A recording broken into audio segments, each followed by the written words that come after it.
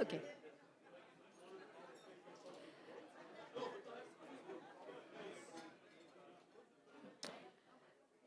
Good afternoon, distinguished guests, ladies and gentlemen. I would like to extend a very warm welcome to you all on behalf of FCCI. My name is Sonia Sodi, and I'm the Director of Digital Platforms at FCCI, and I will be the master of the ceremony for today's session here. I again thank you all for being with us today for this event. With great pleasure, I welcome you to this international conference on United Nations reforms for changing world order with special focus on United Nations Security Council organized by Foundation for Critical Choices for India. We are really honored to have such a distinguished guest group of dignitaries, policymakers, and thought leaders from around the world joining us for this important conference. We have an exciting program lined up for you and a lineup of speakers and panel sessions. You all have agendas in your folders on your tables, and as you could see, the program is divided into two parts. The first part is for distinguished speakers to introduce the topic of United Nations reforms and share insights on critical issues that we at FCCI believe is facing the global community. This will be followed by FCCI Vision, which has been months in making by the team, hard work and dedication. We will break for lunch, so we will also keep a note of the time to keep you all informed on that. And the second part of the conference will be mainly for the panel sessions. Throughout the day, there will be plenty of opportunities for you to network and ask questions. You can raise your hand, and one of my colleagues or myself, Pranitha, she can come to you with the mic for asking questions. And we hope you take advantage of this session and from the speakers, and that this conference brings insights and enlightens you on the global community issues and progress further. See you all, and here I invite the first speaker, Mr. Jasbirji, for opening and welcome to you all.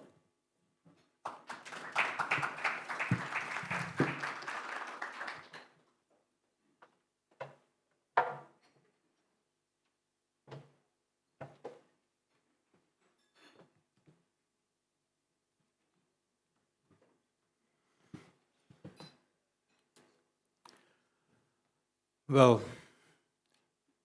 friends, I think that we're quite lucky we could start on time because we have, okay, there's my apologies to the guests of honor who are entering now, but this is what FCCI is all about. We have a very strong principle, start on time, because we advocate that and we practice that also. Yeah? My apologies that we started without, and I couldn't welcome you at the gate, but you are very much welcome now. Well, friends, first, I would say that excellencies, to start with the ladies, because we have a long list of ambassadors here. Ambassador of India, Mrs. Rinat Sandhu, Ambassador of Yemen, Mrs. Sahar Khanim, unfortunately, Ambassador of Algeria, Mrs. Salima Abdul Haq, due to something urgent, she missed. Then Ambassador of Cyprus, Mrs. Francis Khalatia Lanito Williams. Then we go to the gentlemen.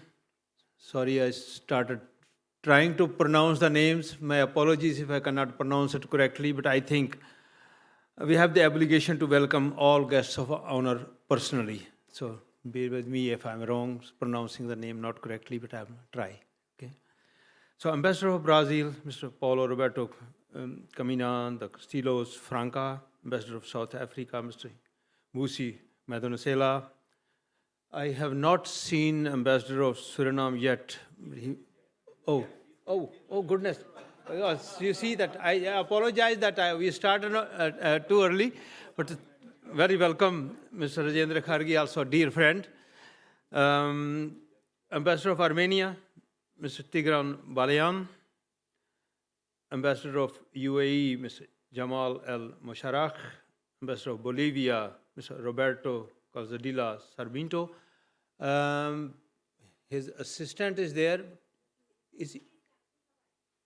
He's on okay, so he will be. So I will not get the chance to welcome each one again, so that I'm going through that list. Then we have also, I think, on his way, Ambassador of Burundi, Mr. Gamliel Akaruzizia, Ambassador of Malta, Mark Pace. These all on their way, so unfortunately we cannot wait. We proceed further. We are very happy to see Minister Consular, Chargé d'Affaires of Russia, Mr. Gregory Orlov, Ambassador Ron Keller, former Netherlands ambassador to Russia, China, Ukraine, and Turkey. Another former ambassador, Eric Nihe, will be joining soon. Oh, he's there.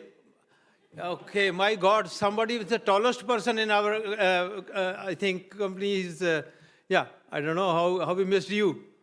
Okay, Eric Nihe, one of great friends. Then, of course, feel very honored to have among us the judge, Mr. Leonardo Brandt from International Court of Justice. Again, very pleased to have among us the Deputy Mayor of Wassenaar, Ms. Rizke Blumendahl. Somebody from Ministry of Foreign Affairs, Caroline Riedfeld, again on her way. Also on her way, my professional colleague and NICCT chairperson, Edith Nordman. Officials from different diplomatic missions, because most of the ambassadors are not alone, so they have brought colleagues with them. My FCCI colleagues, esteemed guests. It is a privilege and honor for me to welcome you all to this international conference to address the issue of much needed UN reforms. For us, it's a matter of immense satisfaction that we have among us representatives of 4 out of the 5 members of the BRICS countries. Representation from the country holding the chair of G20, representative from country holding veto power, strong representation from the Arab world. Feel very honored to have the desired representation from Africa, Latin America, Asia, and Europe. So these were the continents we wanted to focus on. And very happy to have strong representation from the Netherlands, a country that's host to many international institutions, including International Court of Justice.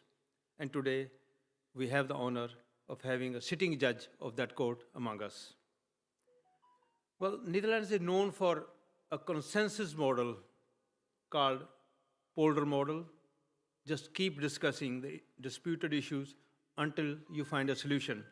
Oh my goodness, my apologies. So that's what we call polder model. And I hope our friend, Ambassador Ron Keller, and then also Ambassador Nihe, they will shed some more light on that model and explain this model further and how the reforms and UN structure can take place by going into extensive discussions with all the stakeholders. Up to now, we have unfortunately not seen that happening at the UN regarding much spoken UN reforms. It's well talked, but never discussed. I hope that that model will be introduced to work that out. Very special welcome to some young participants, I think sitting in the back, who are here to note what we intend to do to make the world safe and livable for their generation. Message to these youngsters is that among you, we will have Greta Thunberg's and Malala Yousafzai's of future. Thanks for being with us. What we as FCCI want to see is that dialogue, reason, and logic become the guiding principles for the world governance and not the muscle power or money power, what's happening now. We, the trustees of FCCI, have no illusion about our own capabilities and possibilities. As a think tank, we can only generate ideas and suggest solutions to issues related to our common future. But you, especially in the front rows, you are representatives of sovereign nations. You have the power to bring about the desired changes. So it's up to you to take the call. There's no doubt that a mechanism needs to be invented to make UN and especially the Security Council more democratic, legitimate, and more effective. Well, friends, the Foundation for Critical Choices for India is a non-political, secular, and independent think tank. So our communication to all of you was also from that angle, that we are approaching from a non-biased, this is our approach, and we will see what we commonly at the end of the session will decide. So we have been functioning for more than 4 decades, and our aim up to now has been to identify and articulate critical issues facing India and try to explore the possibilities of finding long-term rational solutions to those issues. That's also what our name suggests, Foundation for Critical Choices for India. But as we are steadily moving towards a one word, one family concept, all issues related to the international community have their impact on almost every country. That's why we decided to explore how we, despite being a small organization, can contribute towards the safety and well-being of our own generation and that of our future generations by kick-starting a discussion how the world should be governed with an aim to sustain and enhance peace and prosperity. My colleagues, who are better equipped with the knowledge of global issues and also about our own thought process, will share the FCCI vision with you later. You have received a copy of that vision. I hope you've gone through it. I hope all the dignitaries who will be having a seat in the panels will share their own views about the desired reforms, but hopefully also comment on our paper. In addition to the panel members, we have quite well-informed and qualified persons in the audience who will hopefully provide additional valuable input through comments and questions. I have one very explicit request to make. All the representatives of different countries are here, our guests, whom we equally respect. So all the speakers and commentators are requested to respect each other.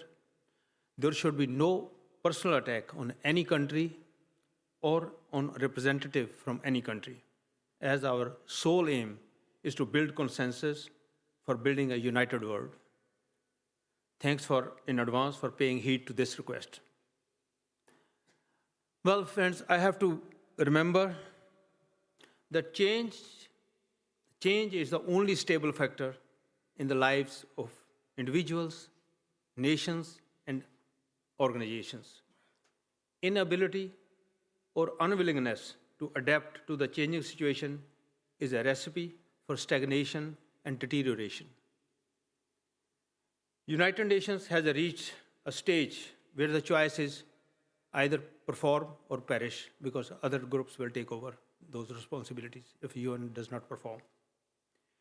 It would not be a modern and democratic, but a medieval mindset if we accept that a few countries should keep on dictating the terms regarding the world affairs. You can change that. I wish you all a very productive and enjoyable session ahead. I'm sure each one of you is capable of contributing intellectually during the interactive session that will follow the presentations. One point before I conclude.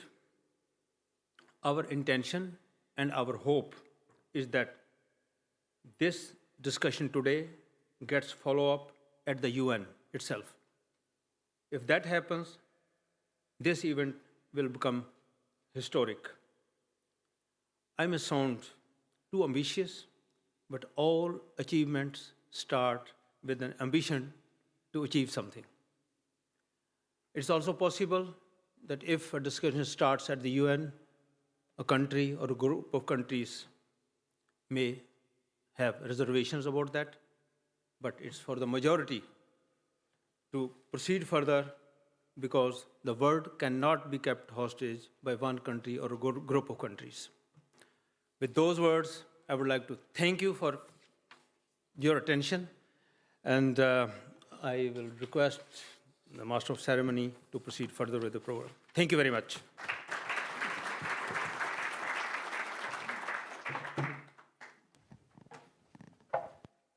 Thank you, Jasbir ji, for your welcome note and address to the dignitaries.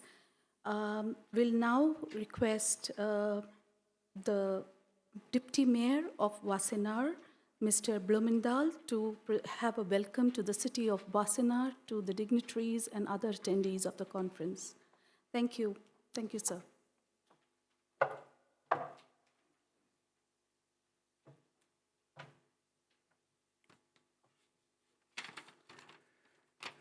Good afternoon to all of you.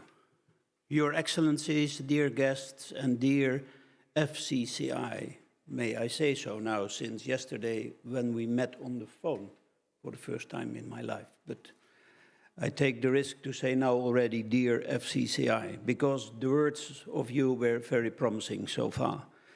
What a challenging question is at the table today. How can we ensure that the United Nations remains a vital institution within an ever-changing world? That is the main point that brought us together on this beautiful day. Finally, we have now good weather here as well. A warm welcome to all of you today to the city of Wassenaar. As Deputy Mayor, it's for me a great honor to welcome you to this international conference. Well, as you all know, Wassenaar is extremely diverse and a dynamic town, although I explained to some of you already that we are small, but we are alive and kicking. And one of the things that brings us there is that about 20% of our inhabitants has an international background. So therefore, Wassenaar is, and forgive me the broadness, the right place to meet for a conference like this. The UN is an organization that is committed to people all around the world. As we know, the UN was established in 1945, and the Second World War led to the creation of that. Now it's time to think about reforms according to the words you spoke before me. The world has changed drastically. Over the last decades, many countries, such as India, have undergone enormous economic, political, and social changes. And the world is changing, but the UN is still the same organization as in 1945. It's maybe a big step to say so, but I read your papers before, so there is a lot to do, I think, according to what the program brings us. Suggestions for change are the topic of today, as I said. In what respect will be discussed during the promising program ahead and may lead to the conclusion that it will be necessary to ensure that another form of representation is achieved at the UN, in order that more countries that are increasingly determining the global economy can also participate more in global politics. So it's important that FCCI invites us all to be here today and that we think and discuss about practical solutions for the UN and its future. I take pride in the fact that Wassenaar is able to host initiatives like these. I wish you a very interesting and inspiring afternoon. Thank you.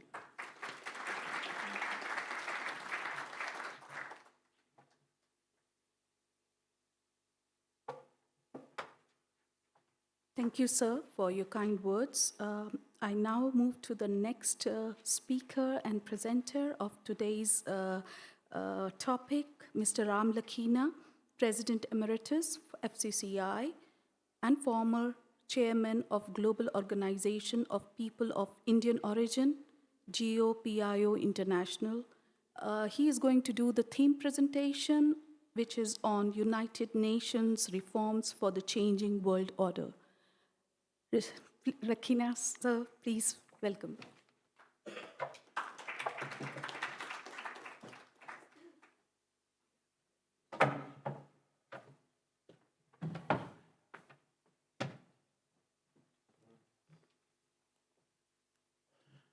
Mr. President, Excellencies, distinguished guests, fellow trustees, ladies and gentlemen. I am delighted to have this opportunity to meet you and speak to you on a subject of vital international situations.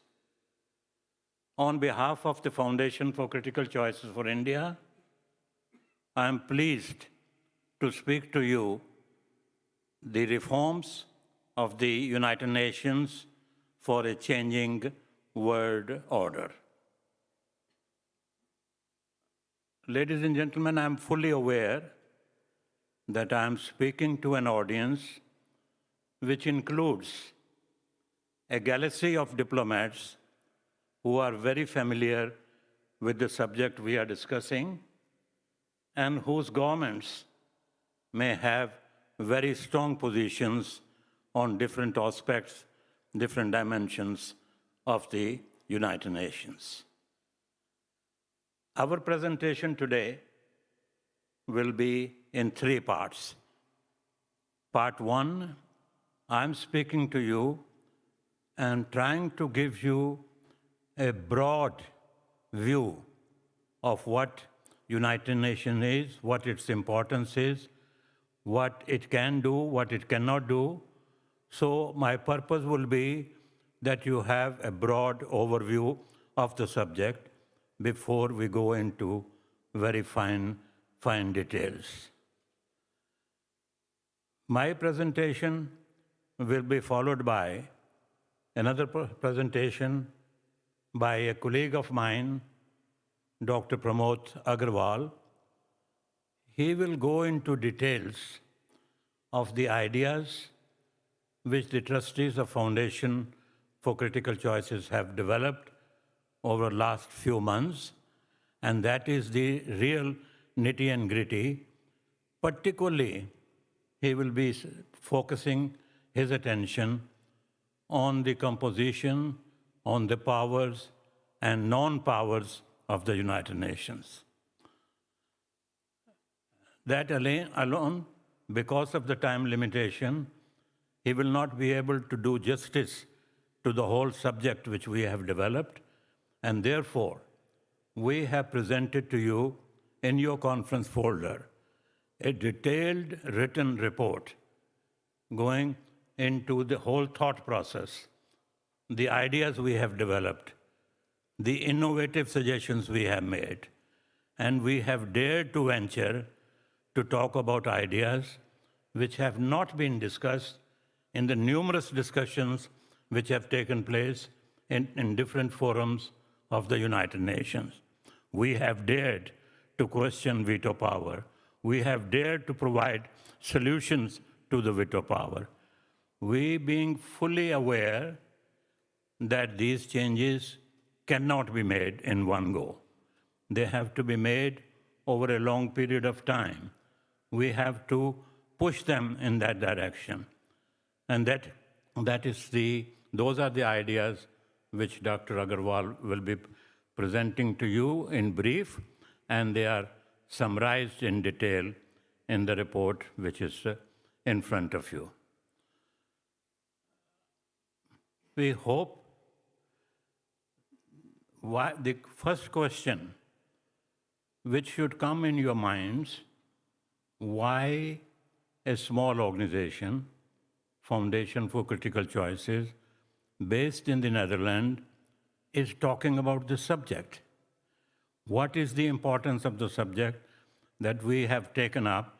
In fact, the very first subject beyond our concern for India, which we have taken up on a global scale.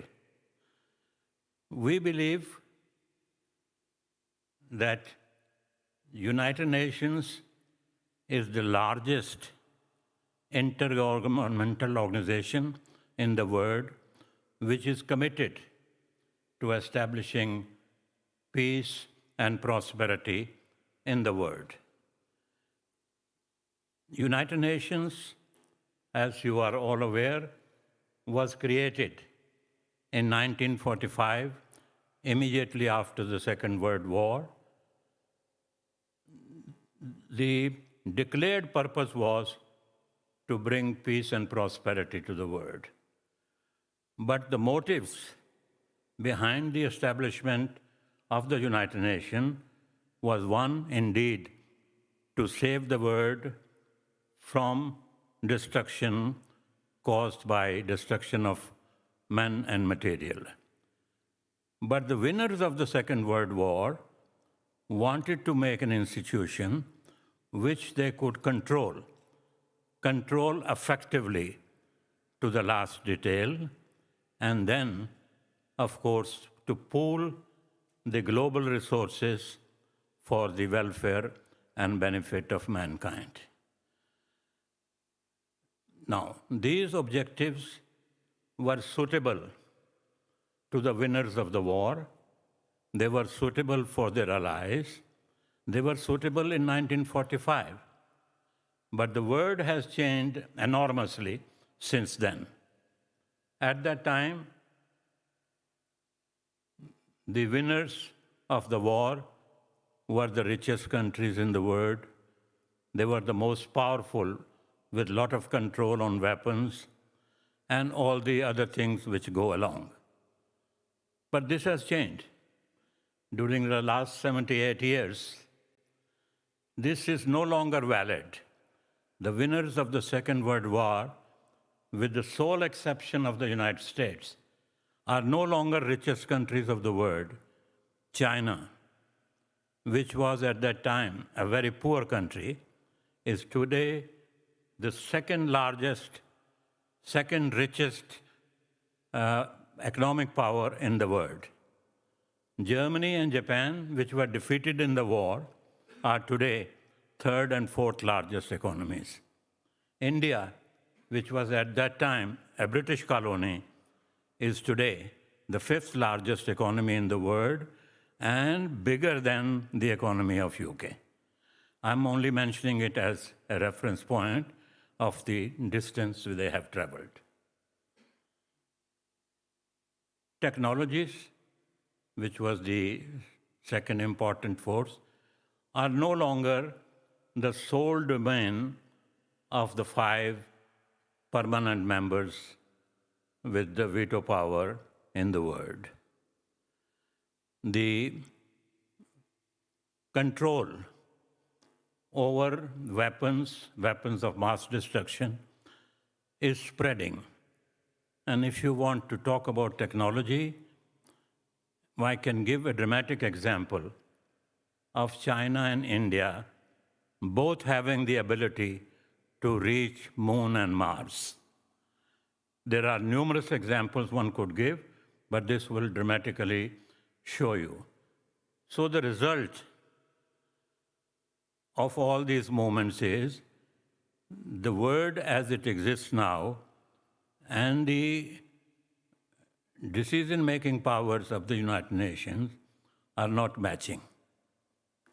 It is not acceptable to the developing powers that they have to sit along when 5 permanent veto-holding powers can negate any decision related to international conflicts, even relating to the acceptance of a new member. From 44 countries in 1945, please excuse me. I'm having some health issues at the moment, and I'll ask my colleague Yamini, please, to come and start further. She's familiar with my thoughts. Thank you for your attention. You want to sit? You want to sit?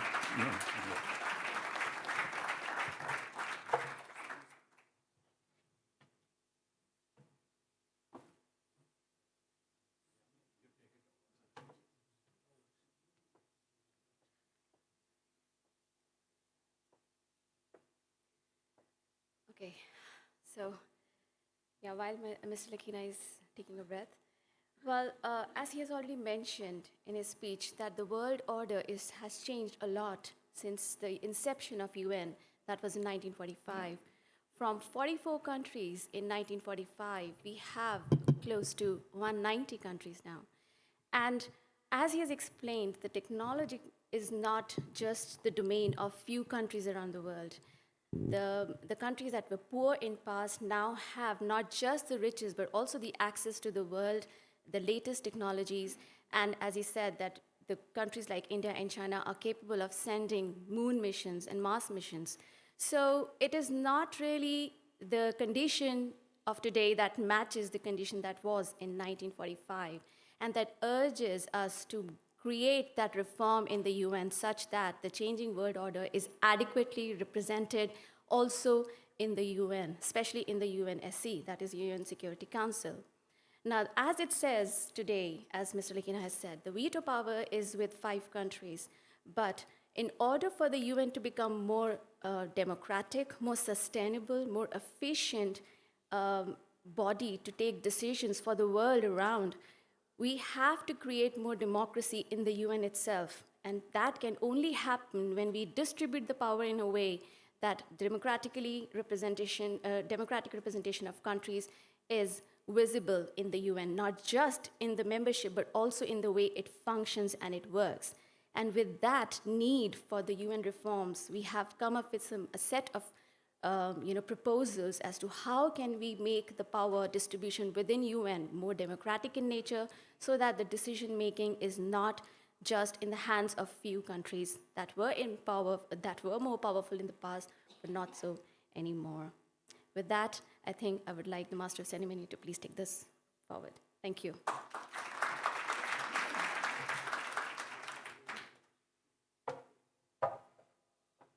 Thanks a lot, Yamini, for filling in to Mr. Lakina. I will now call upon Dr. Pramod Agarwal, Vice President, Programs, FCCI. He is going to share FCCI vision on UN reforms with special focus on United Nations Security Council. And as Lakina, Dr. Pramodji will go into details of the study, which is also included in your folders. Thank you.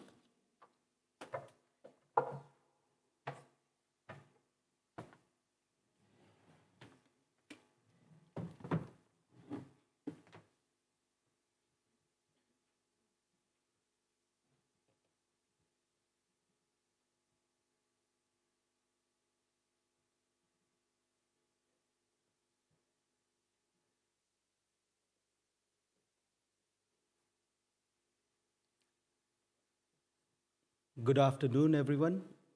Excellencies, distinguished guests, I'm honored and privileged to able to represent Foundation for Critical Choices for India on this very important and critical issue which the world facing.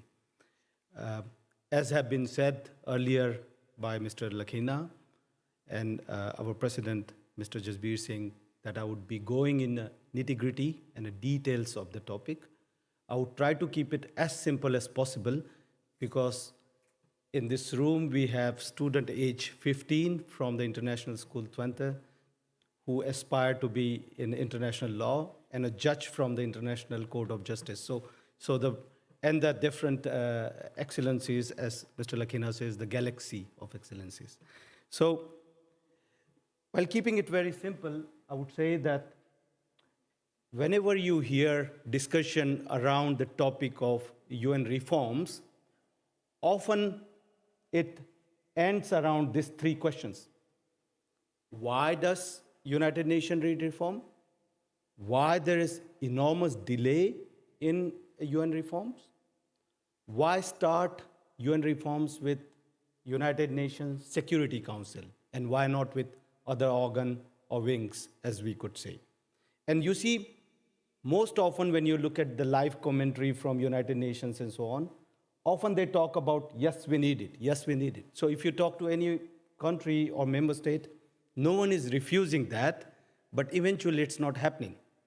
And I decided I will not spend time on that, because enough saying that we need it, let's make it understood that we need it. And I would rather focus on this 3 points, which says how to envision it, this United Nations reforms or United Nations security reforms.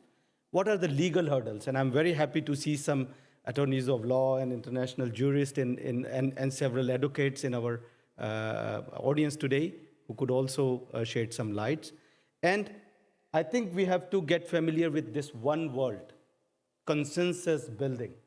I would rather refrain using word power. You know, power has often been used in a negative sense. Consensus building sounds more democratic. So let's talk about that. And I think Mr. Ron would agree from a polder model perspective, but I would also hear your suggestions. So very simple, the ABCD of United Nations, you know. Sorry, I'm lecturing you like this, but you have United Nations in center, and it has, let's say, 6 organs. It is run by the Secretary General. At this moment is Mr. Antonio Guterres. And you have Security Council with 5 veto members.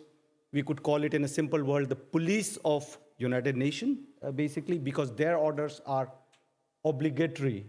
Others can give recommendations, but they really give orders. They have peacekeeping forces or peace-building forces, basically, through which they execute their power.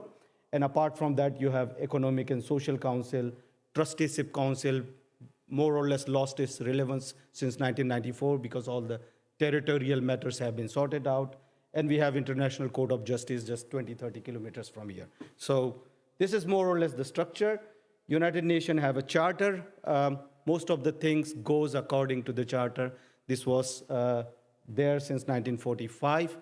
And there are 2 articles, if you could read that, Article 108 and Article 109. These are the very important articles, because if something have to be changed, we have to do something there. So what are the problems? And I think Mr. Lakhina has already made some highlight on that part. It's a balance of power. It's no more relevant. It's way too old. Let's assume that we are living in a dynamic world. And now you have something which is very static since 1945. So that doesn't fit at all in that context. Also, the lack of democratic principles in decision-making, because at this moment, it is mainly the wishes of, let's say, the Club 5, we could say, more or less. And they could stop anything if they wish. Also, the non-equitable representation of member states. And I think everyone agrees that Africa, Latin America specifically, are poorly represented in United Nations. And dependency of United Nations funds on member state. United Nations is also, let's say, an apex organization with 193 members. They also need funds to run their organization. And if they only depend on some member state for funding, you know, sometimes it's not that easy for them to. And you have seen what has happened during pandemic, for example, to WHO and things like that. I don't want to go into detail. So in a simplest form, our aim is to develop a broader framework for strengthening the position of the UN for much needed UNSC reform. As I said, why UNSC? Because it's the police, yeah? So let's keep that in mind. So we said, when we think about our objectives, we want to shift loyalty to the one world concept. Multilateralism is very important word here, you know? So often people talk about unilateralism, bilateralism, oligolateralism, and we have to go towards consensus building. That means everyone in the table or in the host table is equally, let's say, representative. And we think our world as one world, not as one country approach. The second is we have to come up with some sort of quantitative formula-based approach. Think about a company run by two people. Even they make their forecast for next 3 years, their decisions are made based on certain data. So our decision should be based on certain data-driven decision, not on the basis of certain emotions or certain lobbying or certain blocking, but the fact should speak itself, what should come next, as a matter of fact. And we are talking about how to extend the veto power to other deserving countries and making it more and more democratic. And even though when we are talking about extending to other democratic countries, we are not saying that extend them for forever. We said that review them after 10 years, their position. And if their position is changing and by then someone else is coming on horizon who has a better capacity to represent, then you better take them in a table, basically. So we are talking not only about dynamic sort of a solution, but even that dynamic solution is also not constant.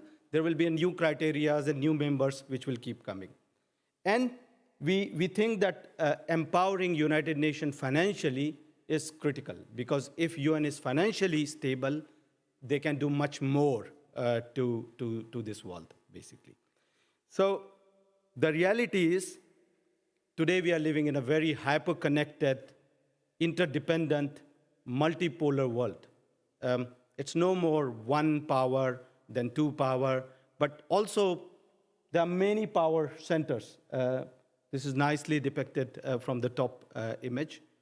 And the loyalties has to shift from me to my family, to my community, to my country. Rather, it should more shift from my country to my world, or one world. Often we see our world or planet with lots of flags on it, but in fact, we have only one Earth. I think as a humanity, we have much broader and more scary challenges ahead of us. Climate change, water scarcity, soil erosion. I mean, if I start talking about it, that would be another lecture itself. So we really have to talk about a powerful representation, a powerful United Nations with a one world approach. I mean, there are some successful examples of it. European Union is a very good example of collective governance there, as a matter of fact. In an Indian philosophy, we always talk about Vasudhaiva Kutumbakam. That means a world is one family, and that's also the G20 motto in that sense. So if I go in little bit detail, without distracting you too much, if we talk about financial independence of the UN, we have to know how much what's their budget typically. So in 2019, they have received approximately $65 billion from the member states. They call it excess contribution from the member states. They also receive voluntary contribution from the member states. So like if a country give representation to peacekeeping forces or vaccine or any sort of contributing towards 17 Sustainable Development Goal, women, health, so on and so on, they all fall under the second category. And the third category is relatively new, which is more towards voluntary contribution from the private sector. And a lot of multinationals are nowadays collaborating with United Nations. You hear often Gates Foundation and others.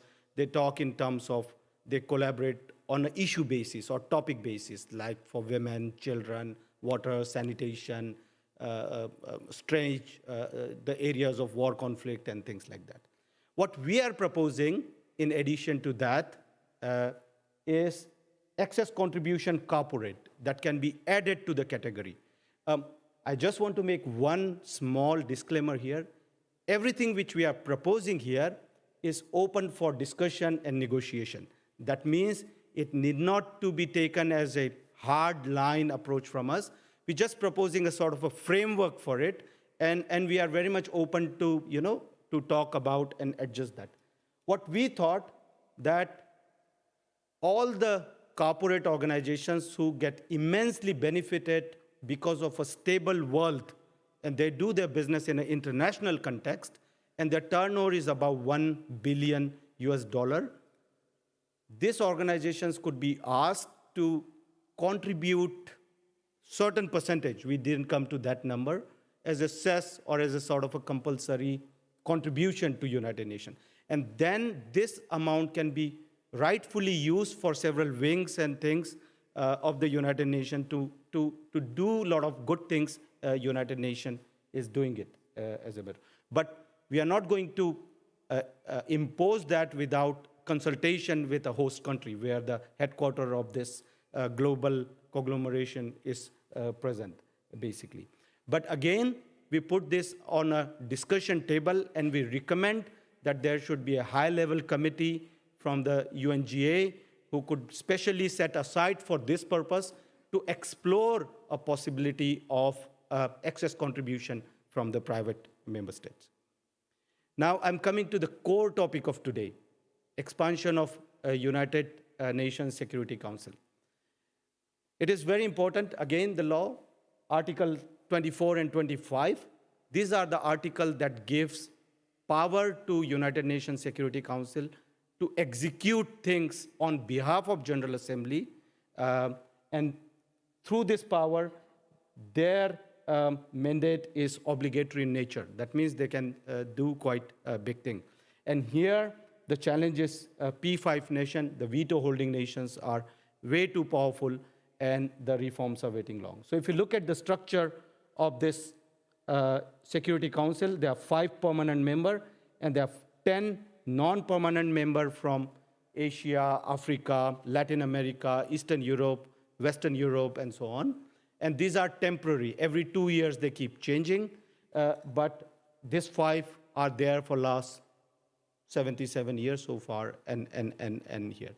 So in around year 2000, I don't have exact date around it, but an official intergovernmental negotiation platform was set up by UNGA to explore the reforms in UNSC. And it's, you'll not imagine that this is the only framework which has no timeline. Everything else in United Nations has a timeline to solve, but they have no timeline. Number one, they, if I'm not exaggerating, they even do not have a single negotiation page with them yet come up with some sort of structure to do that. So if you look at United Nations, and all these 193 member states are organized themselves, typically we have, these are in alphabetical order. So African Union, 55 members, Arab Leagues, 22 members. We have Caribbean Community, CARICOM with 15 plus 7 members. G4 nation like India, Germany, Japan, Brazil, they say we all 4 want to have a veto. League of 69 developing countries, then we have veto countries. And there is a united consensus, united group, consensus group, which are 9 members, and they often position themselves against G4 in their approach. And recently we have 2 new chairs of, co-chairs of IGN, but there is no text-based negotiation yet. No country has even given their vision on reform in written yet. And this is very, I mean, if I put it in a context, in a simplified way, it sounds, is that so? 23 years before they started working on it and they didn't come up with it? In a private organization, you know, we better be shut down if you don't want to do something like that. So I think it's very important to think from the perspective of veto countries, you know, because these are the one who has to agree for this change. And we are not asking about, yes, we want it, but as I said, consensus building is the step there. So what are the views of these 5 veto countries on UN reform? They might keep changing a little bit, but this is in general what they say in a as simplified way as I can put it. If you could put UK and let's say France, they have, they agree for the expansion without any problem. They also say that G4 nation deserves this veto seat, so it should be extended to that. Sometimes they said, yeah, veto is not necessary, maybe you have permanent. So those sort of things. And they also support the extending permanent membership to Africa in general. US always say that, the new leader should not come on the basis of, yes, he's my friend basis, but more on the basis of criteria-based approach. So they should have certain criteria to fulfill in terms of their size, their muscle power, their economy, their democracy, and things like that. And we also propose a balance of geography. So they also, in a way, suggest that Africa, Latin America could come. Russia, which I understood, always talk about a compromise formula, because they say if we have to distribute power on such a big table with 193 countries, then we have to compromise. You'll never come up with one solution that fits all, so someone has to compromise there. China says, it's okay, let's think more about it, why there is a haste. We should not do anything in haste. And that haste has caused already 23 years since IGN is formed. But I think there is more and more pressure now from a different areas and pockets to them to move. But they also talk about some sort of package solution. So if I talk about criteria-based approach, a compromise formula, or package solution, there is no package solution yet. There is no compromise formula yet, or there is no criteria-based approach yet anywhere we have seen it. So we said, okay, if no one is doing it, let us try to do it ourselves. And that's what we are trying to propose to you today. So as I said, there is no negotiation text, any formula, no package solution, no compromise solution ever produced or provided by any. And this sounds strange, but that's the reality. So as I said, the dynamic world order would require a dynamic, quantitative, measurable formula to identify new consensus builder, not new powers, new consensus builders for the strong United Nations. This is how, ladies and gentlemen, our expansion of United Nations Security Council. So what we are saying is, there are 5 members, let them be there, though their position have changed. We do not want to go that radical at this moment. But what we are proposing is that there should be 5 new permanent seats, out of which 3 could come with a veto based on their performance. So we are coming up with a sort of a formula that will derive the deserving candidates or deserving country states, and they would get this position. But in any case, we will ensure that the permanent seat also goes to Africa, and permanent seats also goes to Latin America, for sure, irrespective. But if a country from Africa or Latin America deserve on the basis of performance in veto holding nation power, then they get it there. So that's also not a problem. We have also extended our veto, let's say the non-permanent seats from with 5 more, and it can be negotiated to why 5. As I said, we don't know. We could also go 6 or 4. That's not a problem. But in this way, we are ensuring that Africa might have its representation to United Nations Security Council, doubling its number. And that's a big shift. Latin America will also increase its representation almost 80% in Security Council. And that's a very big shift in that regard. We also come up with something very unique, but I will come back to that in a minute. What is the formula which we have come up with? So we come up with a very simple formula. We come up with this 10 factors or 10 criteria, as you see on the bottom of a screen. I don't know if all of you can read that. It's basis of economy, GDP, the total military strength, a population of a country, how much excess contribution it brings to the United Nations, how much in-kind contribution it brings to the United Nations, what are the stand of these countries on sustainability and climate change, how does this country perform on the value of democracy or human rights,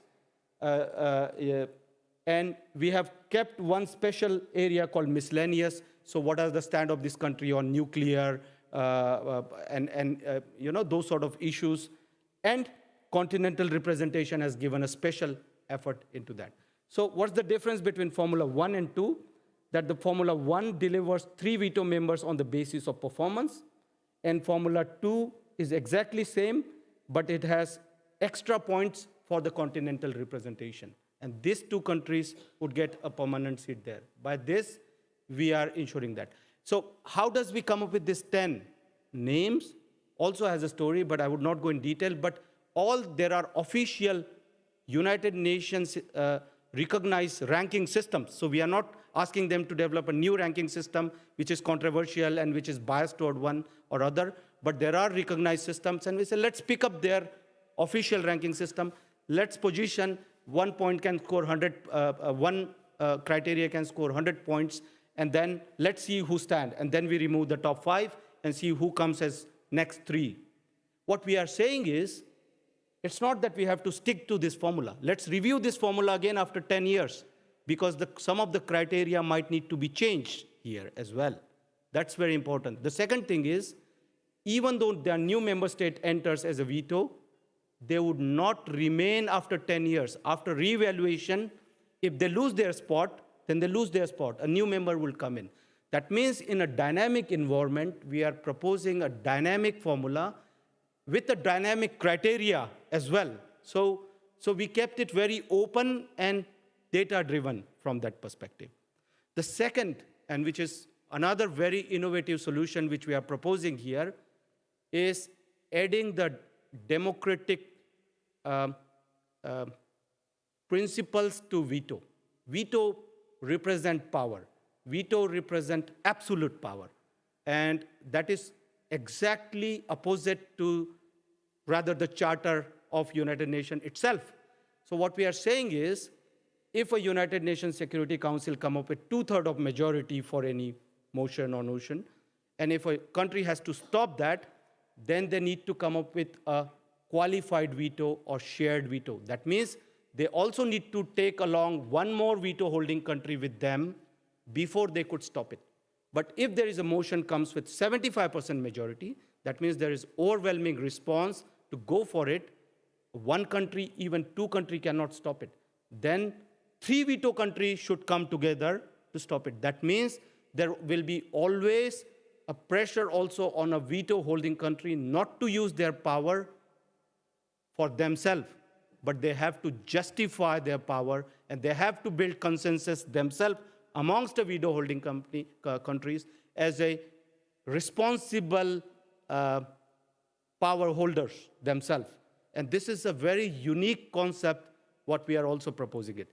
Whether it should be 2 or 3 or 4, that's under negotiation. It's just a framework what we are proposing here.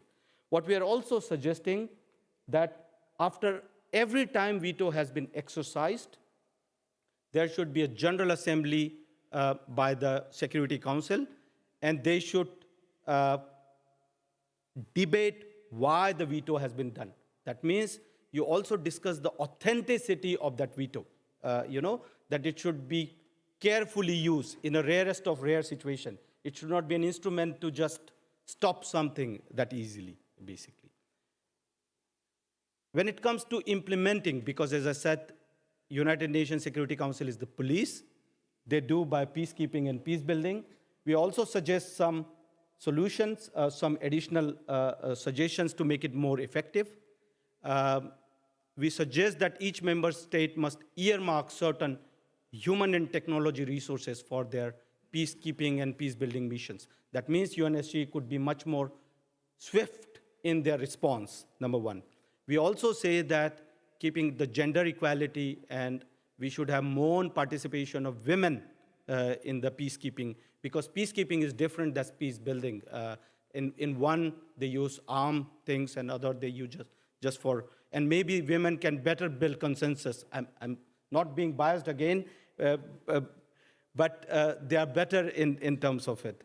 And we also said that we should have an independent commander-in-chief in position, again represented by a couple of members from UNSC for swift action. That means UNSC could be much swifter in its action.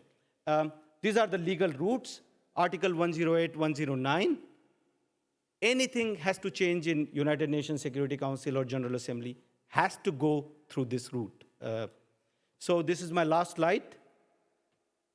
I think we come up with, to me, at least first known draft that offers certain framework for negotiation. Again, it has written so that every person can understand. It's not written with a very complex language or very difficult words, number one. It also covers the wishes of the P5 nations, the criteria-based approach, package solution, or compromise formula.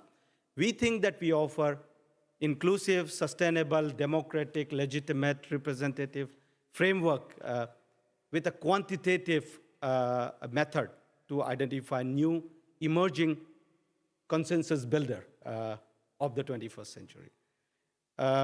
We say that there should be two independent committees should look into this aspect and go further on this topic. As I said, it's a small number of handful of members we have in the foundation from different walks of life, and some of them have actively contributed. This has been also peer-reviewed, the article you have in terms of you, in front of you, with some expert in international law and some experts. And we would love to hear your views today. And if anyone, being a vice president, I can always say, if any one of you would like to be part of our foundation and contribute positively to the society, welcome. Thank you very much.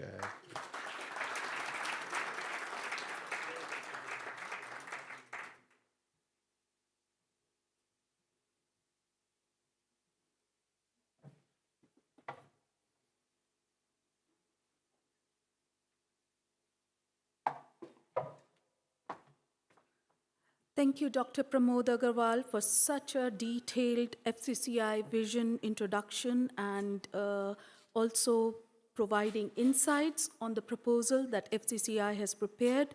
Now I'll request Her Excellency, Madam Reenat Sandhu, Ambassador of India, as representative of G20 Chair, to have an inaugural address to the dignitaries here. Thank you. Welcome, ma'am.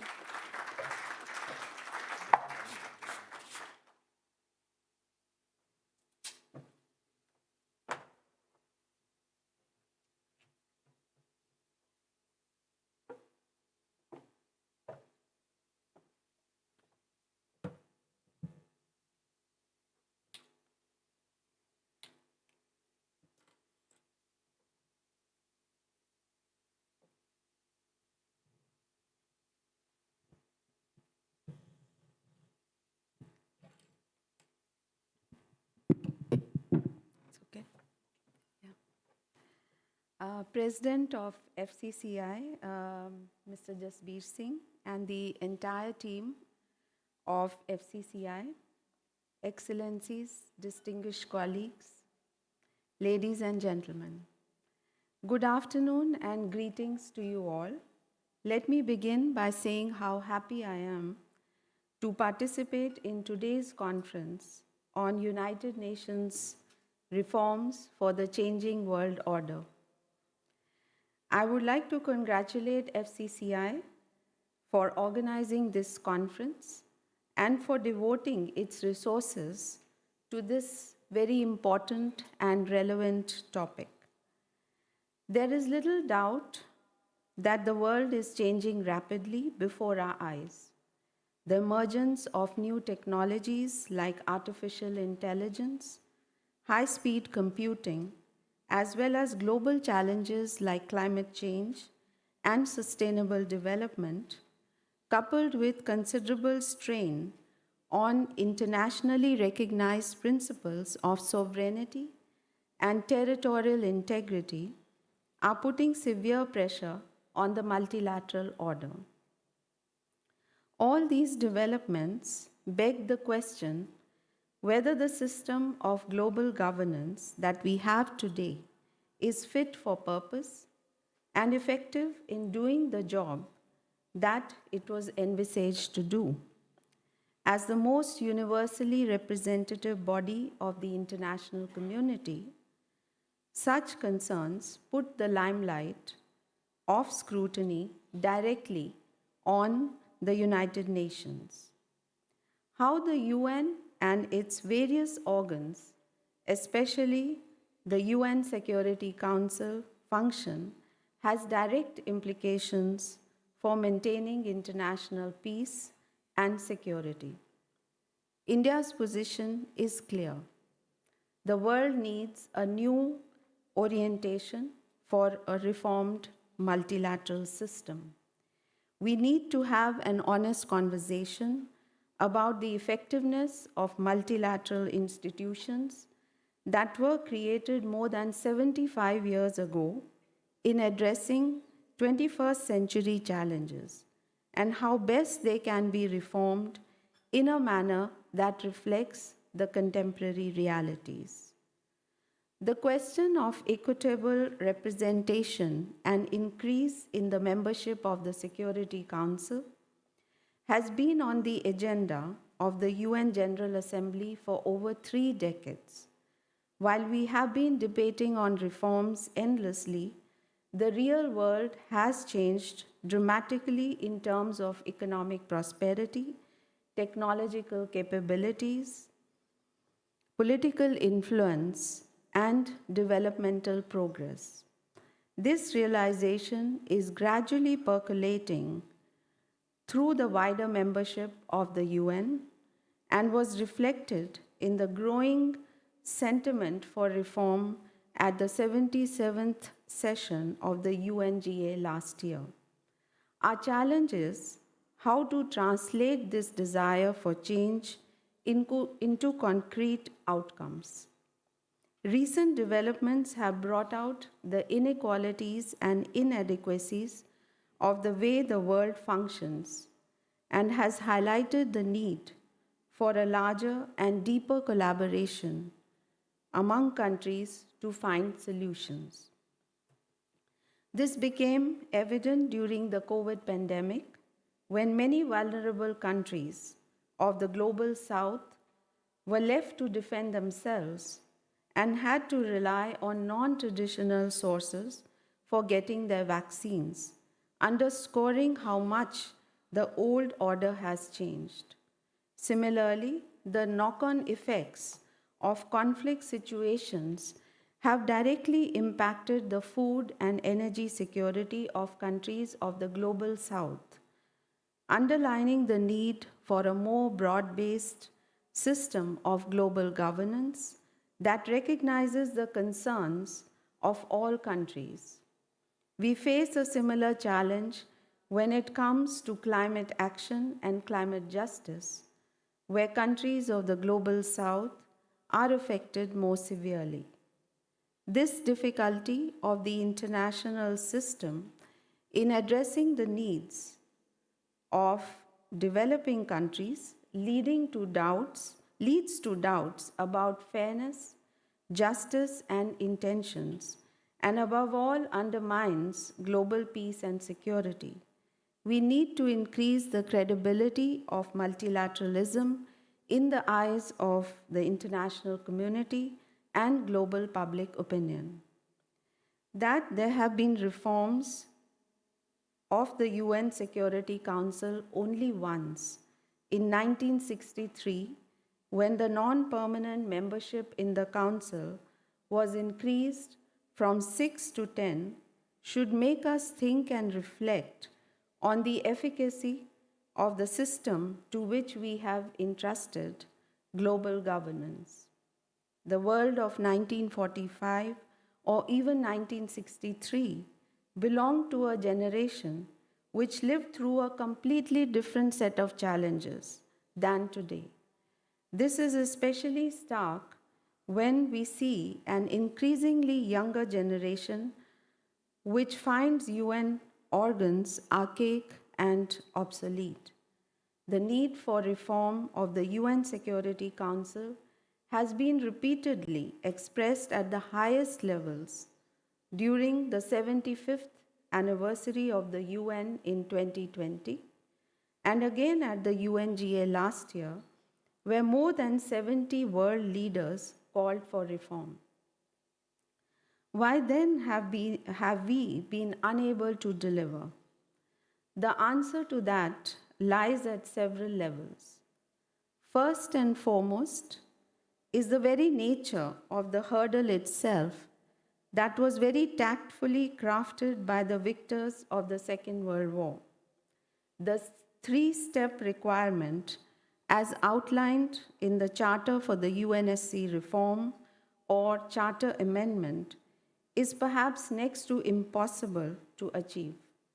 Two-thirds majority in the UNGA, 9 positive votes in the UNSC without a veto, and a subsequent ratification of two-thirds of the parliaments of the member states.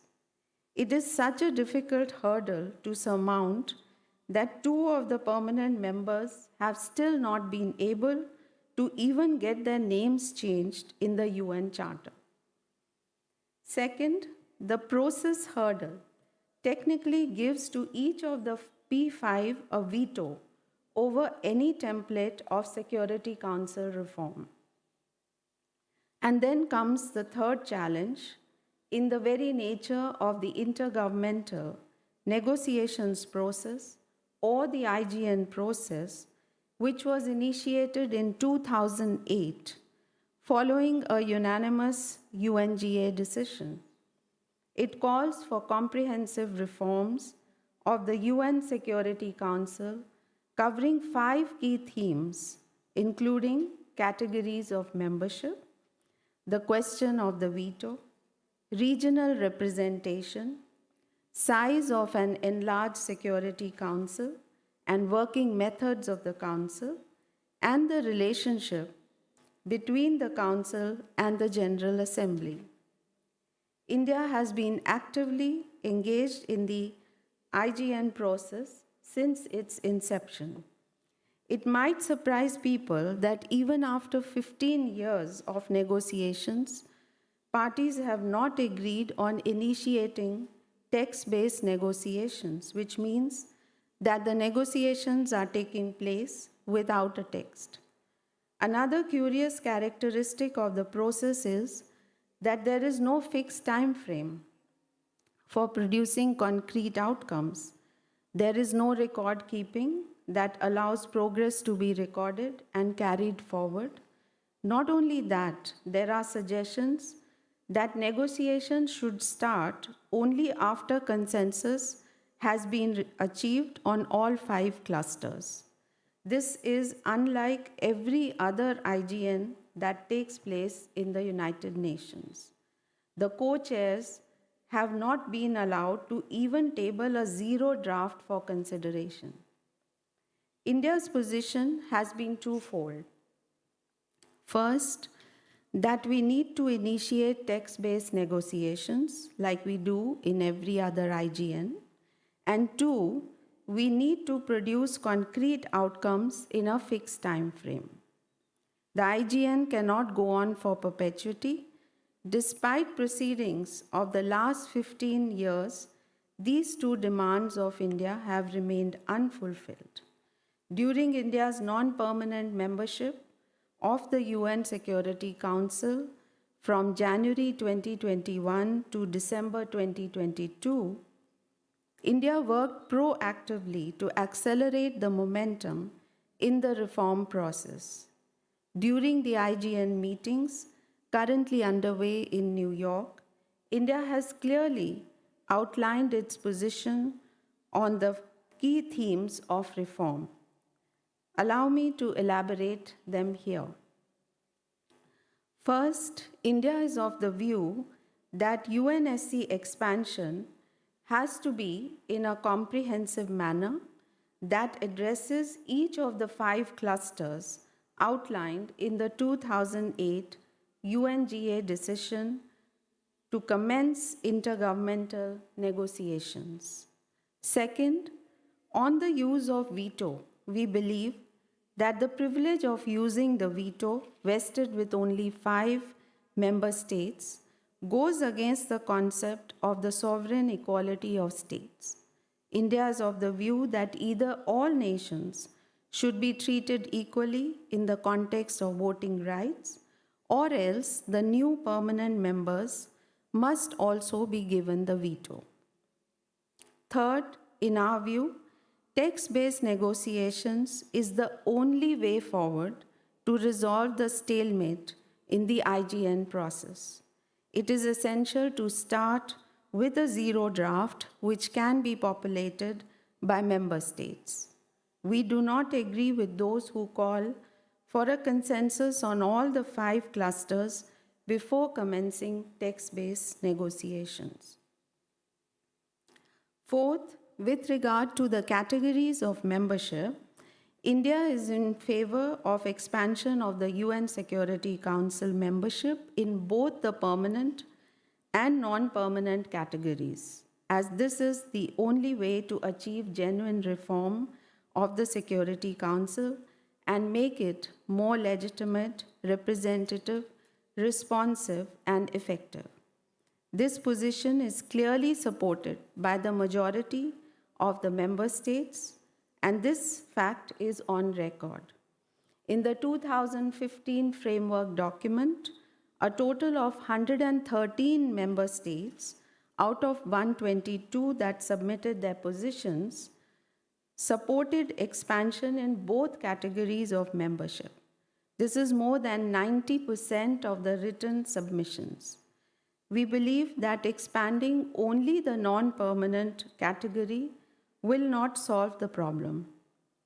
Instead, it will only widen the difference between the permanent and the non-permanent members, further enhancing a dispensation that is not relevant in the current geopolitical context.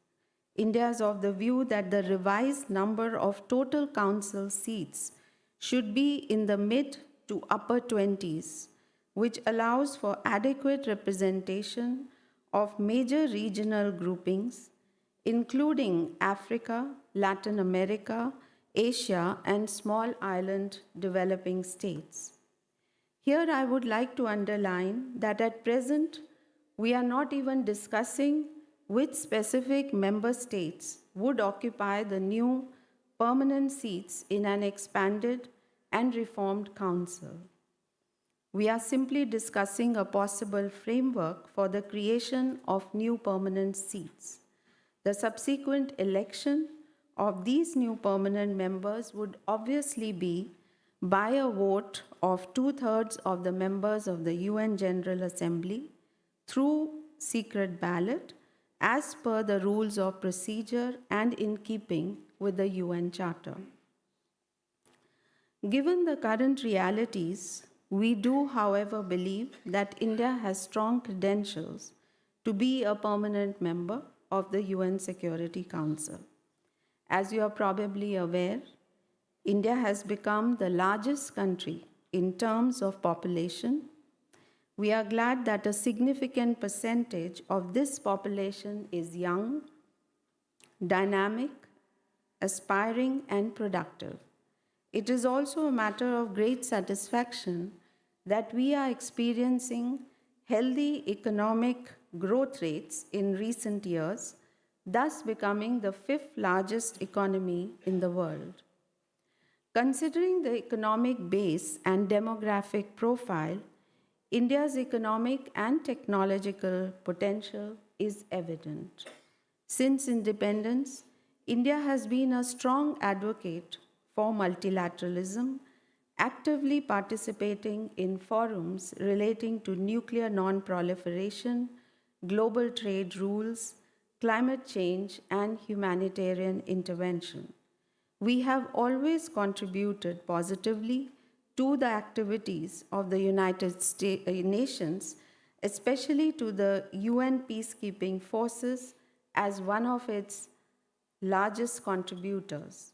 We are also the country to have laid down the maximum lives in UN peacekeeping operations. Most importantly, we are the largest democracy in the world, sustaining a governance system and societal mindset which is naturally oriented towards consensus building and cooperation, given our incredible diversity. We are encouraged that a great majority of the member states, including the 4 permanent members of the Security Council, have formally and in public endorsed our candidature for a permanent seat in the UN Security Council. Given India's civilizational legacy, history, and philosophical moorings, it will always work to be a force for global good. Whenever we were entrusted with leadership roles, we have always been led by our ancient philosophy of Vasudev Kutumbakam that believes that the whole world is one family.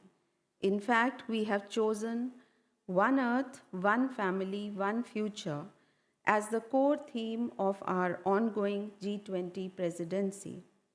Reform multilateralism forms a key priority of our G20 agenda.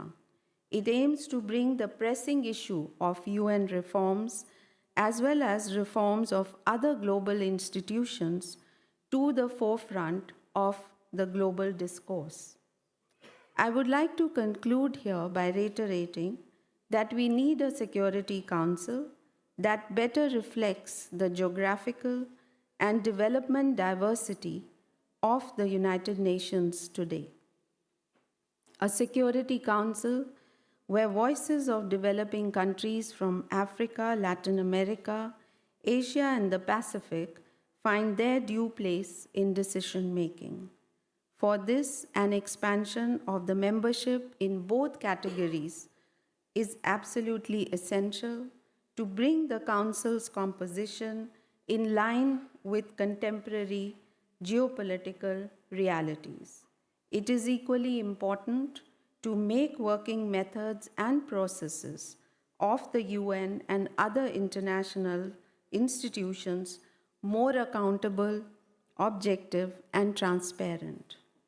Going forward, we need meaningful and comprehensive reforms of the global multilateral architecture.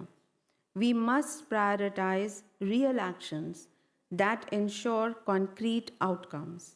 I sincerely hope that the discussions today would guide us towards that goal. I wish the conference all success and everyone an intellectually stimulating afternoon. Thank you.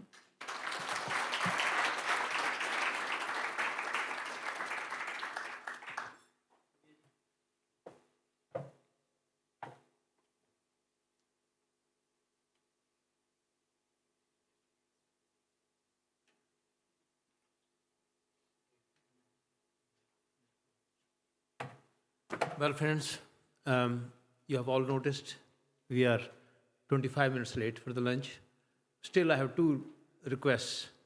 First, I would like to have the opportunity to have a photograph with all the dignitaries here before we start the lunch. I hope nobody has objection to that. FCCI colleagues can join on the back side. In the front can all the dignitaries.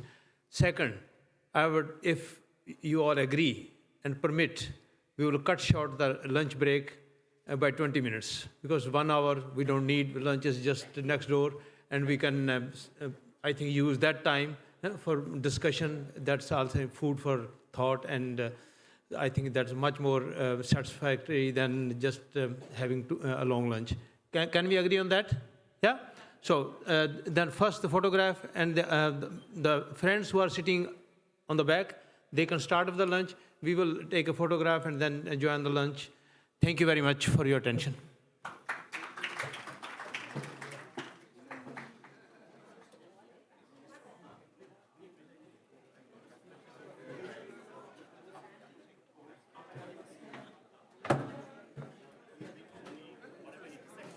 On the top.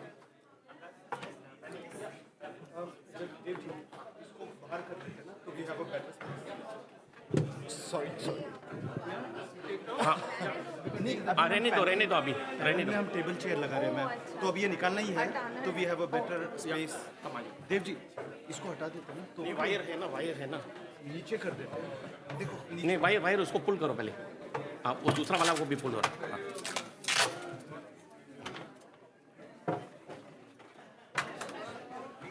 Okay take it down.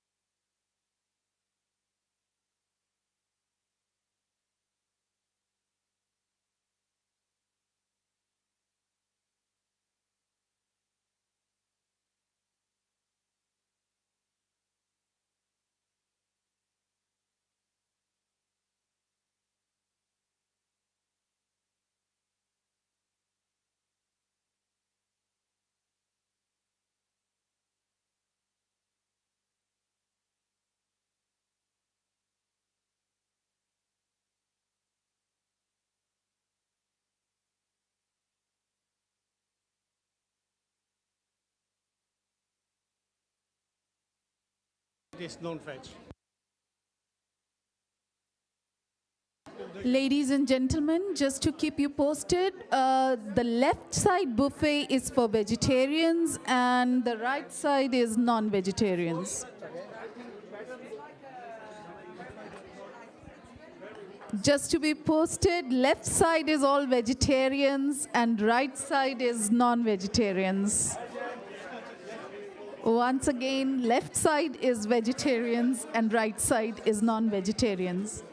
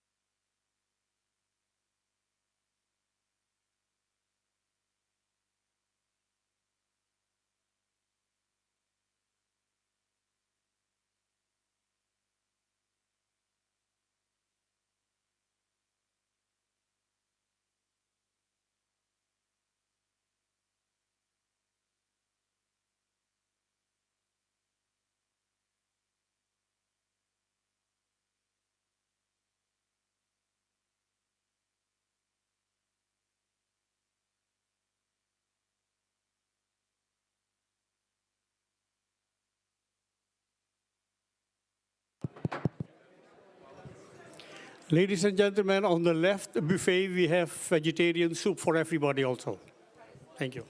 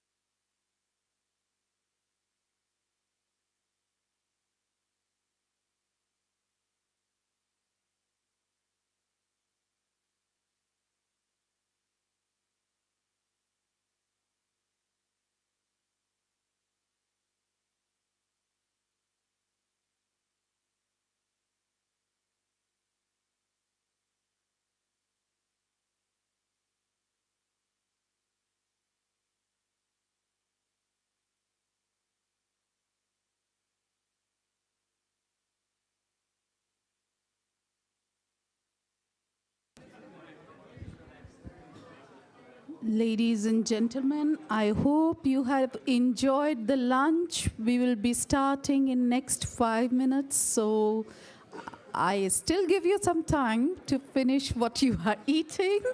But in 5 minutes, I request you to please be seated in your seats so that we can start the panel session on time. Another 5 minutes, and then we will start.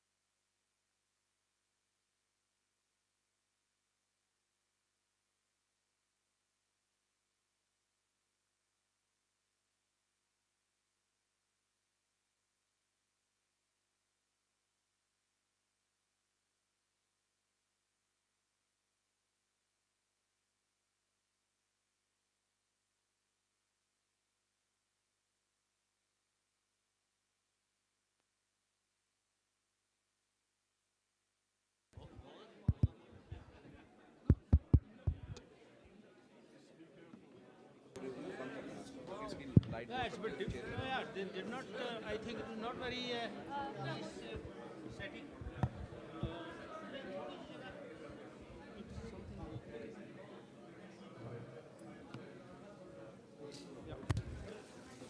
Well, friends, okay. Yeah.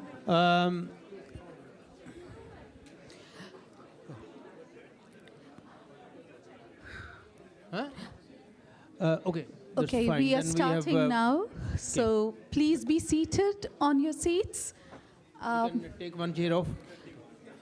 I hope the inaugural session was inspiring and thought-provoking to all of you. And the discussion now is on the topic, which will be by a panel. I'd like to introduce our esteemed guests as panelists.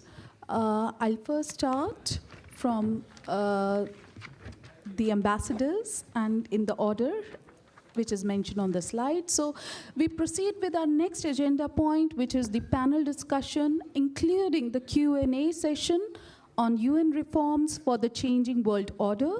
The session will be moderated by Mr. Jasbir Singh, who is the President FCCI. Further, I'd like to introduce to you the panel members. Again, no particular order, but just in the order that is mentioned on the slide. Her Excellency Mrs. Reenat Sandhu, Ambassador of India, followed by His Excellency Mr. Paulo Roberto Camina de Castelos Franca, Ambassador of Brazil. I offer my apologies in case I pronounce a name incorrectly. I try my best. So the third panelist we have is Mr. Cornelius Koch. He's the legal advisor, Embassy of South Africa.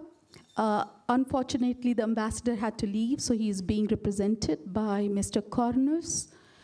Mr. Gregory Orlov, who's the Minister Counselor and the charge the affairs of the Russian Embassy. His Excellency Mr. Jamal Al-Musharak, Ambassador of United Arab Emirates. His Excellency Mr. Tigran Balian, Ambassador of Armenia. His Excellency Ms. Frances Galitia Lanitao Williams, Ambassador of Republic of Cyprus. His Excellency Mr. Judge Leonardo Brand, he is the judge at International Court of Justice in Netherlands. Mrs. Edith Norman, she is an attorney at law and member of B20, official G20 Dialogue Forum, and the chairman of NICCT. Thank you. And last but not the least, Mr. Ram Lakina. He is the President Emeritus, FCCI, and former chairman of Global Organization of People of Indian Origin, GOPIO International. So, as I said, the session will be moderated by Mr. Jasbir Singh. Please. Okay. Thank you very much, Ms. Odi, for the introduction again for all the panel members. I think that first, my thanks for the cooperation that we are able to. We are missing only 10 minutes because earlier we were late by half an hour before the lunch session. So that's at least good. We have enough time to discuss.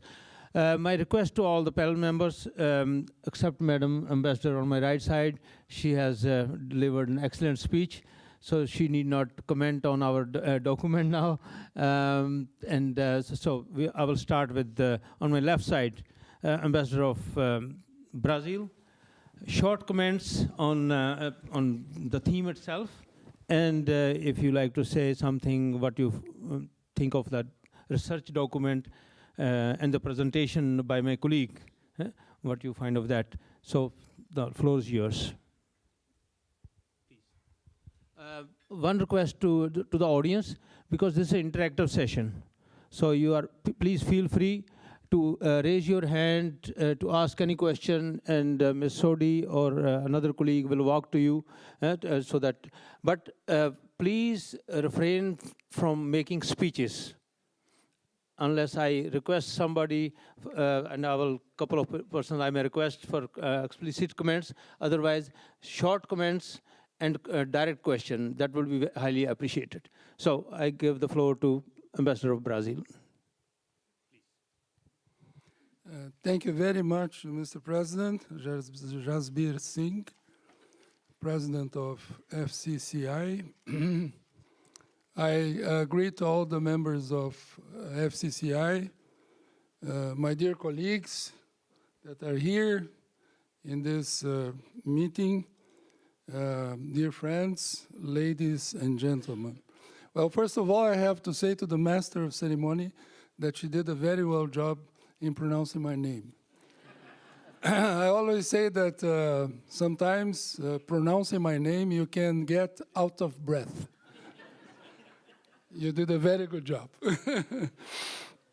I will deliver some words, my presentation.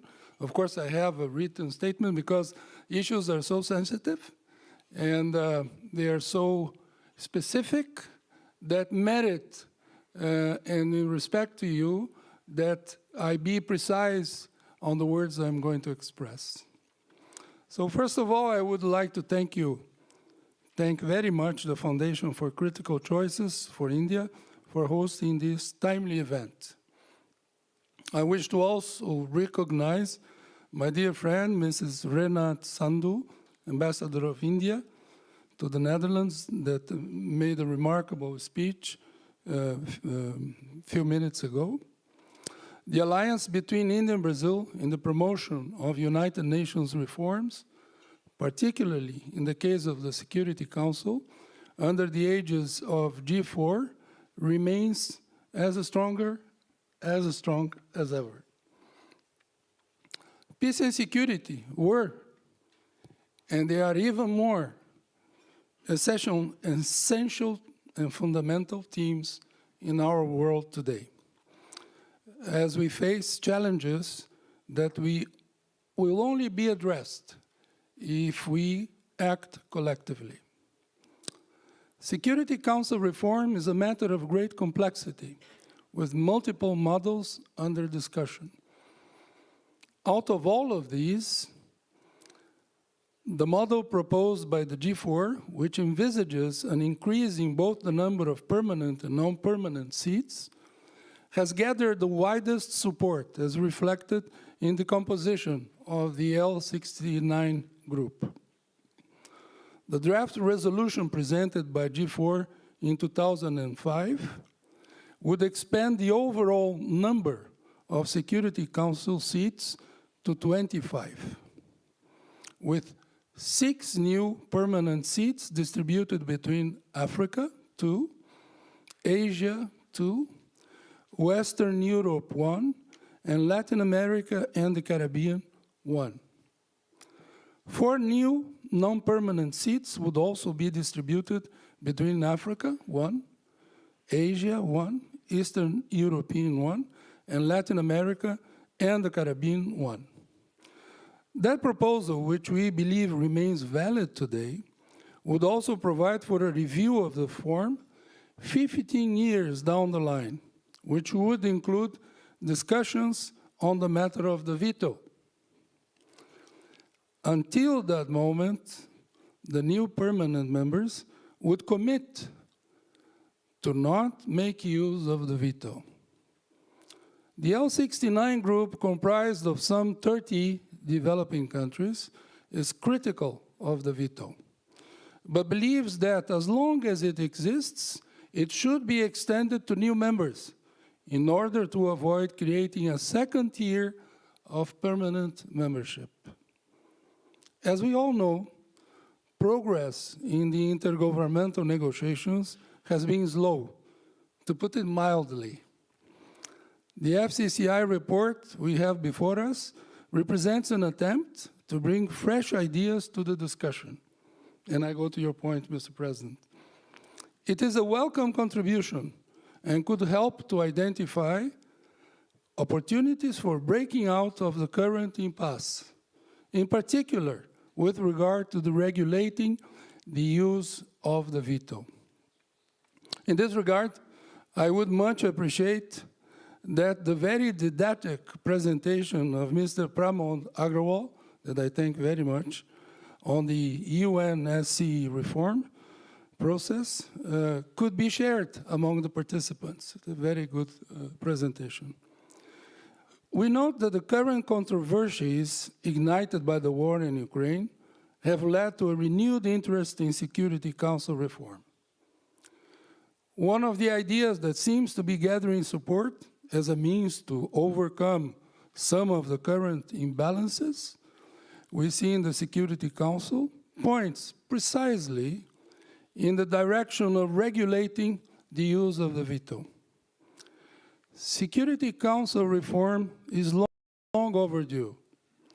Brazil believes that only an expanded, transparent, and representative council would be able to adequately address the interests of the international community, in particular, with regard to developing countries. Security Council expansion will help to ensure that its decisions which affect the entirety of the international community, will be more balanced, legitimate, efficient, and inclusive if we adopt this process of reform, if we reach a consensus on the reform. Events such as this one help us to keep up the momentum for this reform, which remains as important as it is complex. Thank you very much.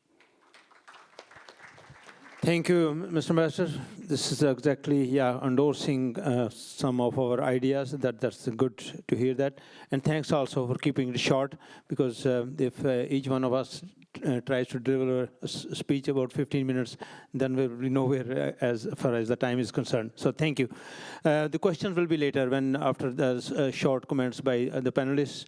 Then I now request the representative of South Africa, as we mentioned earlier, Mr. Cornelius Scholz. The ambassador had to leave, but luckily he has legal background, so that's even more important for this topic. So I think that we are not going to lose much. So please, your comments on the. You have gone through the documents. You know that what we are talking about. Thank you very much. Please proceed. Mr. Singh, thank you very much. Good afternoon, ambassadors and colleagues.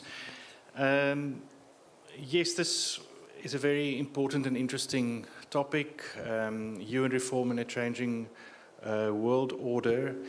I think we're all aware that the world looks much different today than it did in 1945. There is a much greater number of states. The economic and political landscape across the globe is significantly changed in the past almost 80 years, and we are coming up to the 80th anniversary of the founding of the United Nations, which I think marks an opportunity to as the ambassador from Brazil mentioned,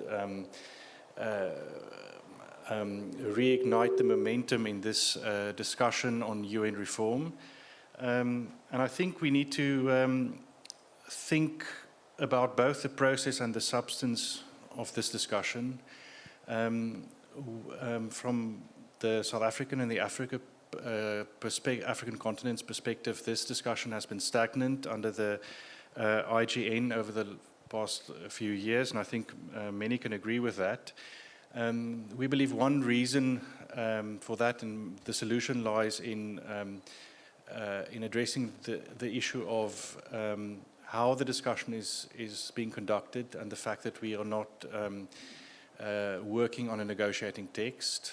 All UN forums have that approach, and this discussion should not be an exception. An amendment to the Charter and reform of the organization should be seen more as normal business of the UN and not something extraordinary.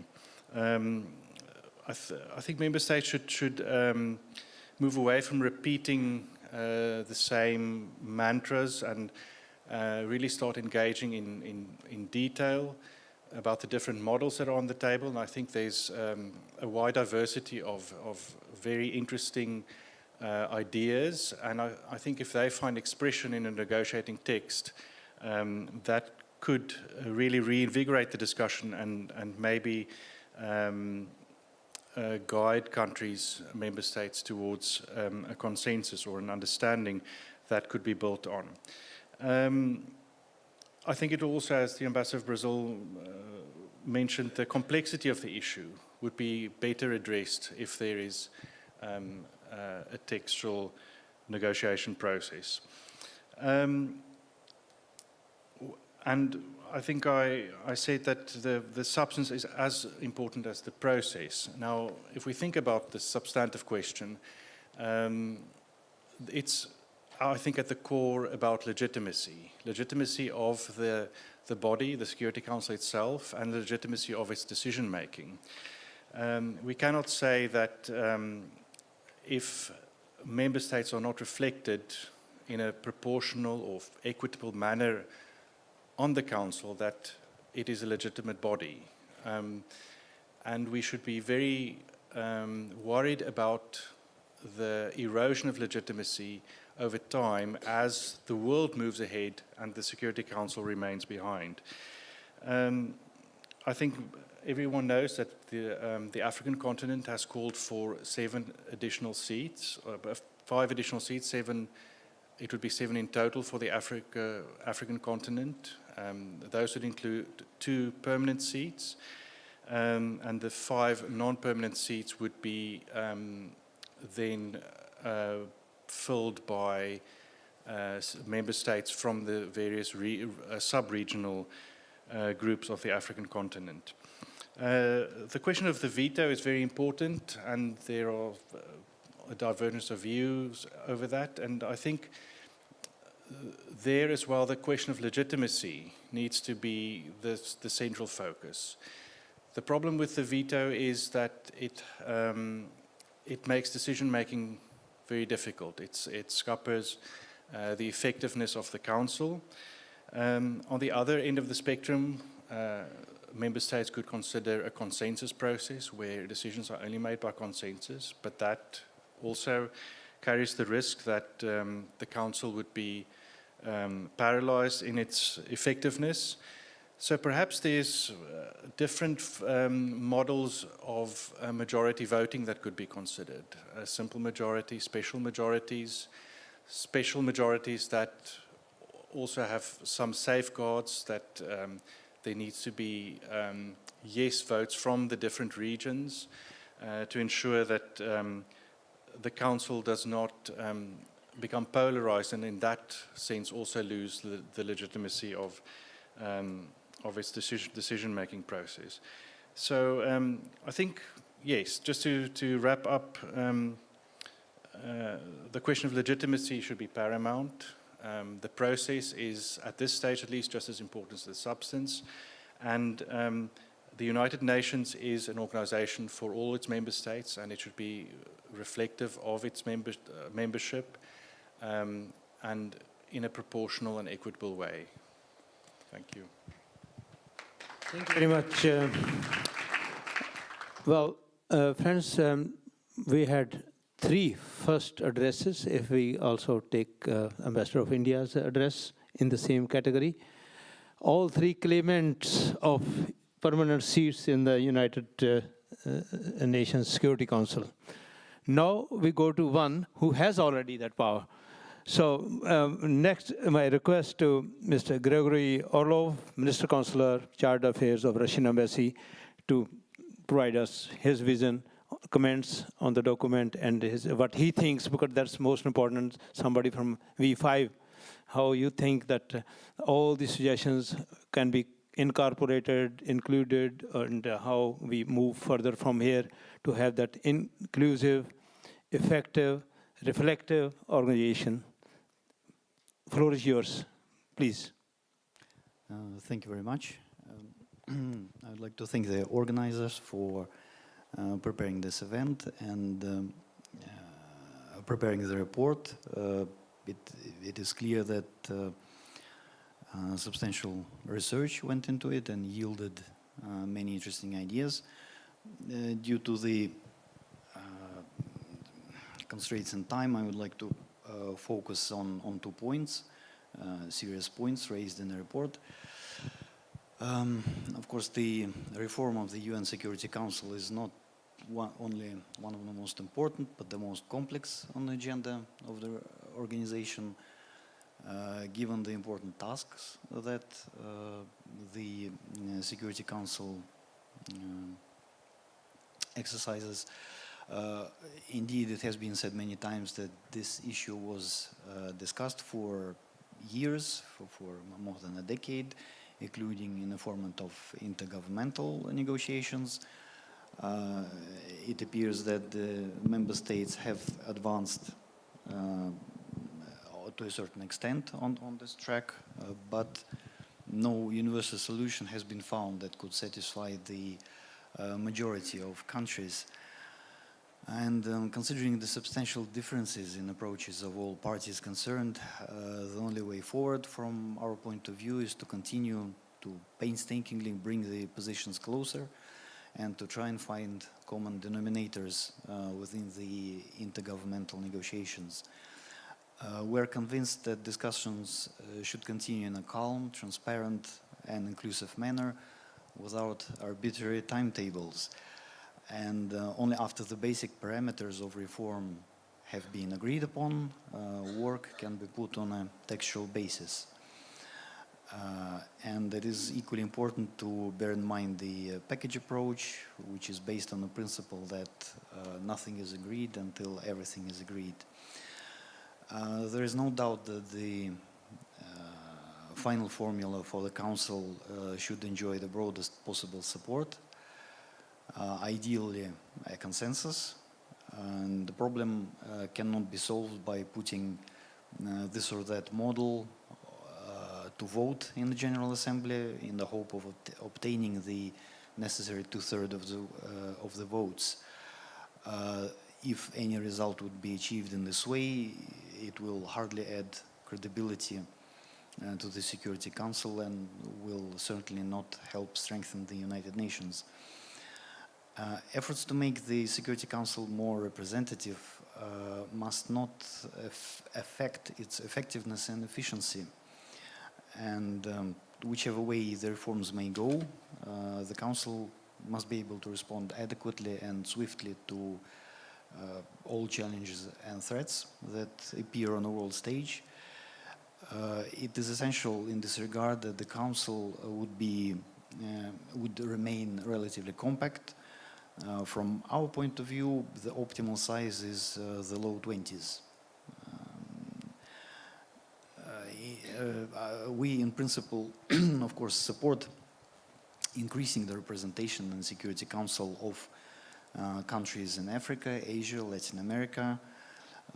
We have no doubt that within this group, within these regions, there are states that are willing and able to make a significant contribution to maintaining international peace and security.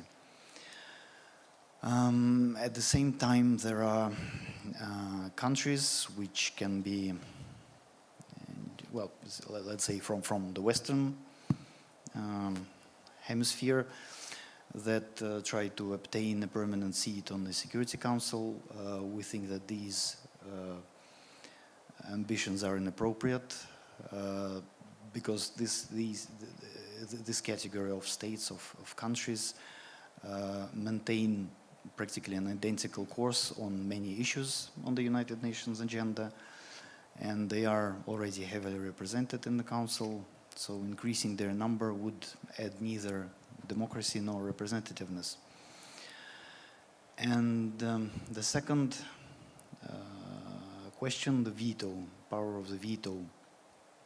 Well, as you probably guessed, we consider the veto institution an important element in the development of the balanced and calibrated Security Council decisions.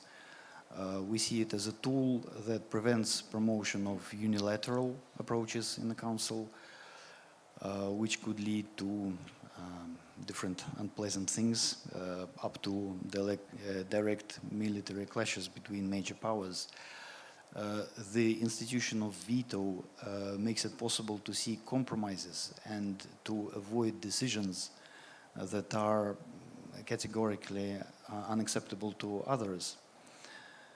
And it is the power of the veto that enables the Council to remain within the framework of universally recognized legal norms without slipping into a gray area of illegitimacy and arbitrariness. The inviolability of the veto is a point of principle for my country, given the preponderance of one group of states in the Security Council who are hobbled by solidarity on almost all issues. In this situation, only the veto can guarantee a balanced and verified decisions made by the Security Council. Indeed, there have been and are a lot of initiatives focused on limiting, maybe even abolishing this instrument. we would like to note in this regard that if the veto can be afflicted in any way, under any far-fetched pretext, the Security Council could be turned into a body that rubber stamps decisions that benefit only a part of it, a concrete group of states. And in general, we have consistently advocated a harmonious system of international relations based on a political solution to emerging crises. And a commitment to such principles would objectively diffuse the controversy that surrounds this question of the veto. Thank you very much. Thanks a lot for these observations, very useful. Of course, for some members, I think it may be useful to know that last month, April, Russia was holding the chair of a UNSC. So that his comments are very relevant in that regard also. Now, next we go to UAE. Ambassador, His Excellency Jamal Al Musharraf, your comments, please.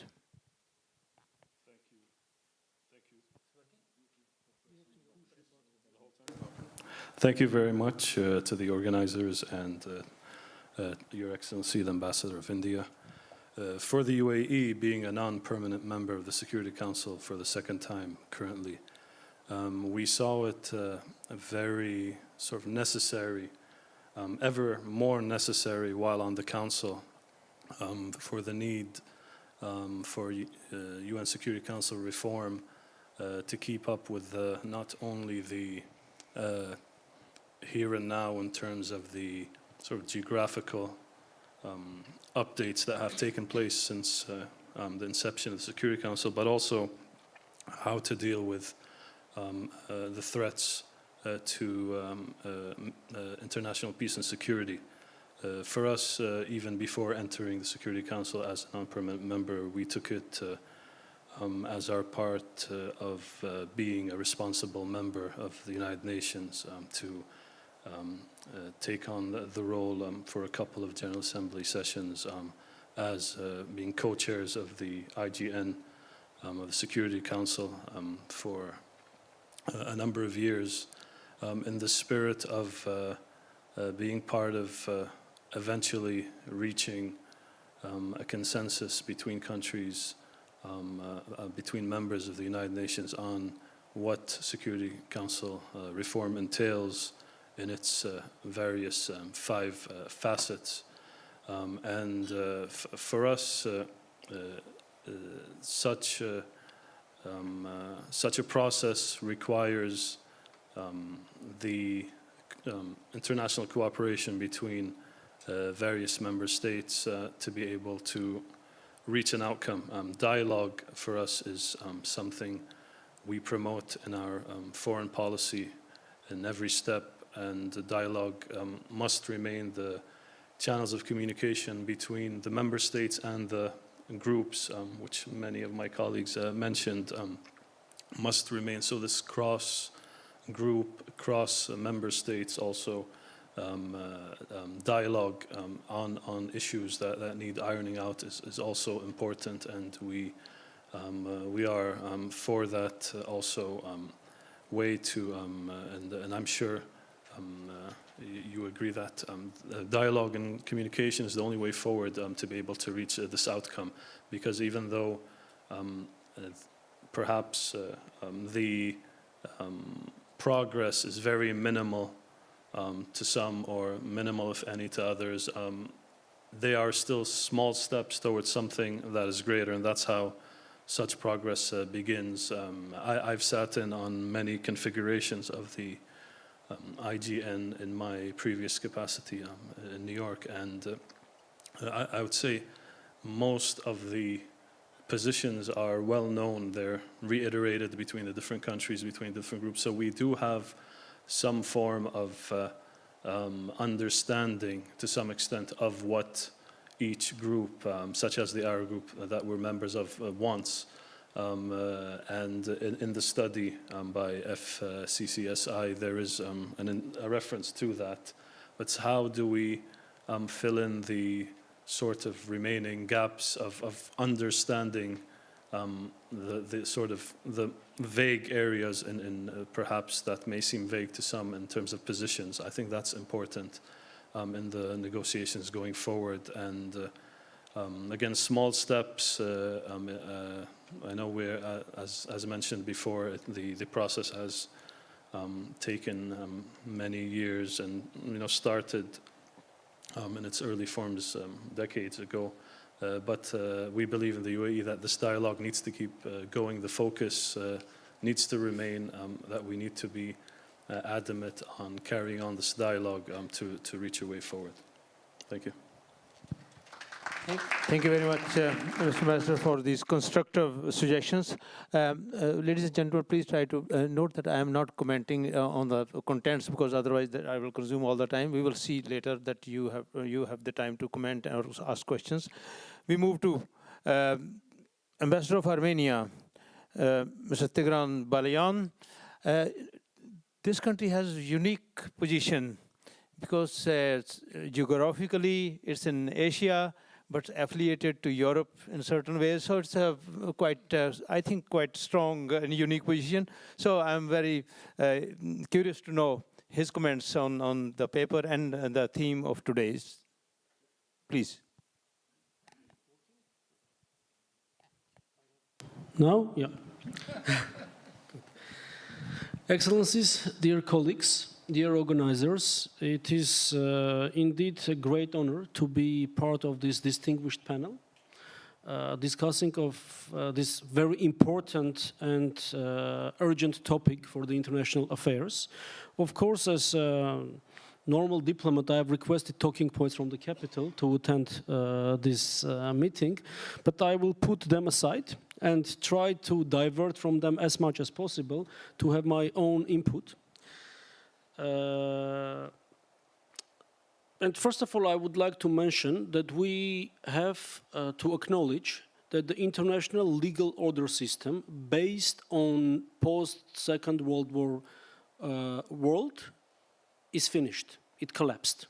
It doesn't work anymore. And that was actually the core of the discussions here. We have to acknowledge it. We have to face it. Of course, strengthening the capacities of the UN and those of the Security Council to prevent and respond to the challenges is crucial for delivering on the objectives and purposes and aims and goals of the UN Charter. But we have to find out, to elaborate new approaches into. We were talking today about technical progress, that now India is technically not less developed than its former metropoly, and China is the second economy, India is the fifth, etc. You name it. My country, taking into consideration also its unique positions, being on the crossroads, also with a very small territory, we have firsthand witnessed all the worst consequences of the collapsing world order, including the security architecture within our very small region, which called South Caucasus. Yeah? And this decline of multilateralism and decline of the legal world order, the commitment of the countries to solve the disputes only via peaceful means, brought a lot of disasters for us. Since 2020, my country was continuously attacked, territorial integrity violated, and Security Council failed to respond, because just one country can block even the press statement. I'm not talking about Security Council resolutions. This is not what the international world order, legal order, and I'm putting emphasis on the word legal, is based on the principles. This contradicts the purposes of the Charter, actually. For example, we have, I think, His Honor Judge has left, but we have, for example, now the unequivocal provisional order of the International Court of Justice, which is just being ignored. And Security Council doesn't take any measure to implement it. And the country who applied, believing in the international legal order, who applied to the court in requesting to implement that order, has to apply itself to Security Council to negotiate with each single member a solution that can address the situation. It is also not logical, not fair, and not legal. Therefore, Armenia supports efforts to reform the institutions of multilateralism and to make Security Council more inclusive and effective in responding to current and emerging challenges and threats to international peace and security. What I saw in the presentation and in the discussions here, actually the paper you have prepared, the analysis you have prepared, can serve as a blueprint. In diplomacy, it's very important when you come up with a problem, with a claim, with any kind of a question, you also propose a solution. Here I saw the solutions. I think my colleagues in the UN and our multilateral working groups, we can see, this is a blueprint for that, how we should think. There are several options. Nothing is ideal from the viewpoint of other countries, but this is a basis to work on it. Within this context, I would like to underline that India's recent steps in our region, in the South Caucasus, notably those aimed at restoring the regional balance and maintain regional balance, are manifesting the deep sense of responsibility for international peace and the world order. And this is a key point in New Delhi's foreign policy concept. This is very important to mention this. And finalizing, I will use the talking point I have received from the capital. We believe in the value and role of a strong and responsible multilateralism with the United Nations at its core. For the security and well-being of small nations, we are confident that the integrity and independence of the UN bodies and entities will prevail, and their ability to deliver for the benefit of peace, security, justice, rule of law and human rights must be strengthened. Thank you. Well, I think that's encouraging us to proceed further.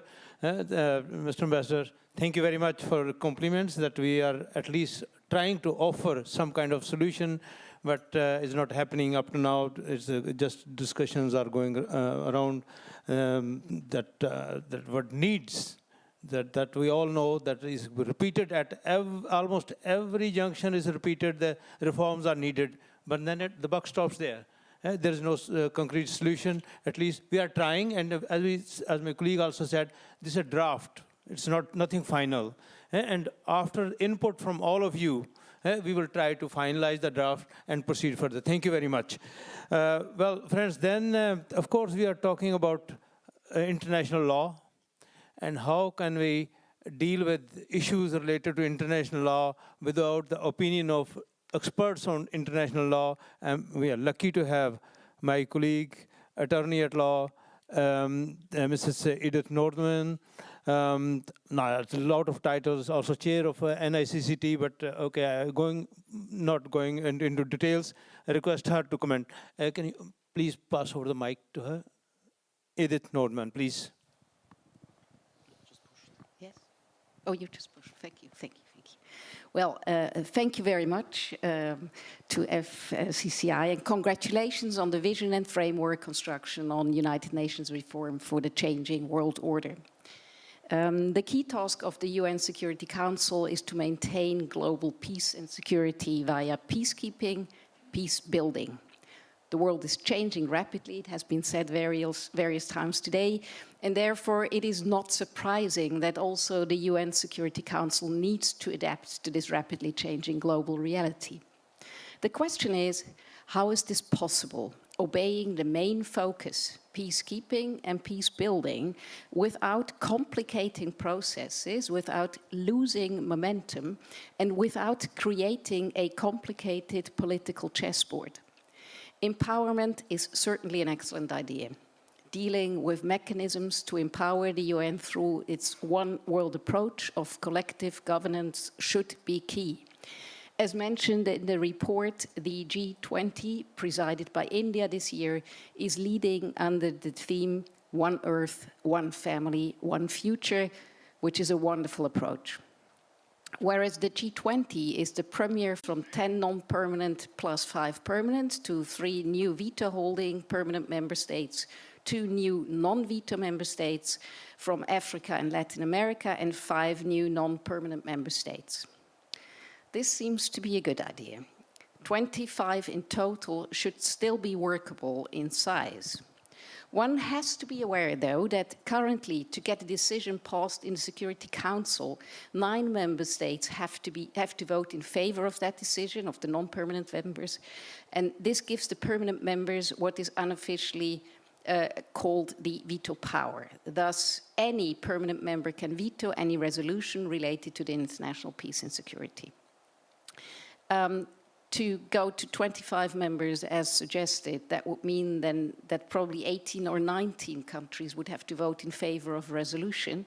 That could lead to delays in decision making that should certainly be taken into account when expanding, because speed and efficiency is of the essence. The fact that 8 veto holders will soon be able to block the vote could also lead to delays in decision making. Although the United Nations Charter requires all 5 and may soon be 8 permanent member states to assent before a proposal can pass, it is now common law that an abstention or absence of one of them is not an obstacle for the adoption of a proposal. Nor does the right of veto apply in procedural matters. Therein, a majority of 9 out of 15 is sufficient. Procedural matters include adopting bylaws, inviting a non-member to participate in a meeting, which is also an important part, establishing subsidiary bodies and putting an item on the agenda. I would also like to add at this point that currently the presidency changes every month in alphabetical order of country names in English. We already had it that the change of the names of the 2 of the members have still not been established due to the processes, but the success at the Security Council is a collective notion, and it needs to be measured differently than in domestic or bilateral policies. And also the role of the president is an important one. And if fresh members who bring fresh perspectives to the table, it's important that within a 1-month presidency, you really have to be very good at this, and it's a very difficult task. So therefore, permanent members remain very, very important because they know how things go and they have to be able to act swiftly, taking into consideration what the new members bring with fresh ideas. It should be a consensus of all. In today's geopolitical context, keeping the world power at the Council in place requires a lot from the President. In short, this is not an easy task, as I said, and a monthly change makes it even more difficult. The President's most time-consuming tasks include coordinating the Council's work and negotiation agenda items with other members. Increasing those to 25 makes it even more difficult. The main advantage of the presidency so far is often offers visibility to the country, and we have to be careful that this visibility with the 25 members doesn't make it too fragmented, and that at the same time all members will be able to bring together the different members in the Security Council around resolutions. One other topic that I would just shortly, briefly touch upon is the access contribution of corporates that has been suggested in the report to make the UN financially independent. Business is increasingly aware that they should give something back, especially as they profit from a safe situation in the world. More member states should also lead to more ownership. However, watch out that no additional political items will be put in the agenda. Watch out for cultural differences. Ownership, maintain and monitor security, and create it wherever there is none. Make sure it does not become a bigger and more complex political chessboard. And I hope we'll be able to see change soon. And congratulations on putting this not only on the agenda, but to making clear that there is consensus for change. And hopefully this is the starting point for consensus for action. Thank you very much. Thank you, Ms. Nordman. Excellent. Of course, that's what we expect from an international expert on international law. Well, friends, from this side, these were the presentations, they were the comments, and now the floor is open for interaction. First, I would request, rather encourage the panel members themselves. Maybe they would like to ask each other certain questions before we go to the audience. Any question from this side to any other member? No? If not, then we go to the audience. And yeah, I see, Sonia ji, please. The table in front, then Dr. Mohan Gautam after that. First, the lady on the front. Okay. Yes, please stand up, speak your name for the records because it's being recorded so that we know exactly who said what. Thank you very much. Thank you. Good afternoon, everyone. My name is Sheetal Dikshit. I represent a biotech company here in the Netherlands. So a disclaimer, I have no background into international laws or politics, but just as a civil member of the society and a pure interest in this topic because it is running over decades now, something triggered me today. I think we've heard many times word on reform being done over 3 decades even, complexity, contractual blockages, so to speak, or 90% of the member states of 193 asking for reforms. I was thinking, are we not trying to fix a record that is already broken within the box? Is there a possibility of a solution to think out of the box, where there's majority of the members wanting a reform, so UN not putting a timeline or a deadline? Can the member states say that by the end of such and such, if we do not come to an agreement, we are going to create an alternative, more relevant, effective, new platform for today and the future to come? Perhaps that gives the pressure, and then I think that could perhaps be the start of a new solution. So I'm just wondering, has this been thought about, and any one of your thoughts on this? Thank you. Thank you, Ms. Dikshit. So your question is not directed at any specific member of the panel. Who would like to comment on this? Okay, Mr. Lakina, please. Madam, the first point which needs to be understood, that the rules, regulations of the United Nations cannot be changed by their members. Once you understand this point, then the whole discussion will become clear to you. In the Charter of United Nations is written, unless a change is acceptable to all the 5 members, permanent members of the Security Council, that thing cannot go forward. So with that limitation, it puts a lot of problems. That is why the crux of this conference today and the main point of the proposition which we are putting forward to you, that we need to bring about a new global consensus, because 5 permanent members will not accept their positions to be taken away, and therefore change cannot take place. At the same time, we need the change, like you have also mentioned reforms. So therefore, we, the foundation, are suggesting a formula. Let us persuade the 5 members to make small concessions, small but important concessions, to test out the rest of the business, rest of the global community. We are suggesting, instead of leaving the veto power, let us make it little more democratic, little more acceptable, little more democratic. We are suggesting that no single nation can be used veto by itself.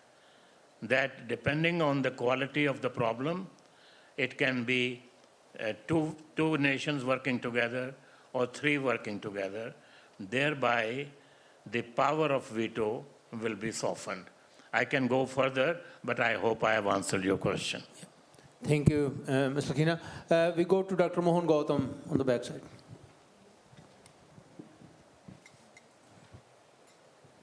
Thank you very much. My name is Mohan Gautam.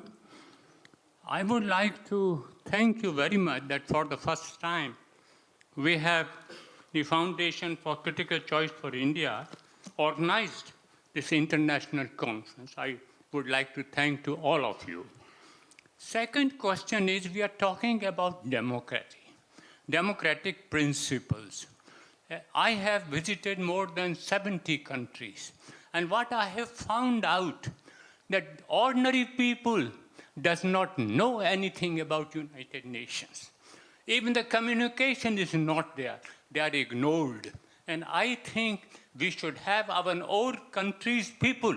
They should support the elites and the scholars, and then we can move further to the United Nations. This is my request to you. Thank you very much. Thank you very much, Dr. Saab. It's a good suggestion. We will think about it, of course, but that was not a question. Anybody else who would like to raise a question? Otherwise, I go to a dignitary on the back side. I will request Ambassador Eric Nihe for some comments. That's very important for us, certainly when we are talking about the consensus building. He's a... Luckily enough, thank you very much. Luckily enough, I can speak on my own behalf and not of my government, because I'm already retired for a long time. I found actually the first question a very interesting one, and that was a question, why don't we try and look at a different organization apart from the United Nations and apart from the United Nations Security Council, that countries come together and create a sort of second organization internationally that would, on the same side, that would make the position of the UN as such weaker. You had earlier one remark about the polar model. You know that half of our country is below sea level. That's why we are so tall. We have to survive. But the polar model goes back to the Middle Ages, when we had to build our dikes. And the government was aware of the fact that you should take everybody along, which means the noblemen, no noble women at that time, I'm sorry for that, the noblemen, the city people, people living in the country, and all the other relevant factors who have a relevant factor for building dikes. And that makes actually the basis for our polar model. Thank you very much, Mr. Ambassador. Of course, that, Mr. Eric Nihe has been supporting a lot of activities of FCCI and is a very often part of that brainstorming session. We go to the front line, Professor Saxena on the front. He's our also former president of FCCI, so he knows everything about FCCI also. Professor Saab, please. Yeah, thank you very much. First of all, I have a suggestion to the distinguished panelists here, and also in the second panel. You have given your comments verbal now, but maybe it's a good idea you will write it down and then think about it a little bit more and send us to us. So it will be, I think, of great value. That's one thing. The other thing was, I think Ms. Dixit said, out of the box thinking, and Eric Nihe also said, start a new organization. I think how long you're going to wait and wait. Maybe you should wait some more years, but if not successful, perhaps not a new global consensus, but a new global organization. So that's the second comment I have. And thirdly is, suppose everything has been granted and you have a qualified veto and global representation and other things. But there is a possibility that our UN has two important roles, as Ram Lakina already said earlier in his talk, peace and prosperity. Prosperity we have gained from 45, partly due to UN, and also partly, we may criticize that perhaps this has not gone enough. Prosperity perhaps should have been more, and more is spread around prosperity, but they have done it. The other thing is peace. I think there, I am afraid that UN has failed regularly. Not only now, the current war which is going on, but also in the past several other worms, and you have everything there, and the veto there is also diluted. But I saw, ladies and gentlemen, a cartoon some time ago where a power was asked, well, look, why was this country invaded? And why was that country invaded? The answer was, well, we were looking for the weapons of mass destruction. Well, the second question was, well, what about North Korea? Why haven't you done that? Well, said, well, we know that they have weapons of mass destruction. That's why we didn't do it. That's quite interesting. So my question, my question last. No, then you don't. Okay. Second is, well, we haven't thought much about the weapons of mass destruction in this context. Yeah, thanks, Professor. I fully understand the comments. If any one of the panelists would like to respond. Yeah? Okay, please. The response comes from South Africa.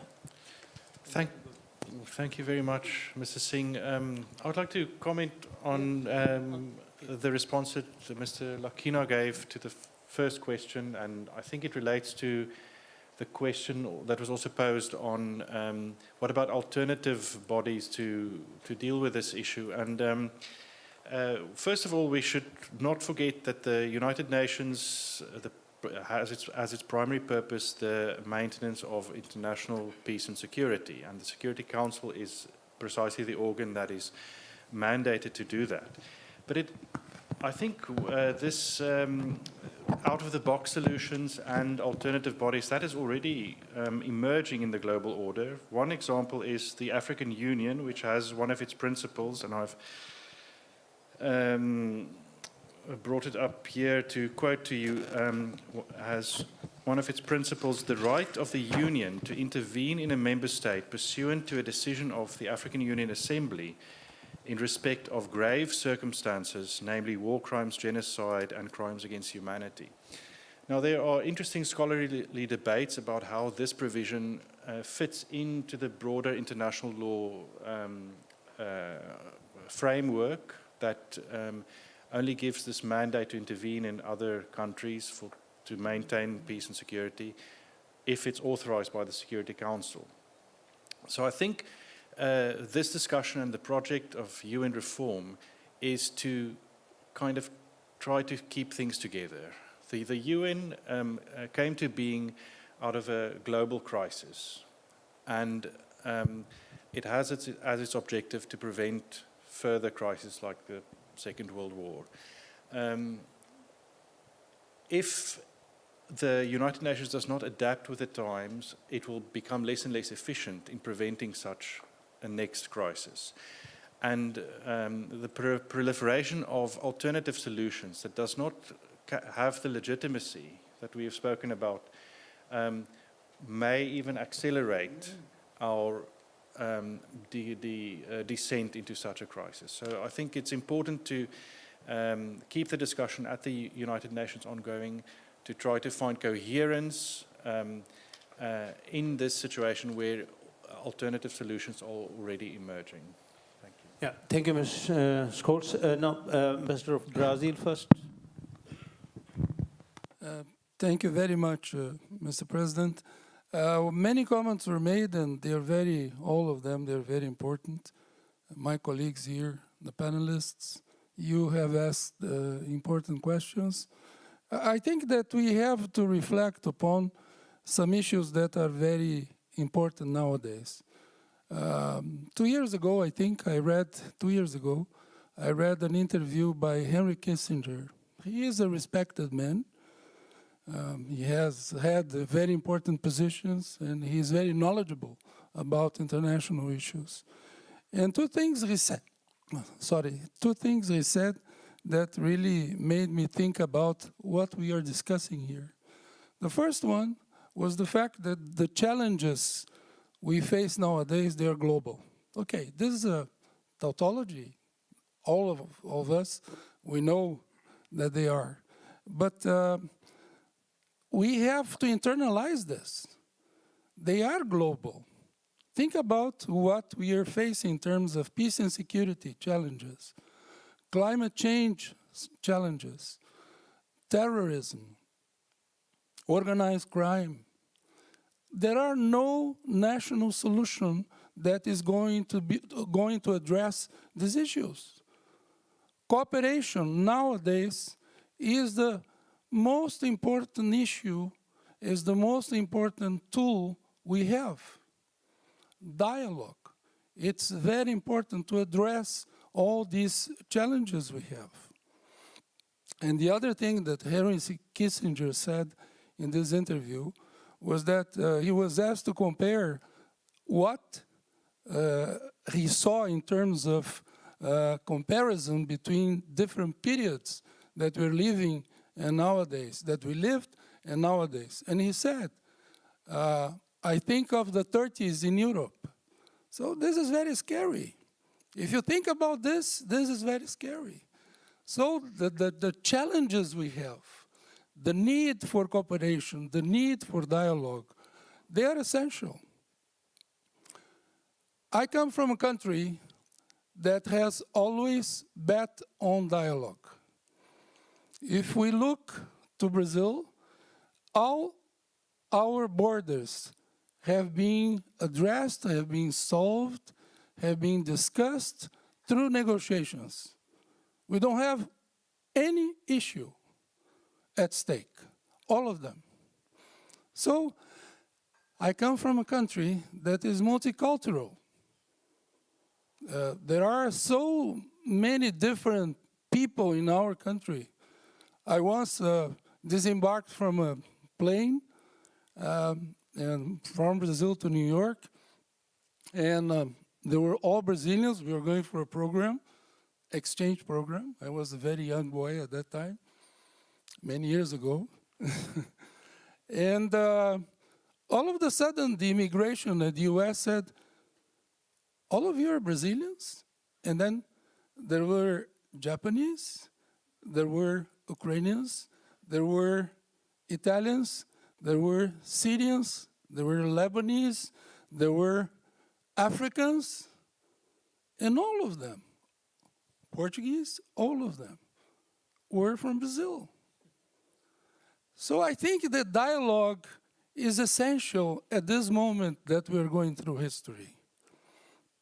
And the question that we have to address concerning the Security Council is essential. We have to build up consensus. We have to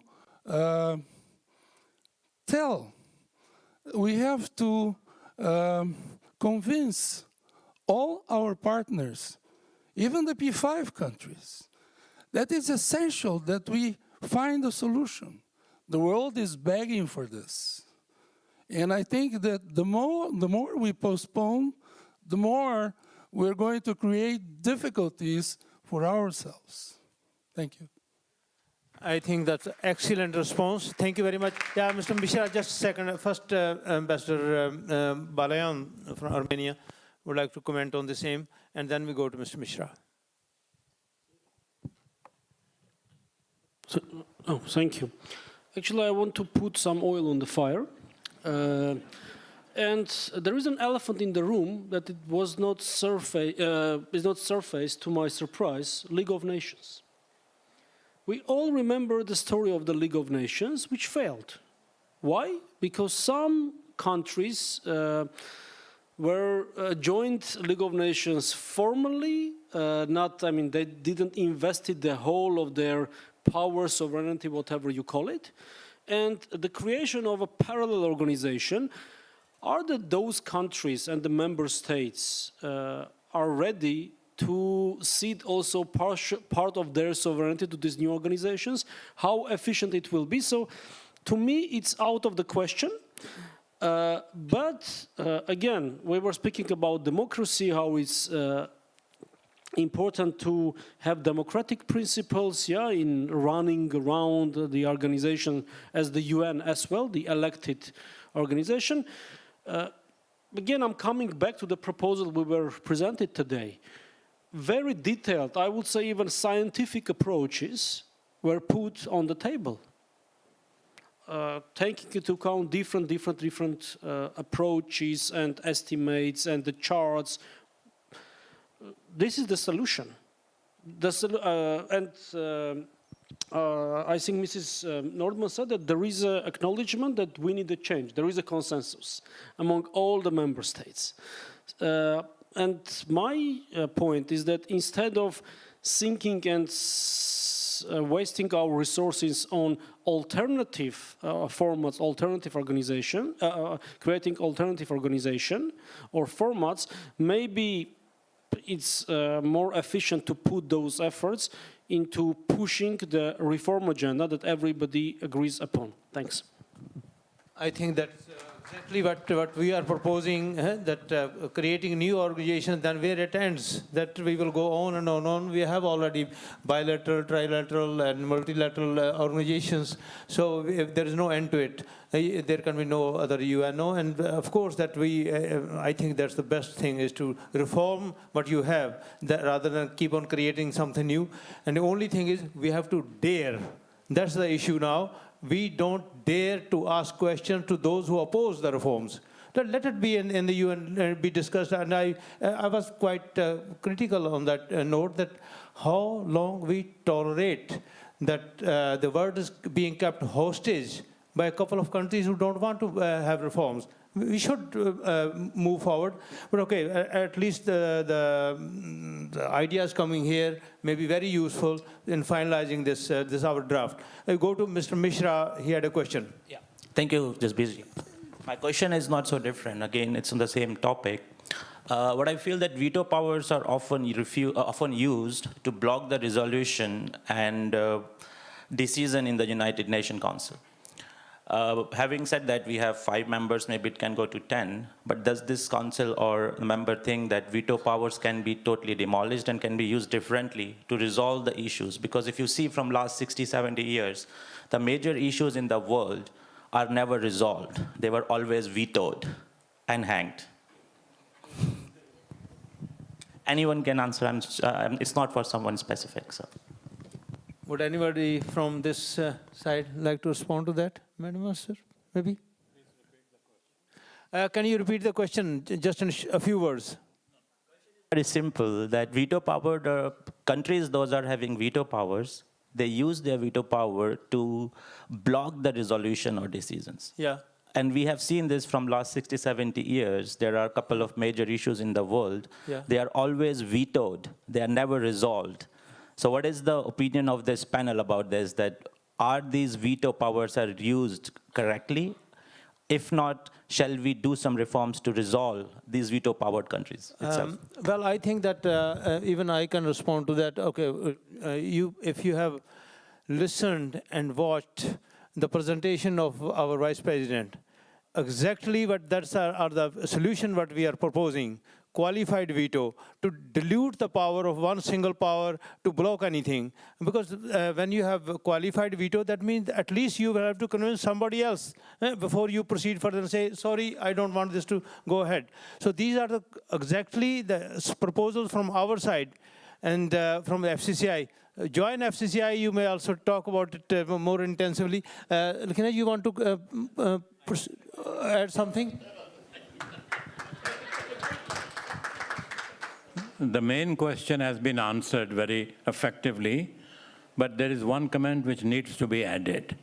We have been talking all through the day in what needs to be reformed in the United Nations. I like this House to please understand that since 1945, United Nations has remarkably done good work. We are only focusing at the moment on the question of non-functioning and the decision-making. But please see, since the United Nations started, the human rights have been expanded very much. International global movement of people, the refugees, have been taken up. New international labor laws have been devised. And the United Nations has provided a splendid platform for discussion and debate. If nothing else, even if the result doesn't come, the fact that a matter can be debated already dilutes this problem to some extent. United Nations has done a lot more, but this is not the moment to cover all of that. Therefore, I mentioned few important points. Well, friends, I think that that was quite answer to your question, Mr. Mishra. Well, we are almost reaching the time of our first session. Before I close, I would request Madam Ambassador of India to comment on what has been said by the panel members or the questions, because you have not commented yet. Thank you. Well, I did actually elaborate, in fair amount of detail in my remarks at the beginning. But I do want to add here, I think Mr. Lakina has explained quite well about what we can do and can't do within the confines of what we have, and the important role that UN has played over the years. But yet, yes, it requires reforms to make it more representative and more effective. And that's something we are also trying to do as chair of the G20 this year. Reform multilateralism is a very important part of the G20 agenda, and it's extremely important to bring the narrative to the people, to bring it to the public discourse, so that more and more people understand the importance of reforming the multilateral architecture, which is more relevant to the current times. And I think we have two incoming G20 chairs. We have Brazil, who will take over, and after that, I think South Africa. So I hope that multilateral reform will continue to be a priority for the G20 as well. And I think we need to, use all platforms, all forums to bring this discussion to the fore. And therefore, thank you to FCCI for organizing today's program and discussing this very relevant topic. Thank you. Well, thanks, madam. Well, friends, my thanks to all the panel members for their input, valuable comments. Of course, that's being, as I said, it's being recorded, and you will see that reflection of that in our final report. Thanks also for being quite economical with your time, because I was afraid if the 9-person sitting here, if everybody consumes about 10 minutes, that it will be impossible to conclude in time. We started about 5 minutes late. We are concluding 5 minutes late this session, so we are exactly on time. After a short break, we will have another session, other experts, and keep your questions ready for them also, but first listen to them. Thanks again, and let's have some fresh, some coffee, tea, drinks, and we meet again in the other setting. During that time, my team will change the setting here. We go to the opposite side. Okay, thank you. So, ladies and gentlemen, the break is for 15 minutes only, so keep that in mind.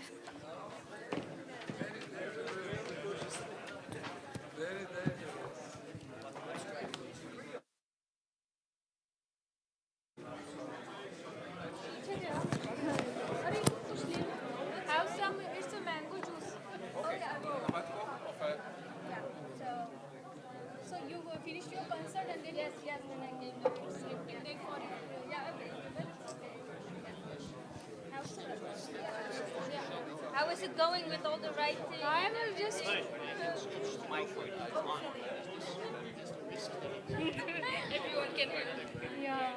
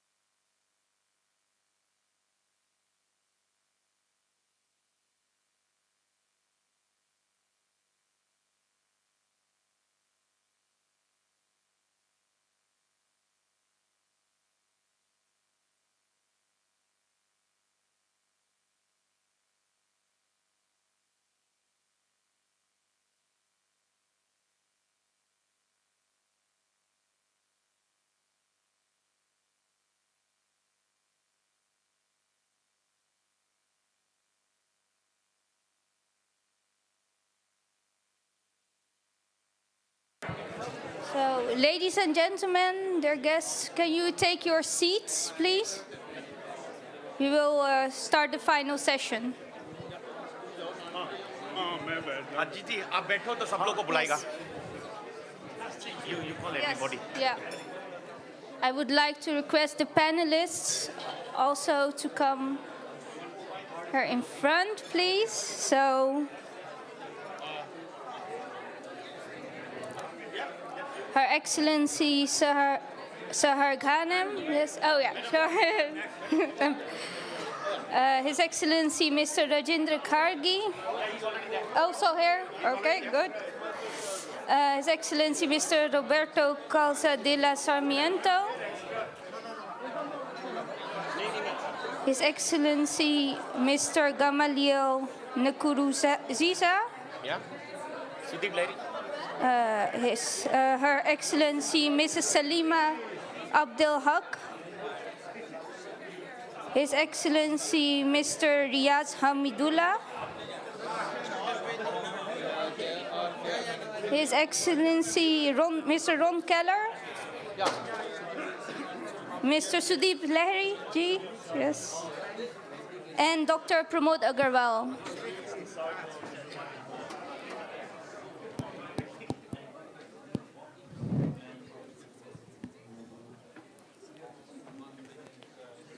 So I would like to request everyone to come back to their seats, please.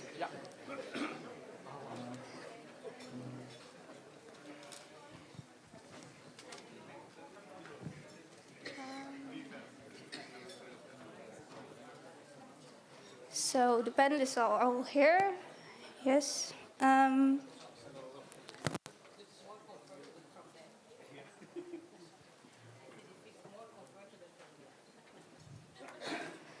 So my colleagues, FCCI colleagues Pranita and Sonia are here again to, if you have any questions, then they will come around with a mic and then you can ask your question. As we have a full program, we would like to request you also out of respect for all participants to limit your question, comments or remarks to the theme of the conference. The session will be moderated by Mr. Harijit Sandhuji. He is the former coordinator of the United Nations Security Council panels of experts and director of International Affairs, FCCI. So, I gave it over to you.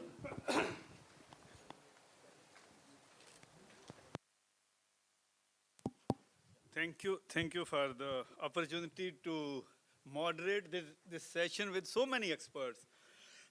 And having listened to so many experts since morning, I mean, I will say most of them who spoke, they are more qualified and more aware of the things than I am. But it will be still a privilege to moderate this session.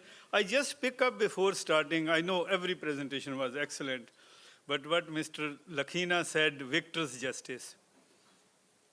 No, victor's justice, I have seen victor's justice from very close quarters. I won't take more than 1 minute before inviting each one of them.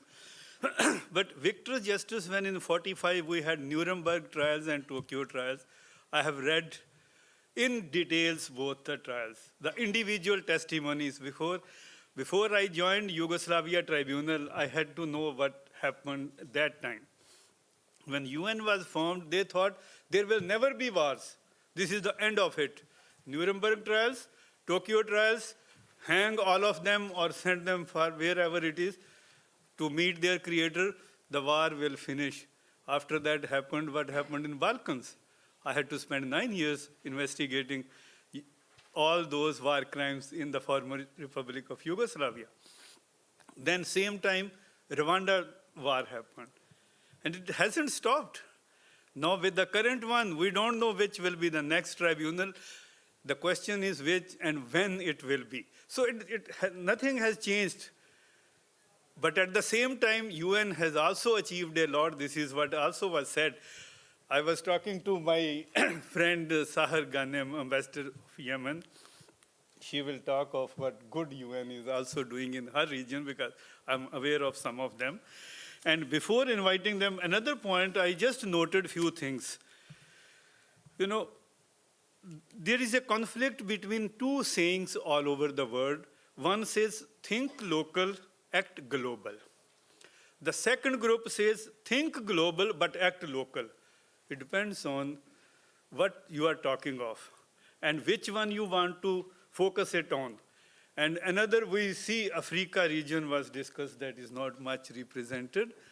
There is an African saying which I want to start opening this panel with that saying. They say, when elephants fight, the grass suffers. So when the elephants are fighting, they should think of the grass that is suffering.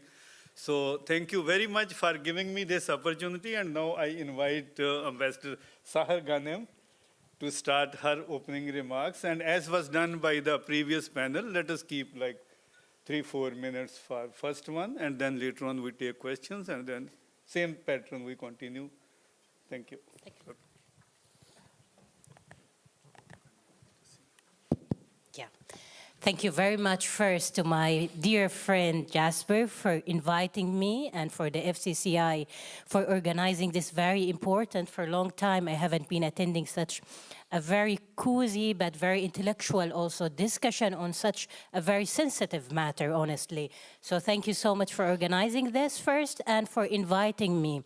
And let me tell you the truth, it seems that I misunderstood the assignment because I came thinking that this is more brainstorming discussion. So I thought I will bring my own personal insights into it. So I haven't prepared any official statement on behalf of my government. But I would I will ensure you that for Yemen is adhered to the Arab group in the UN the Security Council, but also to the rest of the organizations. And for now, our UAE friends and brothers are representing also the Arab group there, so all the discussion happening. But the topic itself is very important, and I want to start from where Mr. Ram ended, about emphasizing the very importance of the United Nations and its work, because I have heard many speaking about creating a new organization, and I think that is quite, I would say, too much ambitious, but also in our Eastern culture, if something broken, we don't throw it away. We fix it. And this is what we should do with such an organization that first we invested a lot of time and resources in, but also achieved many great and amazing achievements all around the world. And if they say that the miracle of this world is technology, I would also only say, no, it is human rights, it is globalization, it is openness between countries, it is multilateralism that made us easily communicate and talk and exchange from all over the world. Technology is only a tool. What we created is the connections between people in peace and in secure way. And that's the biggest achievements of our era, that we enjoy it. And we should should never take it as granted, as it was seen here in the Netherlands celebrating the end of the, or the 75 anniversary of the Second World War.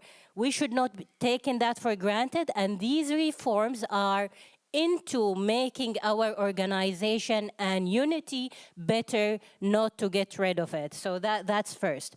When I was thinking about what can I say as the ambassador or the representatives of Yemen in such a matter, and Yemen now first in a very difficult situation, as you know, but it doesn't mean that we cannot be active in such an important topic, I believe, because its impact is on all of us. And Yemen is one of the victims, I would say, of that.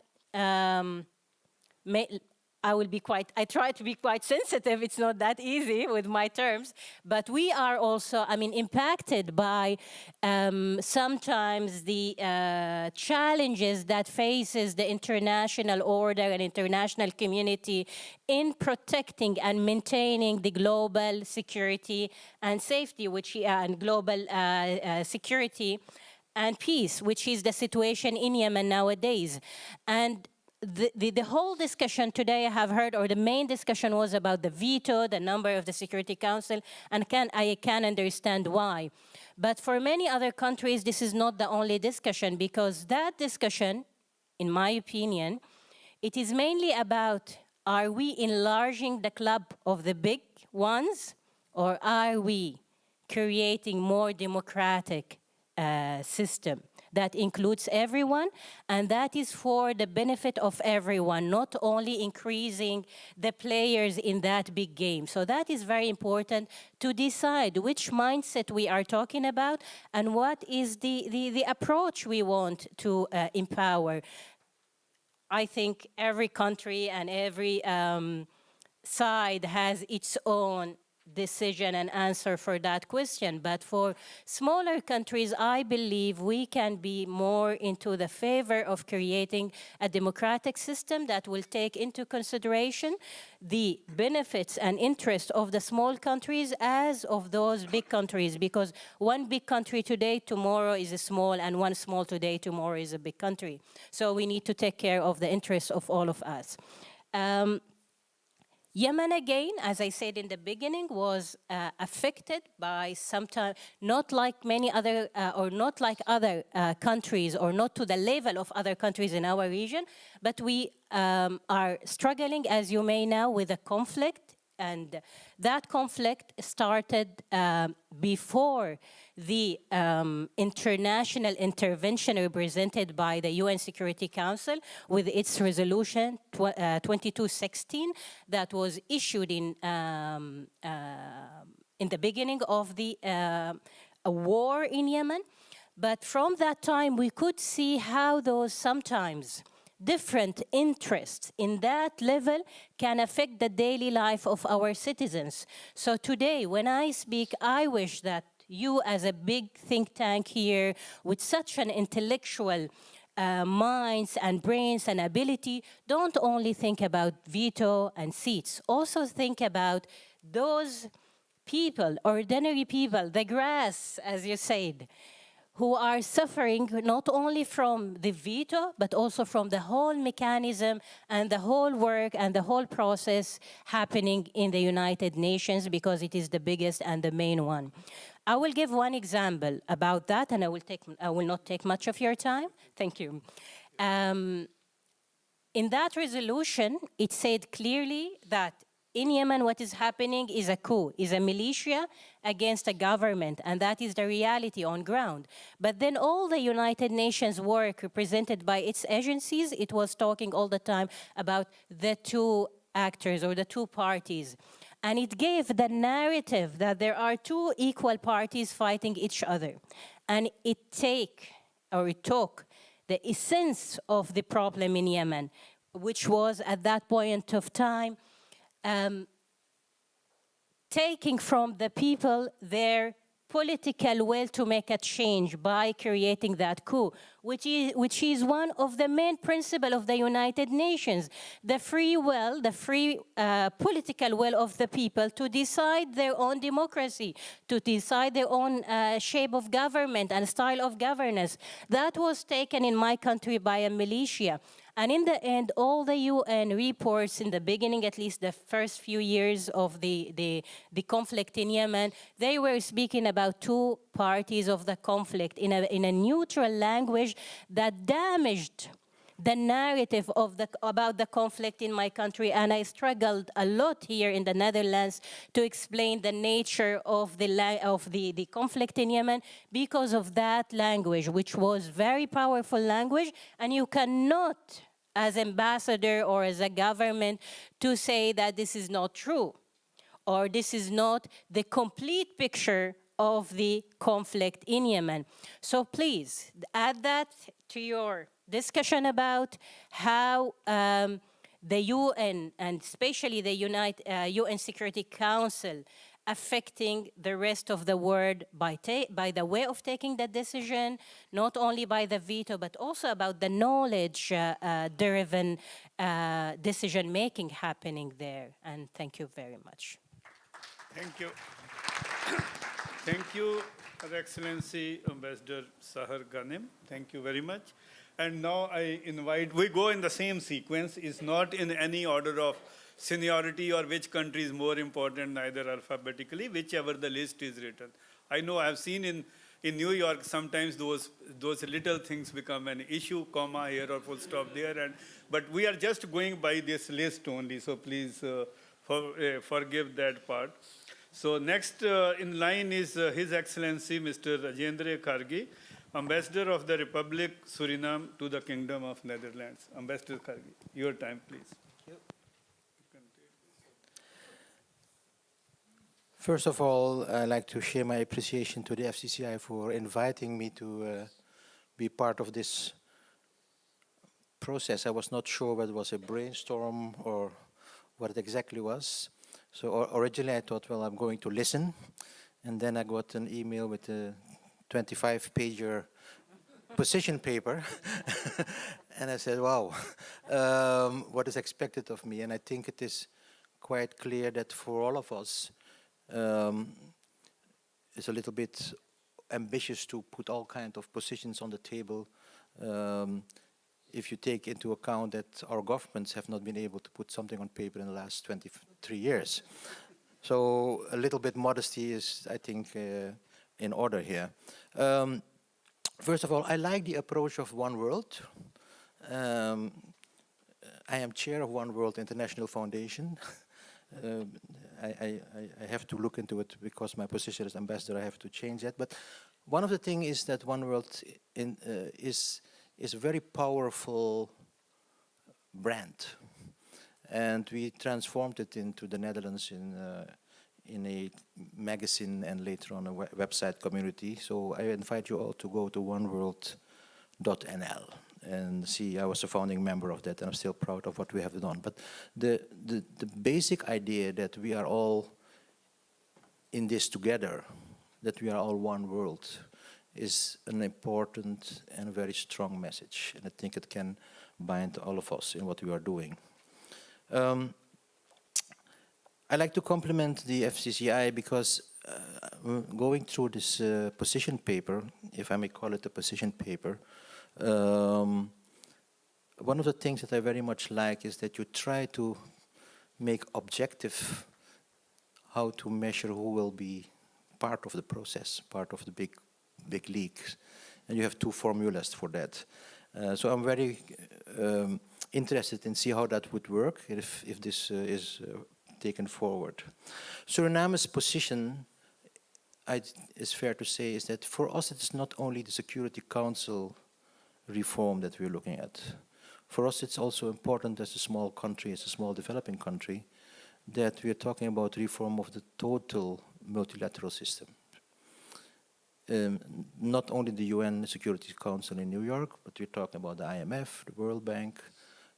If you're talking about climate change, the big issues that are on the table now, we are the grass, and when the big elephants fight with one another, we suffer. And I think that's something that we take into account. So from that perspective, I think it's important that we look at the total. And I know it's ambitious, so we have to start somewhere. But if you start somewhere, it's important for us as small countries that you take into the whole picture, because the access to other multilateral organizations and the fundings, for example, is very important for us. So from my perspective, it is not merely a legal issue. It's very much a political issue. It is an issue of finding a coalition of the willing, so to say, people who want to invest in this transformation. I agree that it's not necessary to throw out the whole system and starting from scratch. I think that's good to remember, especially now at the eve of the remembrance of the end of the Second World War, where most of these institutions have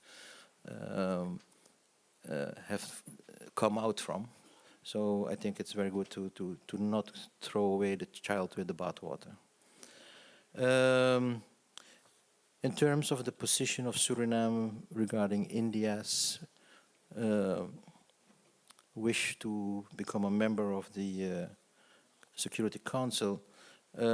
Recently, our ministers of foreign affairs met in Guyana, in Georgetown, and there was no official readout apart from the polite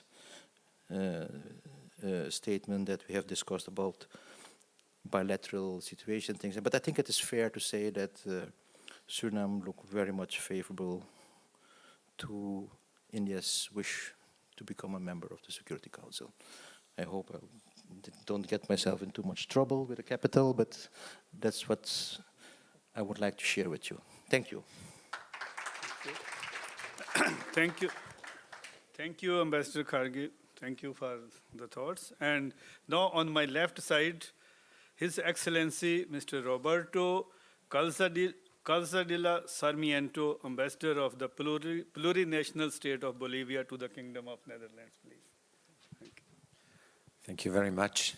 I don't have a complex name, but the name of my country is also very large, so you need to breathe hard.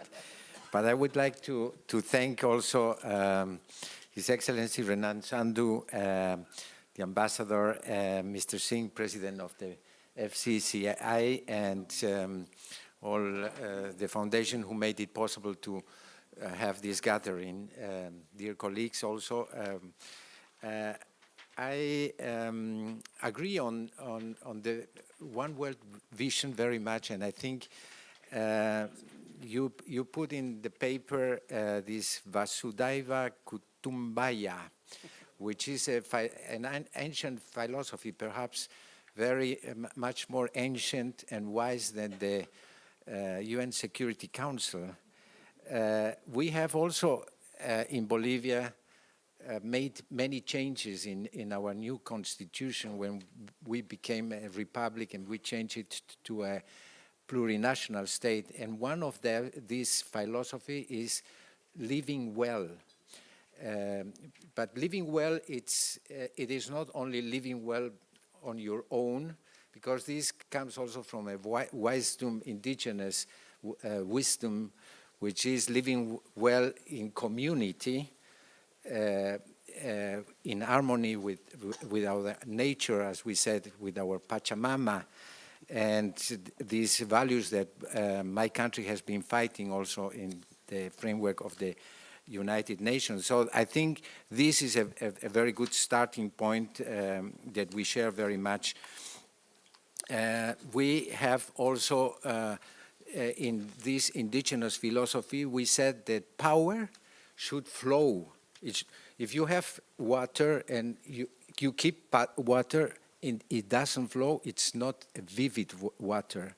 So it gets old. So water has to flow and power has to flow as well to stay very lively. Certainly the Security Council came up due to the fact that we had two world wars, no? And certainly it had an impact during the years after, and like other organizations, the European Union has been established also after 2 world wars and has given also a peace momentum. But certainly in South America, for instance, we have to note that we are also quite committed to peace and security with the Tlatelolco Agreement, which has established that all the region has no nuclear arms. So this is something to look at because, of course, peace and security doesn't need only to come from the Security Council. But now that we are talking about global challenges that implied reforms of the UN Security Council, it's about global governance, global cooperation, global dialogue. And it is indispensable in the framework of equal rights for countries, rotation, and adequate regional representation. So we have, as all countries have been expressing their positions in the different sessions in New York. We have been also participating in the dialogues and negotiations that seek to reach a consensus among different positions and informal groups that propose the reform of the Council. We, for instance, appreciate these new ideas that are coming, where you are proposing, for instance, the qualified veto. The position of Bolivia is that we should not have a veto in the Security Council. That's the position of Bolivia, the official position of Bolivia. So when you hear other positions of the members who want to prevail their veto and don't want to share to other coming members the veto, I think your proposal is interesting because it helps to have and to reach perhaps the gap which is existing between these polarized these polarities. So I think this is an interesting thought that I think will be very positive for New York and the rest of the this process going on. There are many members of the Permanent Security Council that don't want also any change. They want the status quo, to maintain their veto power and to prolong the negotiation. But I think today, when we are facing these challenges, we are facing again here in Europe a war quite close to the Netherlands or to any country here in Central Europe. We see that this is a good momentum also for a paper like the proposal of the foundation to bring, because you are bringing new ideas. The idea about financial contributions from the private sector, this is something that could be dangerous. We have been seeing in the pharmaceutical industry, where of course India is also very strong, or in other countries, if you want to have an assessment and you have contributions of the private sector, then these interests come and mixed with neutral interests. The organization of the health organization, the World Health Organization, in the past was telling us that tobacco, the cigarettes, were good for health. They said it. But later on, they changed their mind because there was no scientific evidence, and this kind of changes we see because there are different interests behind these positions. You can do a scientific paper saying also coffee is good, coffee is bad, tea is good, tea is bad. So I think we have to think more closely this founding of a UN with private within the private sector. This is something that of course there is a lack of resources, but I think there has to be a new commitment for the next 50, 60 years ahead, and see, well, what is the what we need to have a world where everyone can live well.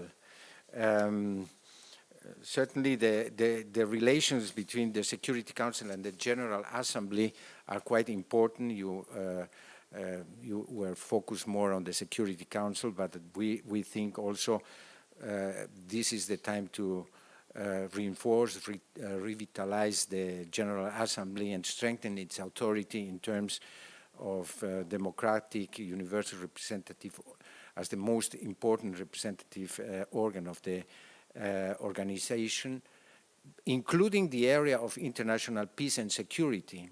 Peace and security shouldn't be only for the UN, for the Security Council. I think there is a major role to play for the General Assembly to complement and reinforce each other. Our view in terms of our perspective, the Bolivian perspective, is the reform should very much take into account developing countries, as it reflects also the changes of the world, the polar world. And if we see the different regions, Africa, Latin America, Asia, need to have a proper representation, need to have this Security Council need to have a better balance to be more articulate. In this sense, we are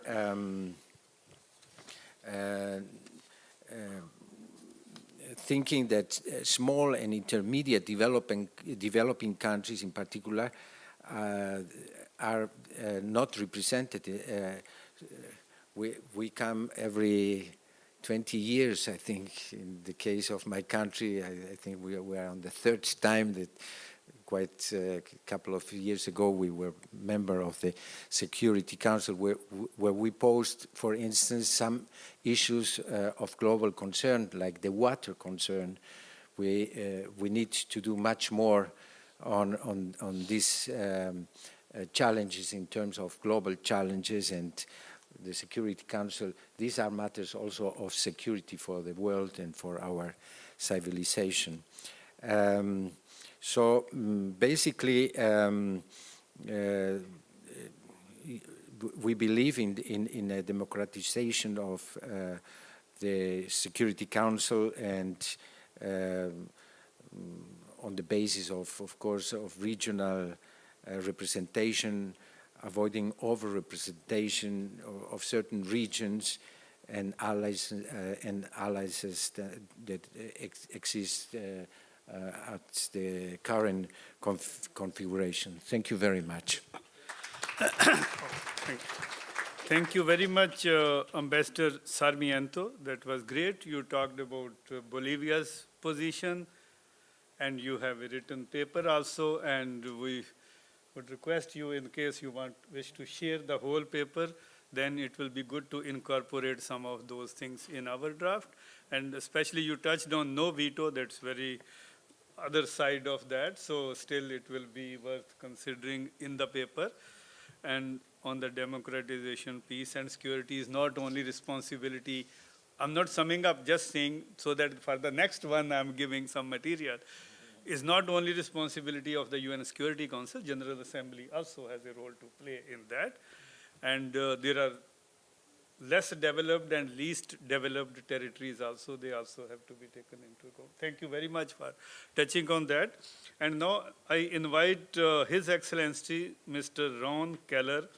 He's an international expert on geopolitics, finance, trade, and investment, and is a former ambassador of the Netherlands to China, Russia, Ukraine, and Turkey. Looking forward. Over to Mr. Ron Keller. Yeah, please.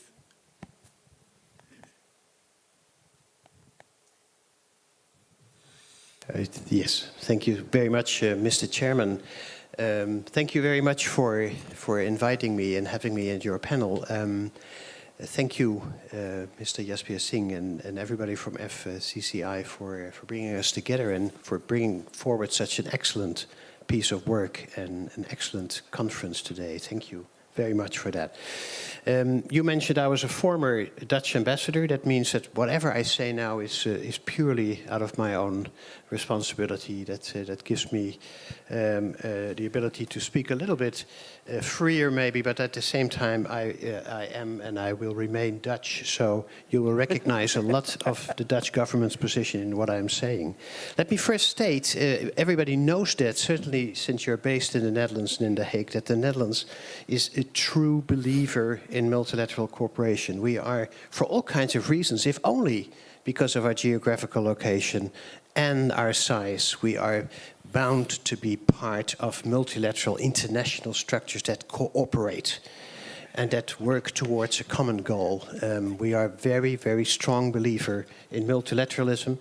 We believe that already in 1945, after some wise lessons and tragic wars, and we believe that even stronger, and I think today is full of statements, correct statements about how the world has moved on from 1945 onwards, has been globalizing with ups and downs, but every aspect of the human beings' lives nowadays, wherever you are on the face of this earth, is beyond the nation state, whether it's economic relationship, whether it's personal connections relationship, migration, terrorism was already mentioned, crime, but also trade, investment.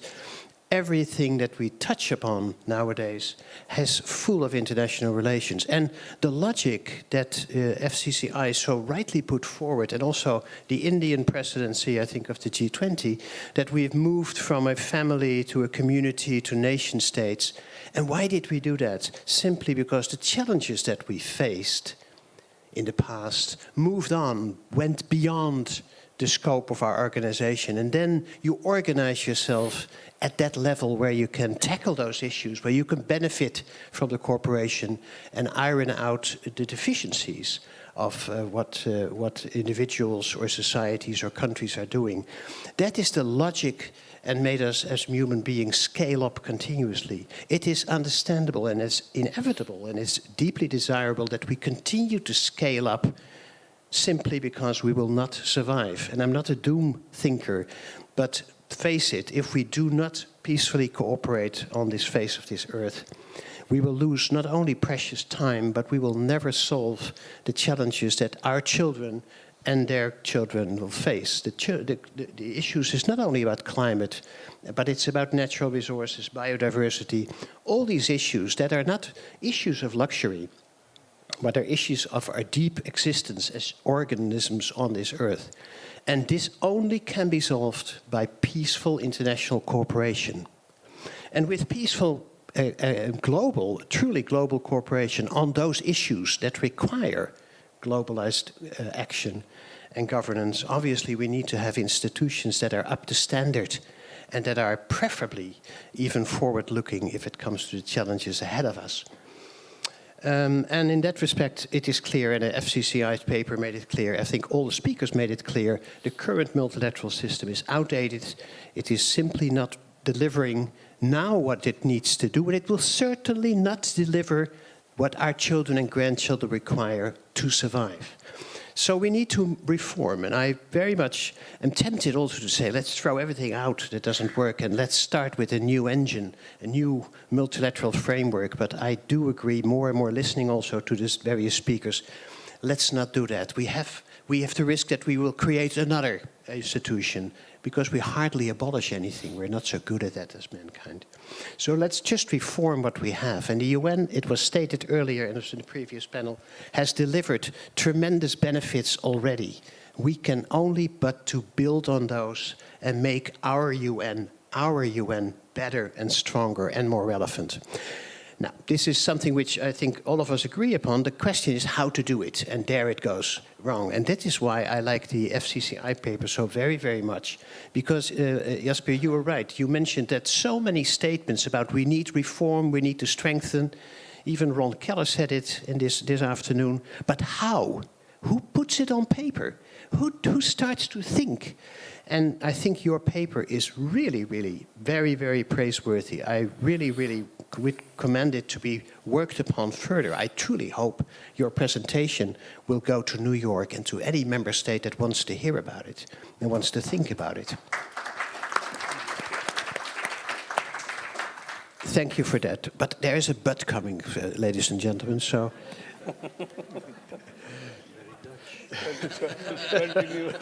Very Dutch, yeah, maybe. Let me first say that I agree with the analysis.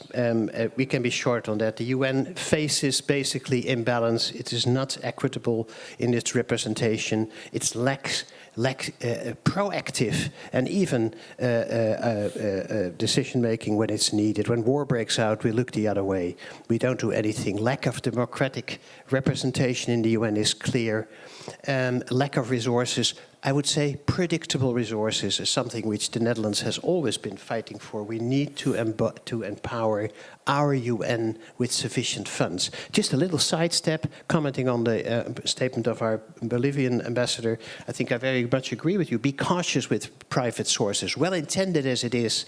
But if we would all reduce our expenditure on military, just on arms, with 1 or 2%, we have a fantastic funding base for the UN. Isn't that worth it? 1 or 2% less military expenditures.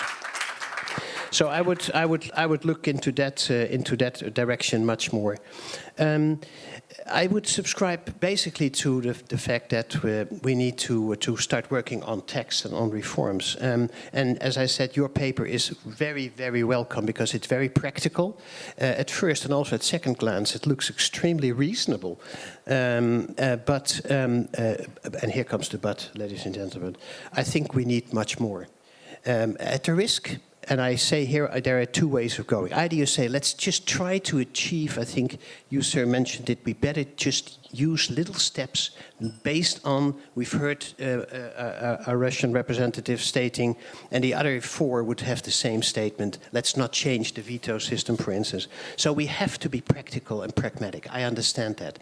But allow me, because the sun is shining and we're all having such a wonderful meeting, allow me to dwell a little bit on how maybe even better reform could look like, if only because it may be something to keep in mind for a new version of the paper. Again, the colleague from Bolivia said rightly so, and others as well, Ambassador Yemen and others, peace and security is not only the Security Council, and peace and security is not only provided by means of force or by means of intervention or peacekeeping. Economic integration and cooperation are equally powerful if it comes to fostering peace and security. So if you look at the UN with all its different funds and resources, actually the whole of the UN needs to be strengthened. It would be a pity if we would only do the Security Council and leave all the other valuable, equally valuable parts of the UN untouched. They all struggle with the same problem of how to represent, how to find legitimacy, how to find equitable participation, and how to be effective, how to get resources and have the empowerment to be effective. All of them face the same problem. I just throw, not to write a new paper, but just throw into the group. There is a system, actually, it's in a UN specialized agency, actually 2 of them, that works quite well in terms of legitimation and in participation, and that is the constituency system that the IMF and the World Bank have. Now, can be all reformed and so, but there you see the same ideas that the FCCI paper has, a kind of a formula for to represent the country weights, constituency to facilitate decision-making, but every country in this, on this earth is part of a constituency, is directly or indirectly connected to the decision-making. Not 25 members in the Security Council, but 193 through a constituency system. That would bring a lot of reforms. I understand that, but there is an example, Steel with Pride from UN and World Bank, where this already works. Last but not least, I would like to mention that the UN needs to be empowered not only with resources, but it also needs to have a mandate to enforce. And what I mean with that is the following. I mean, if you stop here in the Netherlands, if you don't stop in the Netherlands for a red traffic light, as you have noticed, you get penalized by the Dutch police. That simply enforces the simple traffic rules that we agreed in this country. by majority, by the way. I said to my Russian friend, by majority. It cannot be that everything is decided by consensus. No company, no organization, no family, no group runs on the basis of consensus because it comes to a halt.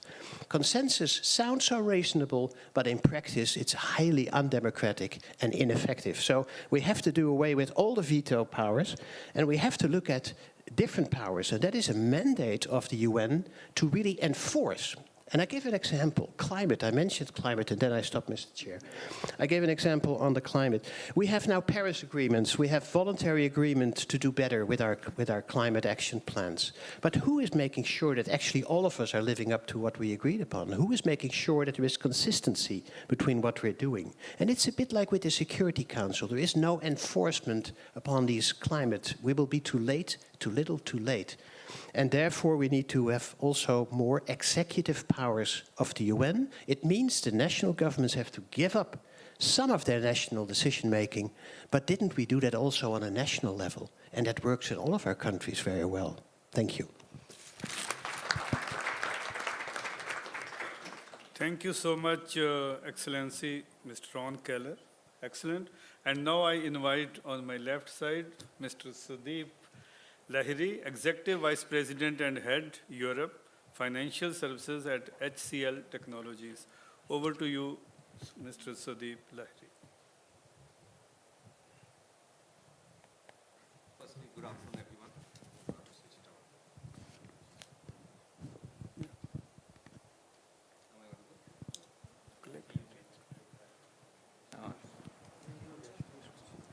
So, very good afternoon, ladies and gentlemen. It's an honor and privilege for me to be here. Firstly, let me take the opportunity to thank Pramodji, sitting right next to me, to invite me in this event. You know, I have been getting invited by him for quite a while, and I have been sort of, you know, denying it. And and he told me that, look, you have to come in this event, and I assure you, you'll have a great experience. And I fully agree with him. It's just an amazing experience on two counts. One is, of course, you know, the panel members. It's a very knowledgeable and very inspiring, you know, panel. And the second is I have been part of many Indian sort of groups, as I get called. But this is one place where I see quite a lot of content.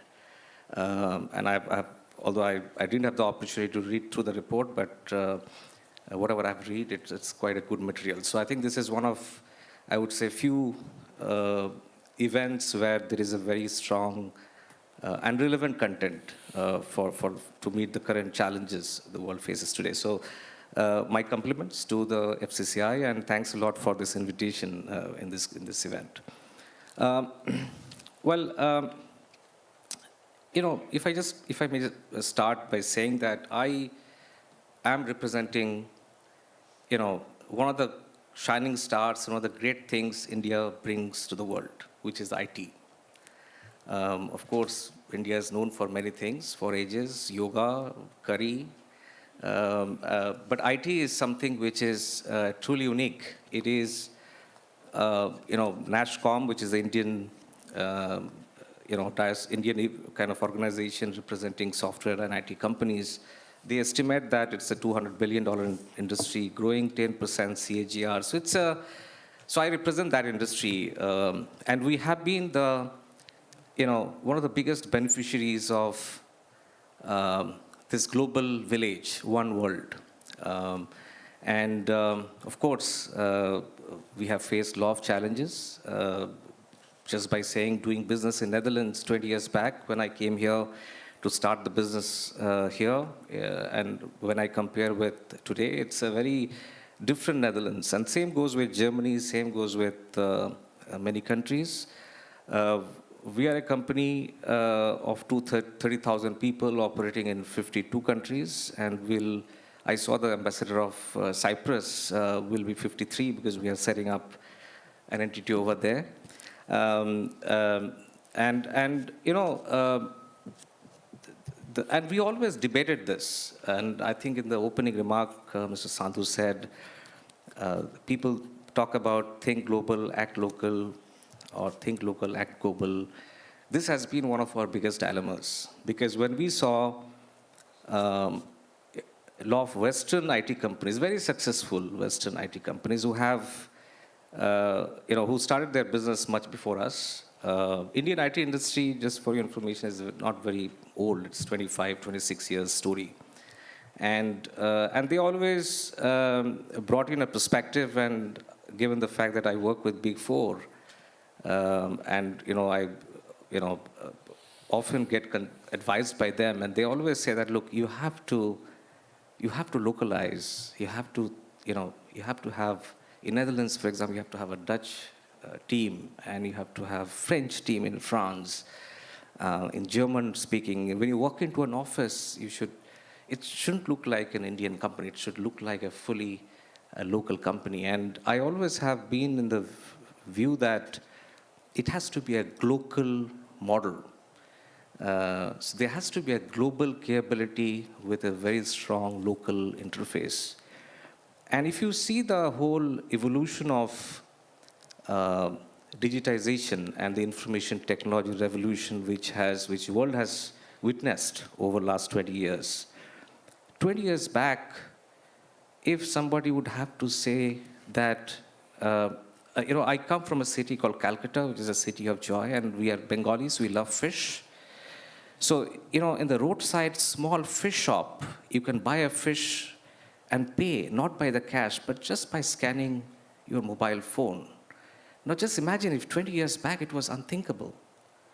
The kind of digitization which world witnessed, and in fact, in the time of COVID, when we all locked ourselves in our home and we all dialed into Zoom, and we had people dialing in from all over the world, and we did our business. In fact, if you follow, the results, we actually grew our business in that time. So who would have thought that you would kind of dial in from all different parts of the world, you can share a presentation, you can work together. So there has been a significant amount of technology, digitization and technology evolution which have taken place and have brought in so much of development to the world, so much of poverty got reduced. And those have been possible through the global model. Because they were invented in one part of the world, and then it got industrialized, and it kind of got rolled out, and the whole world benefited from that.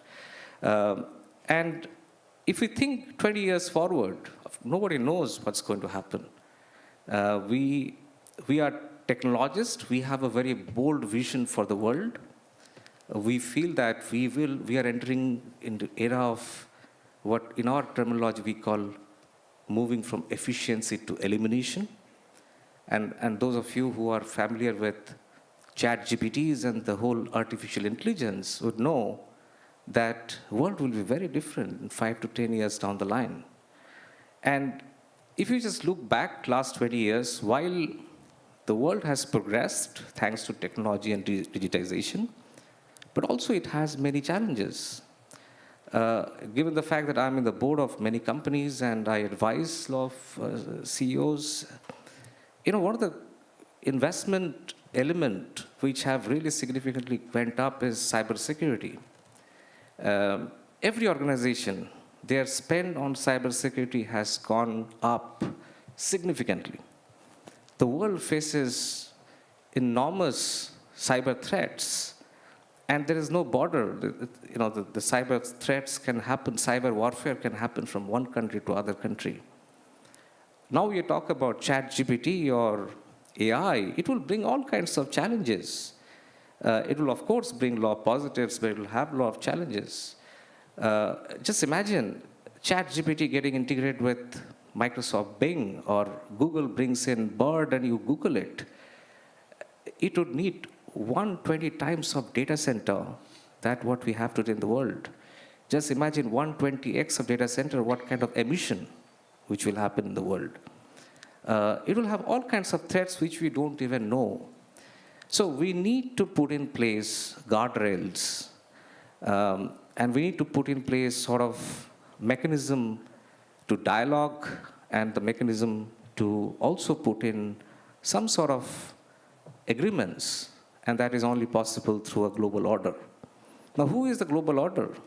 I think UN, we look up to UN to at least have some facilitation to that. Now, I know there was a debate today, and I would like to, jump into it, is which Honorable Ambassador of Bolivia spoke about, is, the private partnership into public affairs. I know this is a very, very sensitive debate, and I would honestly agree there have been times where private investors, they have influenced law policy decisions, and that hasn't been positive. But having said that, I always say and encourage people to look at the India story of Aadhaar. And, I would, Aadhaar has been a revolutionary case study. 95% of the people have a digital ID, and in India, you can open a bank account in just a minutes just by having that Aadhaar. You will not find a lot of complaints, noise in terms of stability, availability, cyber threats. It's very smooth. It is a government-controlled, it is a government-owned initiative, but there is a very strong private participation. We at HCL Tech, we are very proud to be part of Aadhaar initiative. In fact, initially, when Aadhaar was conceptualized, the government at that time brought in one of the industry leader, Mr. Nandan Nilekani. He was one of the founder of one of the biggest Indian IT companies, Infosys, and he was roped in. So the point I'm trying to make is, if there is no private participation and if there's no collaboration between government organizations and the private bodies, you will not be able to create a very sustainable, innovative, and effective system in place. So there is a strong merit to kind of involve private participation, but at the same time, I do agree that you need to put in place all sorts of guardrails. Otherwise, you will have a situation where things may get influenced in a way which is not in favor of the interest of the organization. With regard to the UN agenda, and I know the law of experts spoke about what should be the UN, and I just want to conclude by saying two things. One is India has become officially recognized as the most populous country of the world. I don't know whether I should be very proud of that or I shouldn't be proud of that, but it is a recognition. But more than that, India is marching towards one of the biggest economies. Already, India is fifth largest economy, and by 2050, all the predictions, it will be one of the top 3 in the world. And hence, UN Security Council with no India, it's not practical. So India has to be in Security Council, and I really thank all the countries who support this. And my second comment about Ambassador Keller, it's really quite interesting to hear the comment about consensus. We are in Netherlands, and we heard about Dutch polder model. Every decision making is consensus driven, and we do business when we struggle, we suffer, we come from India, so we are very much used to sort of top down, and sometimes it's frustrating for us, but I fully agree with you. Absolutely agree with you. We need to have a mechanism where the decisions can be enforced. I think now there are too many players, too many opinions, everybody is engaged, and there seems to be no enforcement. So that has to be thought through and taken into account. With that, again, thank you very much, and once again, and thank you for inviting me. Thank you, Mr. Sudeep Lahiri, for excellent points. And before I invite next Mr. Ritske Buloemendal, Deputy Mayor of Wassenaar, in whose territory we are sitting, I would like to just make one comment. You mentioned about, Mr. Lahiri, about IT. Seeing Mr. Eric Nihe sitting there, he always talks of that India is famous and known for, please correct me if I quote wrongly, IT, beauty, and spirituality. So India has to make use of these 3. Okay, thank you very much. So Over to Mr. Ritske Blumendahl, Deputy Mayor. Thank you, Chairman. Thank you. Well, first of all, I take off my badge, because how can you imagine that a public figure is speaking on a beautiful event as this? Because that it still is. But as a former naval officer, I learned from the internet, I just looked it up, an individual who is not a public figure or a military man, and that is a private person, and that's me, for you. So that's why I dropped this. Because otherwise tomorrow all the local papers, or even the national papers, or the television, or what have you, my own chief, who is not in town, that's why I'm here, will sit on me and say, what did you do? Well, it's a very Dutch event, because the organizers have 2 for the price of 1. Because they asked me, can you open up, say a few nice words, welcome, not more than that, because, you know, that's why public figures are handy to have. And then they found out that I'm a retired Navy captain who served in Washington, Tokyo, and Ankara. And then all of a sudden, I'm sitting here next to the ambassador that came after me in Turkey. So how can it go in your life? Well, first of all, again, as a person, as I said, and this is not a joke, I really thank you for inviting me and for having this wonderful paper on the table. Because I do agree with earlier words from this second session that if no enforcement, there is emptiness. And of course, from a military man, you think, well, there you are. He looks like a civilian, but he falls back in his own patterns. But as a public figure, I see how difficult it is. That here in town, many of you are complimenting me all the time by how lovely Wassenaar is, which I do agree, because it's heaven on earth. Those that live here know that you may not bike in the Langstraat. Fietsen verboden in the Langstraat. But what happens is that people bike in the Langstraat. And what do we do? Well, this is a sidestep, but it explains how difficult it is that if you want to make rules and you cannot enforce them, you are nowhere, even from biking in the Langstraat, which fills into the gap of thinking globally or locally or vice versa. Because life is not that difficult, I can tell you. What I learned on board ships is then you live in a box. And I like to commend to the lady who came out with the out-of-the-box thinking. My advice to FCCI is write into your text about thinking in the box, outside. Because then you are on board and you help people to improve the result of what you want. Because if you are on board and you do nothing, sometimes you end up on a beach or you have a collision with a ship, I mean. If you are too much against people, then you never get promoted in the military. So you have to find in life a balance of inside the family but outside thinking. That's the only way to keep everybody on board. Because if people step off the ship, then you're nowhere. Because then they go against you.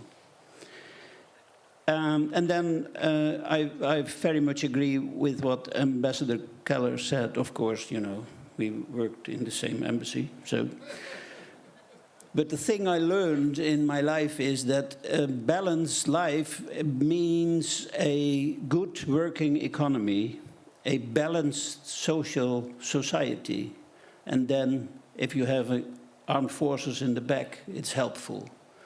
Maybe one day we will reach a world where the military are no longer useful, but the other two things are so important that the United Nations should be there more in the forefront.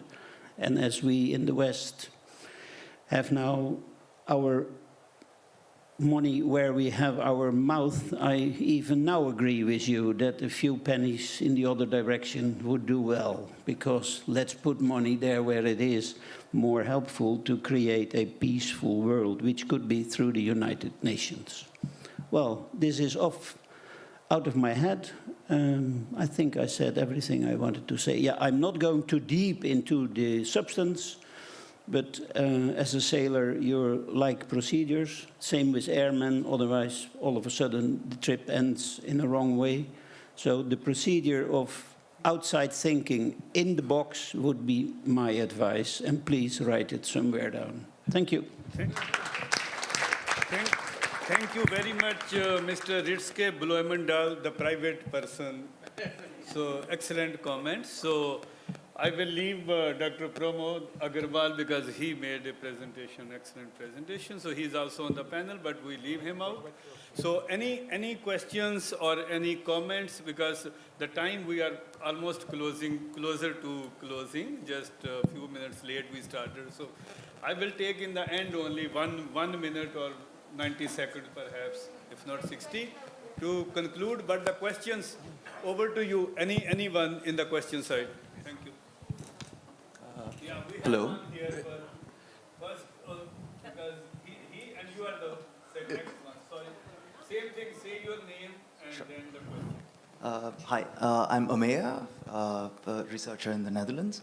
My question is regarding the statement that the ambassador of Bolivia made again regarding the investments from private sectors, challenging the statement.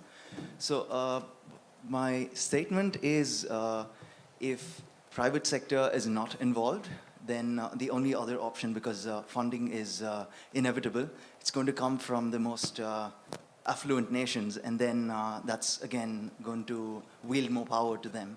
So what do you think, if you challenge the position of private players, what do you think is an alternative? Or, for example, maybe to anybody in the panel,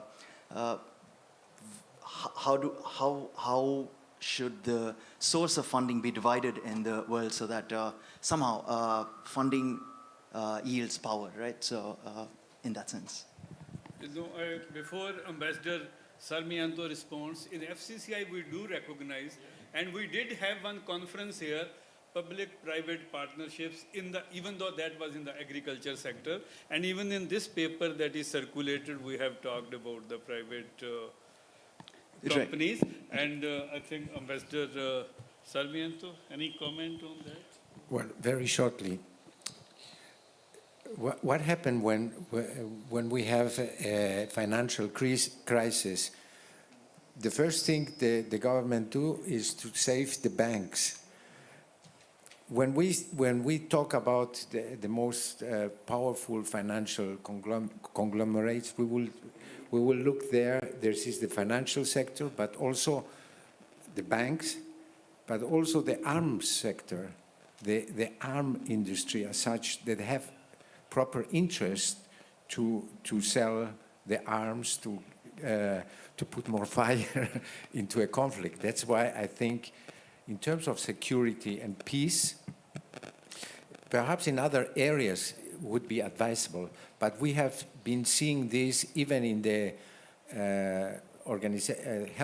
World Health Organization, that it's very difficult, for instance, you are coming from an impressive culture and civilization. You have Ayurveda. Why is not Ayurveda in the world? Because it's a contribution.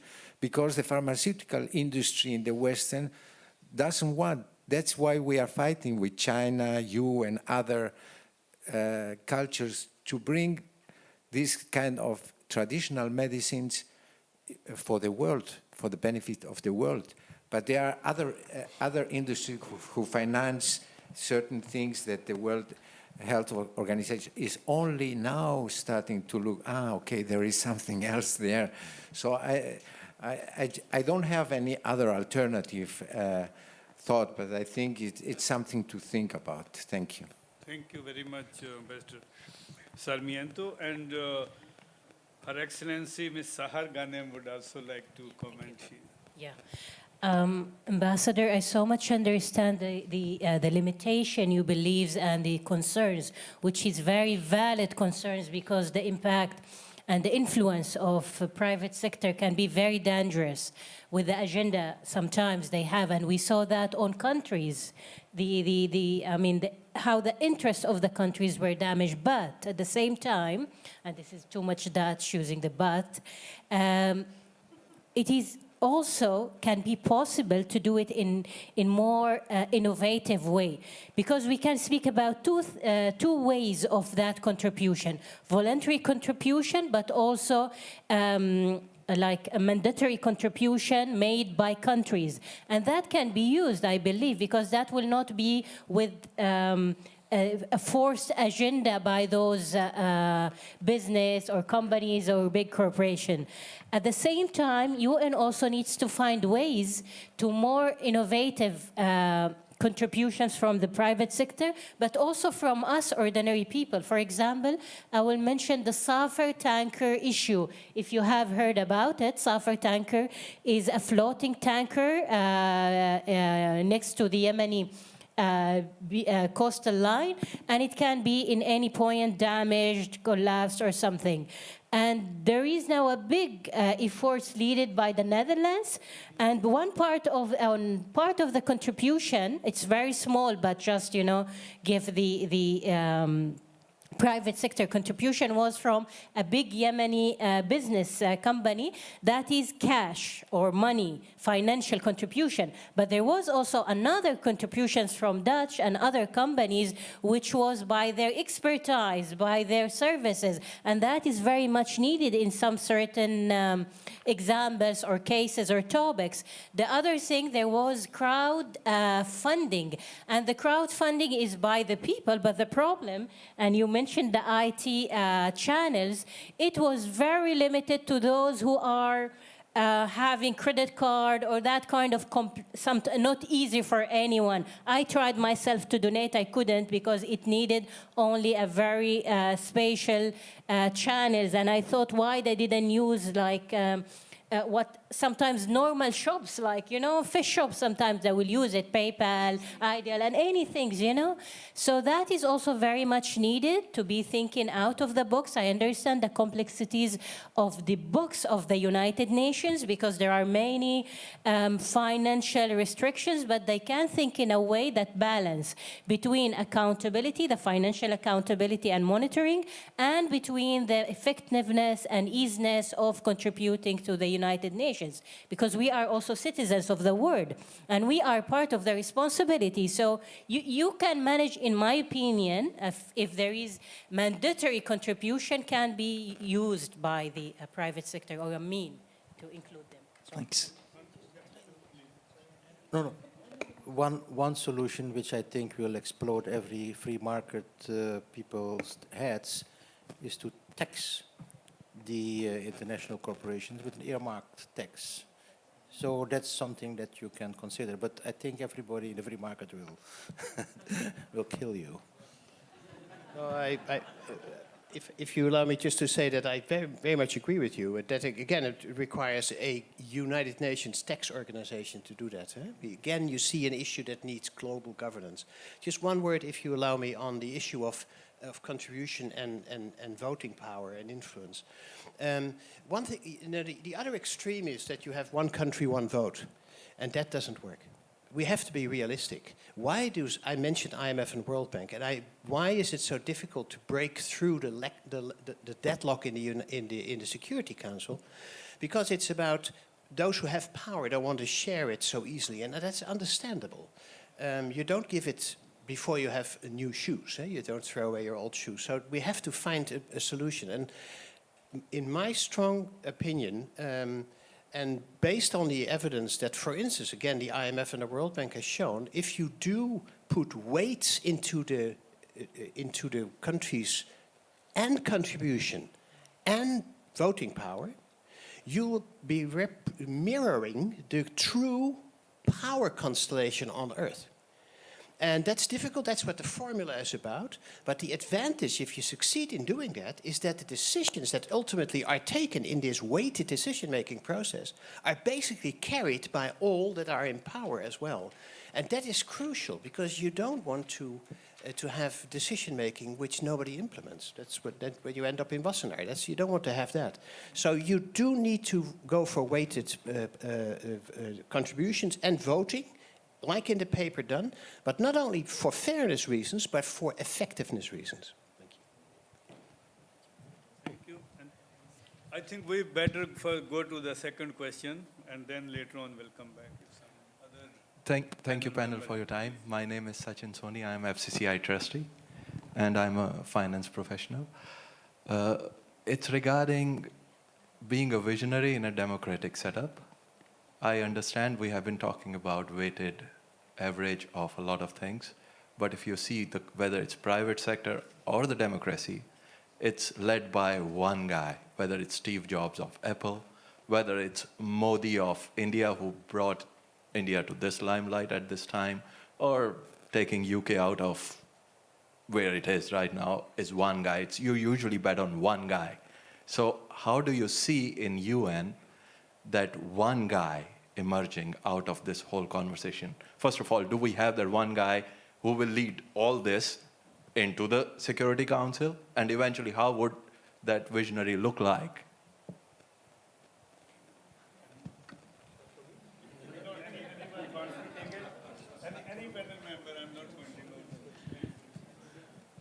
I think we are talking about reform multilateralism. That means many voices on one table. So that goes a bit against the concept of one guy.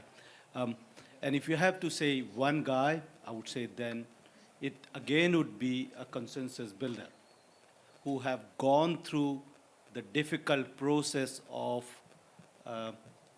coming from roots or to ashes to certain level.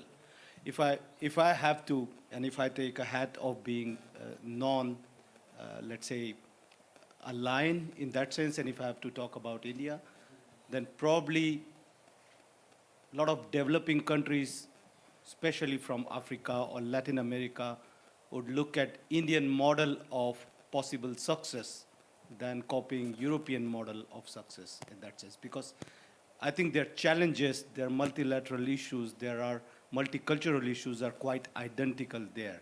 So again, I'm not advocating here that that one guy or one country should be India again, because that goes against what I myself have written in this document about reform multilateralism in that sense. So I think it's kind of in between. I just want to say something here. It's a very interesting question, by the way. I think fundamentally and philosophically, if I may say, I would say, I would bit disagree with, respectfully, of course, with you. See, of course, there is a one guy who is visible to you, but don't underestimate the evolution which has gone before that.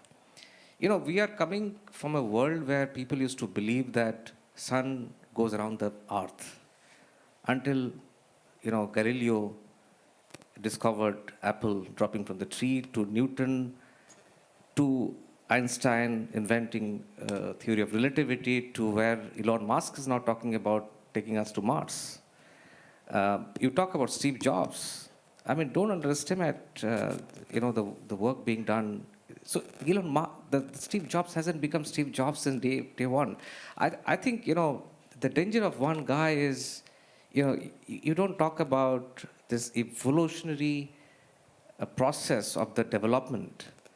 And that is the danger of it, because you basically get into a model where one person, and even Mr. Modi, he said in the parliament that he is grateful to all the previous prime ministers who have taken it into this shape. So I think we need to have a model where there is a participation, number one. Number two, there has to be some sort of enforcement, which I think panel members spoke about. And there has to be a framework to kind of put guardrails.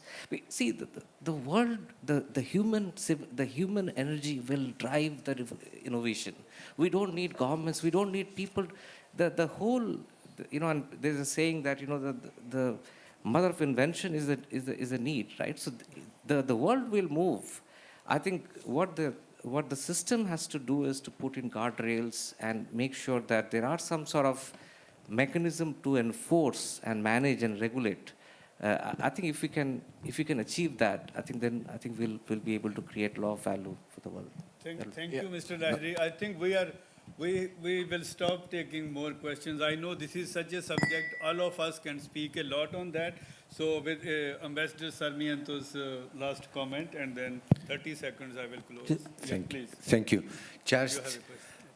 today we have too much individualism, and we have to take into account one world, yes, but one world, and we are all there. So we have to think in terms of community, because we are a community. We have one planet, but we are a community. Different, complementary, but we have to balance the individualism with the communitarism, with the what is social. We are social animals. Thank you. Thank you very much. And Mr. Jasbir Singh wanted to say something. Yeah. Excellent, of course, comments. And I had one, because in the second panel, emphasis was what smaller countries, what they have to do with those one who want veto power, and how to deal with this phenomena. I think that's quite interesting question. You see, in the world, at least in the democratic world, it's always the parliament the highest power, and not the executive. And that's exactly where we started today. This whole concept of United Nations Security Council, even the Assembly, that was a victor's verdict. Yeah. And they wanted to put it that way, that it is UNSC that is the most powerful and not the General Assembly. That's absolutely against the democratic principles in the world. So what we as FCCI would like to see is that the power goes to the General Assembly, where all 193 countries take the decisions. But unfortunately, we are stuck with certain articles in the, as my colleague explained, 108 and 109. You can't do anything without consent of those 5 veto holding powers. So this was a kind of compromise we are offering. We know exactly what right is. That is exactly that the General Assembly should have all the right, as everywhere happens in the democratic world. But we can't move forward without taking those 5 along. And just to reach some kind of result, we said, okay, let's kind of dilute some power if they agree. That was where the concept of that qualitative veto. But absolutely, I'm in favor that all countries, when it's one country, one vote, then of course they should also have the same kind of power. And then we should try to find some mechanism how to abolish this kind of veto power, and power should go to the General Assembly. It will take time, but we have to start some kind of discussion. And that's what I, when I was giving my views, that no country or no group of countries can keep the world hostage forever. So sometimes it will change, but first we have to start the discussion, and that's exactly what we're initiating today. And again, thanks for this wonderful contribution. If any one of you would like to comment on this, please do it. I think we unanimously agree with that, unless someone has something. So on our President FCCI, Mr. Jasbir Singh's this last comment, I think we all have listened a lot, and so I want to end it with a little anecdote, so that you can relax and smile up in 30 seconds. There was a hostel warden who had put it on the outside of the hostel gate: nobody should leave the hostel without taking my permission, but mark my words, nobody will be given permission. That was the sentence below that. So now summing up, You know, we discussed a lot. Every one of us we put a lot of efforts in making this document. I think if even those who have not read it, after going back, they read it, and even they can send separately comments to the president or to any contact they have in FCCI. Now, you know, we have to start with UN's motto. I won't be more than 1 minute, mark my words. So, UN motto is peace, dignity, and equality on a healthy planet. So whatever we suggest, whatever we do or do not do has to keep these things in mind. We say since 1945, okay, all that victory, justice, etc., what we did, UN could not stop the war crimes and crimes against humanity, but the same UN was instrumental in getting those people punished.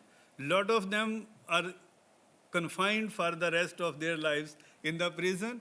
I happen to have investigated quite a lot of those. I'm not going into detail. So UN has done something. Idea is not to throw, as Ambassador Khargi said, baby with the bathtub. We have to improve what we can do. So that is one. Somewhere it was mentioned a parallel organization can come up. Interpol tried this exercise in 1999. Again, I happened to be there that time. We thought, no one can replace Interpol, so we have to improve it. So it was done. Then on the private, this thing, due diligence is very important. There are some organizations like World Food Program. I retired from there after serving there for 10 years, and before retirement, we got even Nobel Peace Prize for what World Food Program has been doing. They accept donations from a lot of private companies, but after doing due diligence. That company should not be involved in any crime, not in arms trafficking, not in drug trafficking, not in child labor. And many of these companies, I have investigated those cases, they wanted to donate, and the UN World Food Program politely declined accepting that. So when we are talking of this taking from private, we also have to keep the due diligence. Otherwise, some of the arms traffickers, like one is here in Netherlands, I will not take his name, and the second one was in USSR, Victor Boot. No, those type of people can pay millions and millions without even flinching an eyelid. But will UN be willing to take money from those? So that also somewhere in the implementation part of that has to be kept in mind. So once again, thank you very much to my co-panelists. I know all of them they could have spoken way more, but I kept on looking at them so that we can close. Thank you very much to those who listened, and unless anyone else, because from my side, I need 10 seconds. 10 seconds, okay. There was very important point raised at certain moment about why UNSC. I think it came again and again. Let me put it in this way. In our document at the end, in a recommendation section, we said that it's not just UNSC, it's every other arm of UN need reforms. So that is for sure. UN Trusteeship Council, for example, lost its purpose since 1994 because there are no territorial issues anymore. But such Trusteeship Council could be reformed from a global perspective, from one world perspective of climate change, water, or soil erosion perspective, and so on. So the idea is not to do this. We just open a Pandora box, and we found ourselves inside the box and thinking outside to solve this first, and then eventually go. Thank you very much, Dr. Agarwal. And don't forget the humanitarian work which the United Nations is doing. Whenever there is a disaster, natural disaster, or man-made disaster like war in Yemen, Syria, and now even in Russia, Ukraine. It is the United Nations dropping the food there where no non-United Nations person can even think of. We have lost people. They have lost their lives in trying to deliver food and other assistance to those people. It is a different matter that some of the high-level bureaucrats and politicians end up diverting some of that to their private Swiss bank or other accounts, but UN has been doing a great job. Thank you. So thank you, panelists. And I would like to thank the audience for their attention and active participation. Before the closing remarks, I would like to ask you to, if you're interested to, fill the feedback form. It's at the reception desk. But I would firstly like to invite Mr. Badri Madanji, the former president of FCCI, to give the closing remarks and a vote of thanks.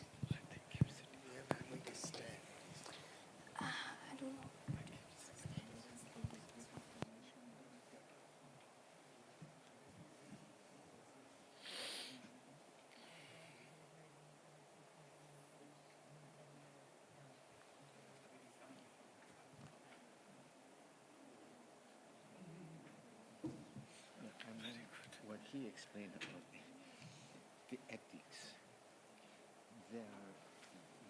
it has to be with ethics. And also there has to be proper guardrail and mechanism to sort of regulate and make sure there's no conflict of interest. Yeah, thank you. There are ways. Mr. President, Your Excellencies, honored guests, ladies and gentlemen, you have listened so far very patiently. It was a very productive discussion. Now bear with me for a few minutes. It's a pleasant task, a vote of thanks. It is my privilege and honor to propose a vote of thanks and make concluding remarks about the way forward to follow up this international conference, United Nations Reforms for the Changing World. Let me start by thanking all of you for taking time out of your busy calendar and participating in this conference by sharing your vision and thoughts in this regard. Reform is a process, not one-time project, said Ban Ki-moon to the 55th Committee of the General Assembly. It seems, however, the reform process has not gone anywhere, especially those of the United Nations Security Council. This conference has considered all aspects of UN reforms based on our documents presented to the conference. I would like to mention a few points which have emerged from this conference. Number one, panel discussions have been extremely productive and indicate near unanimity that UN reforms are need of the hour to solve existential challenges, climate, poverty, and sustainable development. Many attempts have already been made to reform, but no unanimity in the veto countries have resulted in complete deadlock. The world has changed since 1945. Many powerful countries have emerged. Power balance has undergone the enormous change on the world scene. Almost everyone agrees here that if the UN wants to stay relevant in today's world, comprehensive reforms must be made. The question is how to go about it. For any reform, consensus building among the veto countries is the most important factor, as had been discussed and talked about over and over again. Ours is not the first approach to find a formula for global consensus building, but we have prepared a comprehensive document in this direction. This conference was the first step to bring the issues on the fore and generate enough discussion for international cooperation. We seem to have succeeded in creating interest for working together to start moving things forward. We are glad that so many ambassadors and other dignitaries took part in this discussion, a first building block to reach our goal for comprehensive UN reforms. The way forward is to build the momentum for a change that veto countries are left with no other alternative than to go with the wind of change and reforms to meet today's reality. I would like to mention, because this has been discussed, these are the points which have come out of the discussion, how we would like to go further. I'd like to mention some concrete action points which we are planning to take. Number one, we FCCI understands that it is a long journey to realize UN or UNSC structural reforms. I'm delighted to say that we have passed the first, yet most stringent litmus test. The presence of many ambassadors, dignitaries, and financial and international law experts is a testimony to that. Number 3, as a concrete step, well, thank you. Yeah, maybe I needed that. As a concrete step, we will incorporate all quality inputs in our study document. The updated document will be shared with ING, the Intergovernmental Negotiation Network, platform that is responsible for the UNSC reforms. The document will be shared by the UNGA Secretary, veto nations, and other related world bodies. We would like to continue with the non-political, unbiased dialogue by follow-up discussion and conferences, by actively interacting with policymakers and opinion leaders, by mobilizing the moral, intellectual, and financial resources of like-minded individuals, organizations, and companies for a fruitful solution. We have reached the end of our conference. The discussion has been extremely useful and stimulating. The warm welcome by the Deputy Mayor of Wassenaar made us feel at home to this beautiful city of Wassenaar. Thank you, Deputy Mayor. On behalf of the Foundation for Critical Choices for India, I would like to express my appreciation for your contribution to this conference and extend my heartfelt gratitude to all the panelists and speakers for sharing their inspiring words and opinions over the most important topic of the day. My special gratitude and thanks to all the panelists.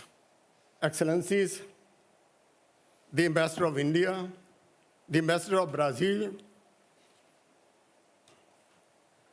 the Ambassador of South Africa and Legal Counselor for Embassy of South Africa, the Minister Counselor and Charge the Affair of the Russian Embassy, Ambassador of the United Arab Emirates, Ambassador of Armenia, Judge, International Court of Justice, Mr. Leonardo Brandt, for his presence, Member G20 Dialogue Forum, Chairman NICT, Mrs. Edith Nordman, President Emeritus, FCCI, Mr. Ram Lakhina, for participating in the first panel discussions.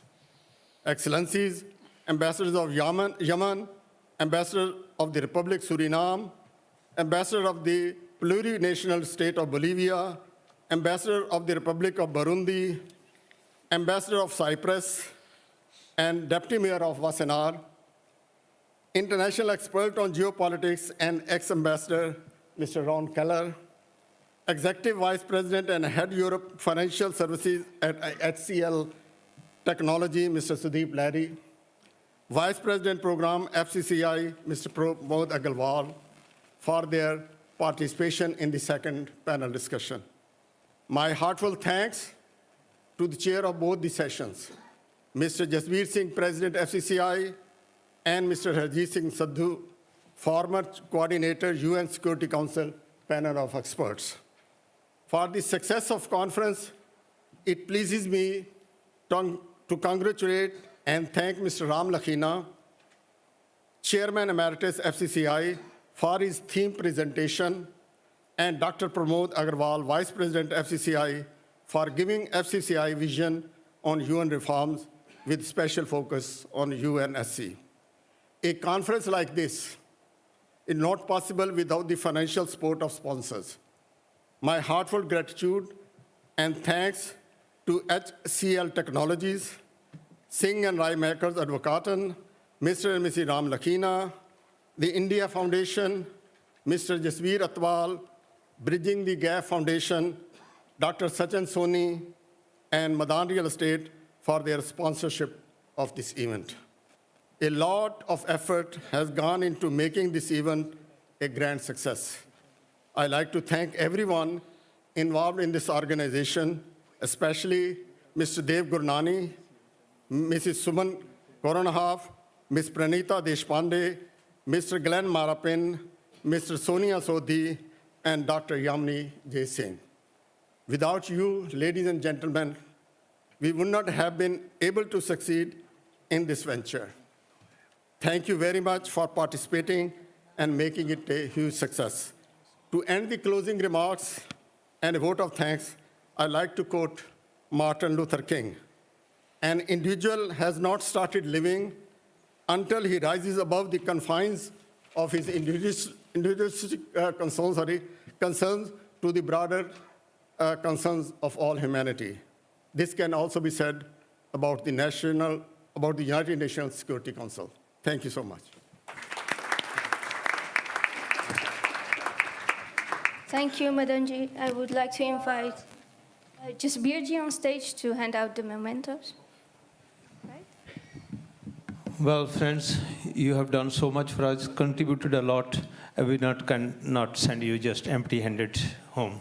So there is a small token of appreciation for at least for those dignitaries who confirmed the presence on time. We were unfortunately not able to make that happen for the latest confirmations that we received. I would request our Vice President to come with the mementos. It's a token of appreciation that we have. We could have given you a bouquet of flowers, but we thought, okay, then that will fade away after a week. Maybe you can keep this. And then, because remind that you will be needed again. Because this is not the end, this is just the beginning. What this started today is just the first effort towards a goal that will need a lot of efforts, ongoing process. So we may need today we were sometimes too short in time, could not give everybody the ample time that was needed to express the views. Hopefully next time then we can have 1 day complete or 2-day conference, because this is a long process. If you have to mend something that had gone for 77 years, needs some kind of repair, yeah, then the repair also takes some time. So this is what will happen. Now, my request to Mr. Dev Gunani to come first, the Ambassador of India. Yeah, the ladies come always first, of course. And yeah. I think the photographer has come on this side. Yeah.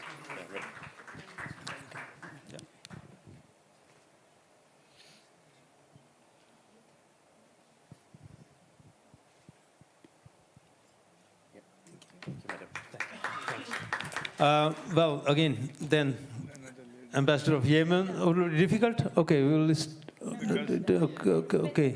Yeah, okay, try. Because it's a tradition in FCCI to honor the ladies first.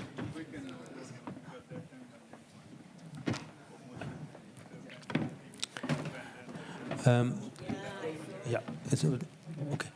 Then look. You can hand over. Fine.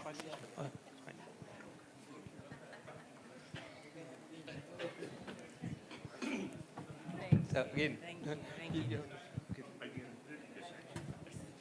Like getting a certificate. Yeah, this is kind of certain. Thanks. Yeah, thank you very much. Well, friends, before the ambassadors go away, because they think that we are thinking only on ladies, Ambassador of Brazil, please.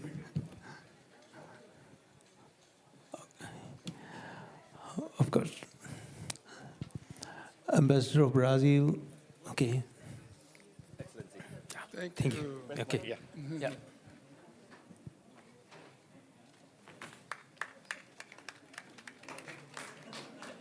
Thank you so much. Okay.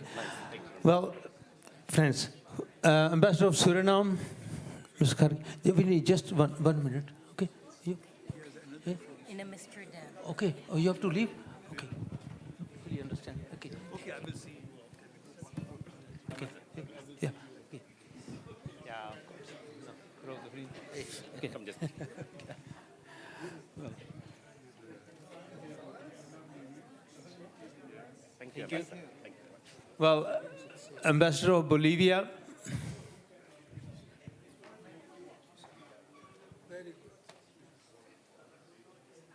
Yeah, just that you remember that. Thank you so much.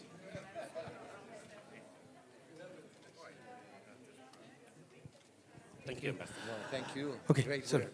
Well, Ambassador Ron Keller, well, of course, that even ex-ambassador, but the way you present certain things, it is just a treat for eyes and ears. Yeah, thank you.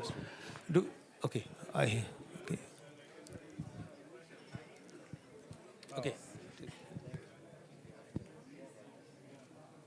Thank you.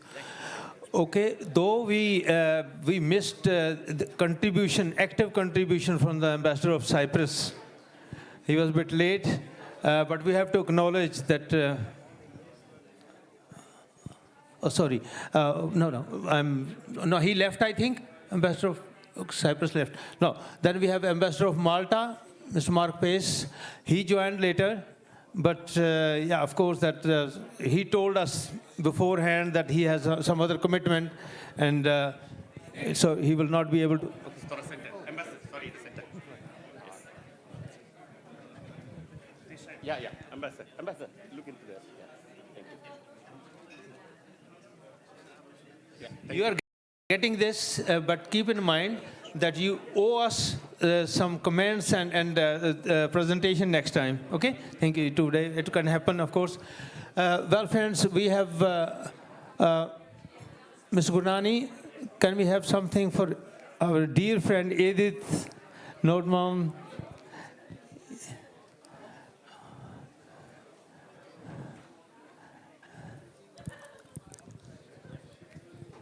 Edith, Madam Chairman. yeah, absolutely. It's great to see you. Thank you, sir.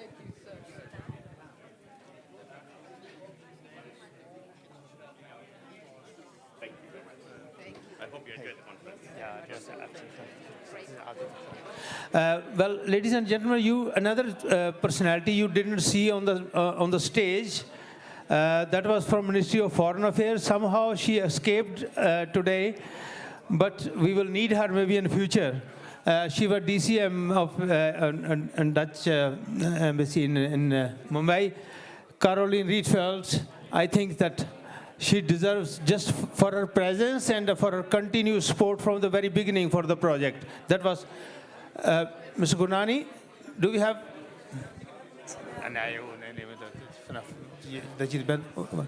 Yeah? Oh, you missed it? Okay, now got it. Yeah. Thank you. If you can I look need into a the camera. staircase. Oh, you have to go. You have to go. Just make sure you have to go. That's it. Yes.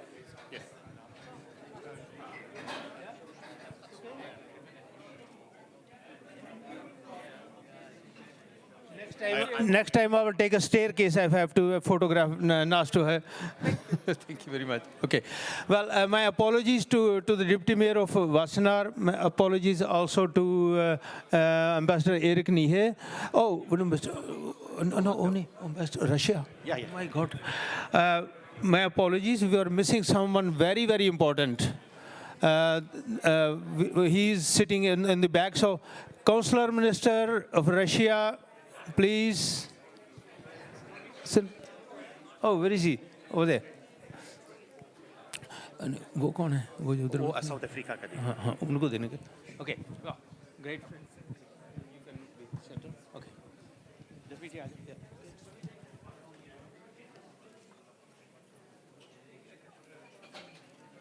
Thank you very much. Thank you very much. Okay. So we will. Okay. Okay. South Africa. Yeah. Well, as the ambassador of South Africa could not make it, we had an excellent representative from South Africa. So I think that he deserves our appreciation as much. Okay, please.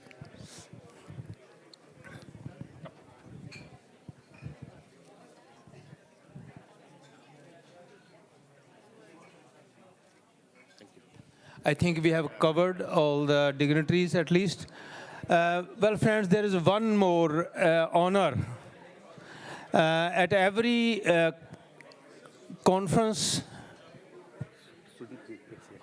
Okay, of course, that our sponsor who made it possible financially that we could manage this event at this level.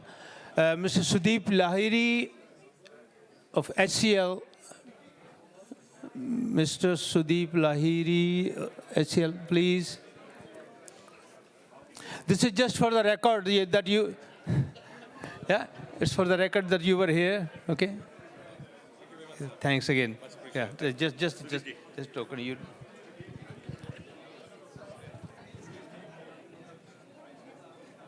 Thank you very much. Well, friends, one very important, that's the last thing I will need your attention for. At every conference of this level, we try to honor one of our own colleagues whose contribution has been outstanding. We have some pioneers from time to time.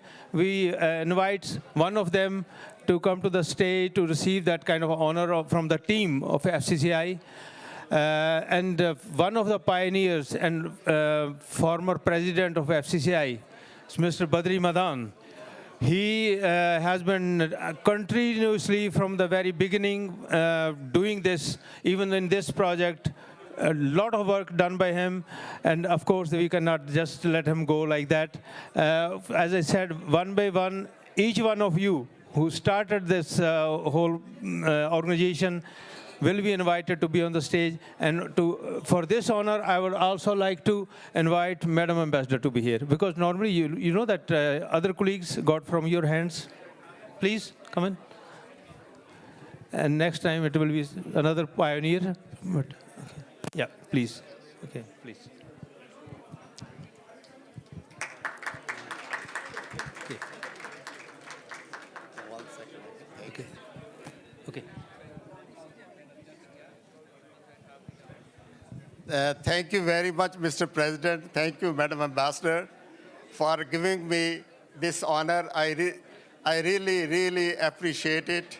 I have been involved with this organization for a long time, and I'm sorry for reading my vote of thanks a little bit in a hurry, because I'm always conscious for the time when we were getting late. But thank you very much again. Thank FCCI for all the things they have done. And thank you again for giving me this honor. Thank you very much. Well, friends, that was formal part. Thank you very much. Now, enjoy drinks, snacks. Again, thanks a lot for being with us, and hope soon again we will invite you for another gathering and invite your input also. Well, with those words, I'd like to thank you again and hope to see you soon again. Just turn by turn. Next turn, we know that who is. Well done. Acha. Okay. I'm sorry. No problem. Because it's a bit late.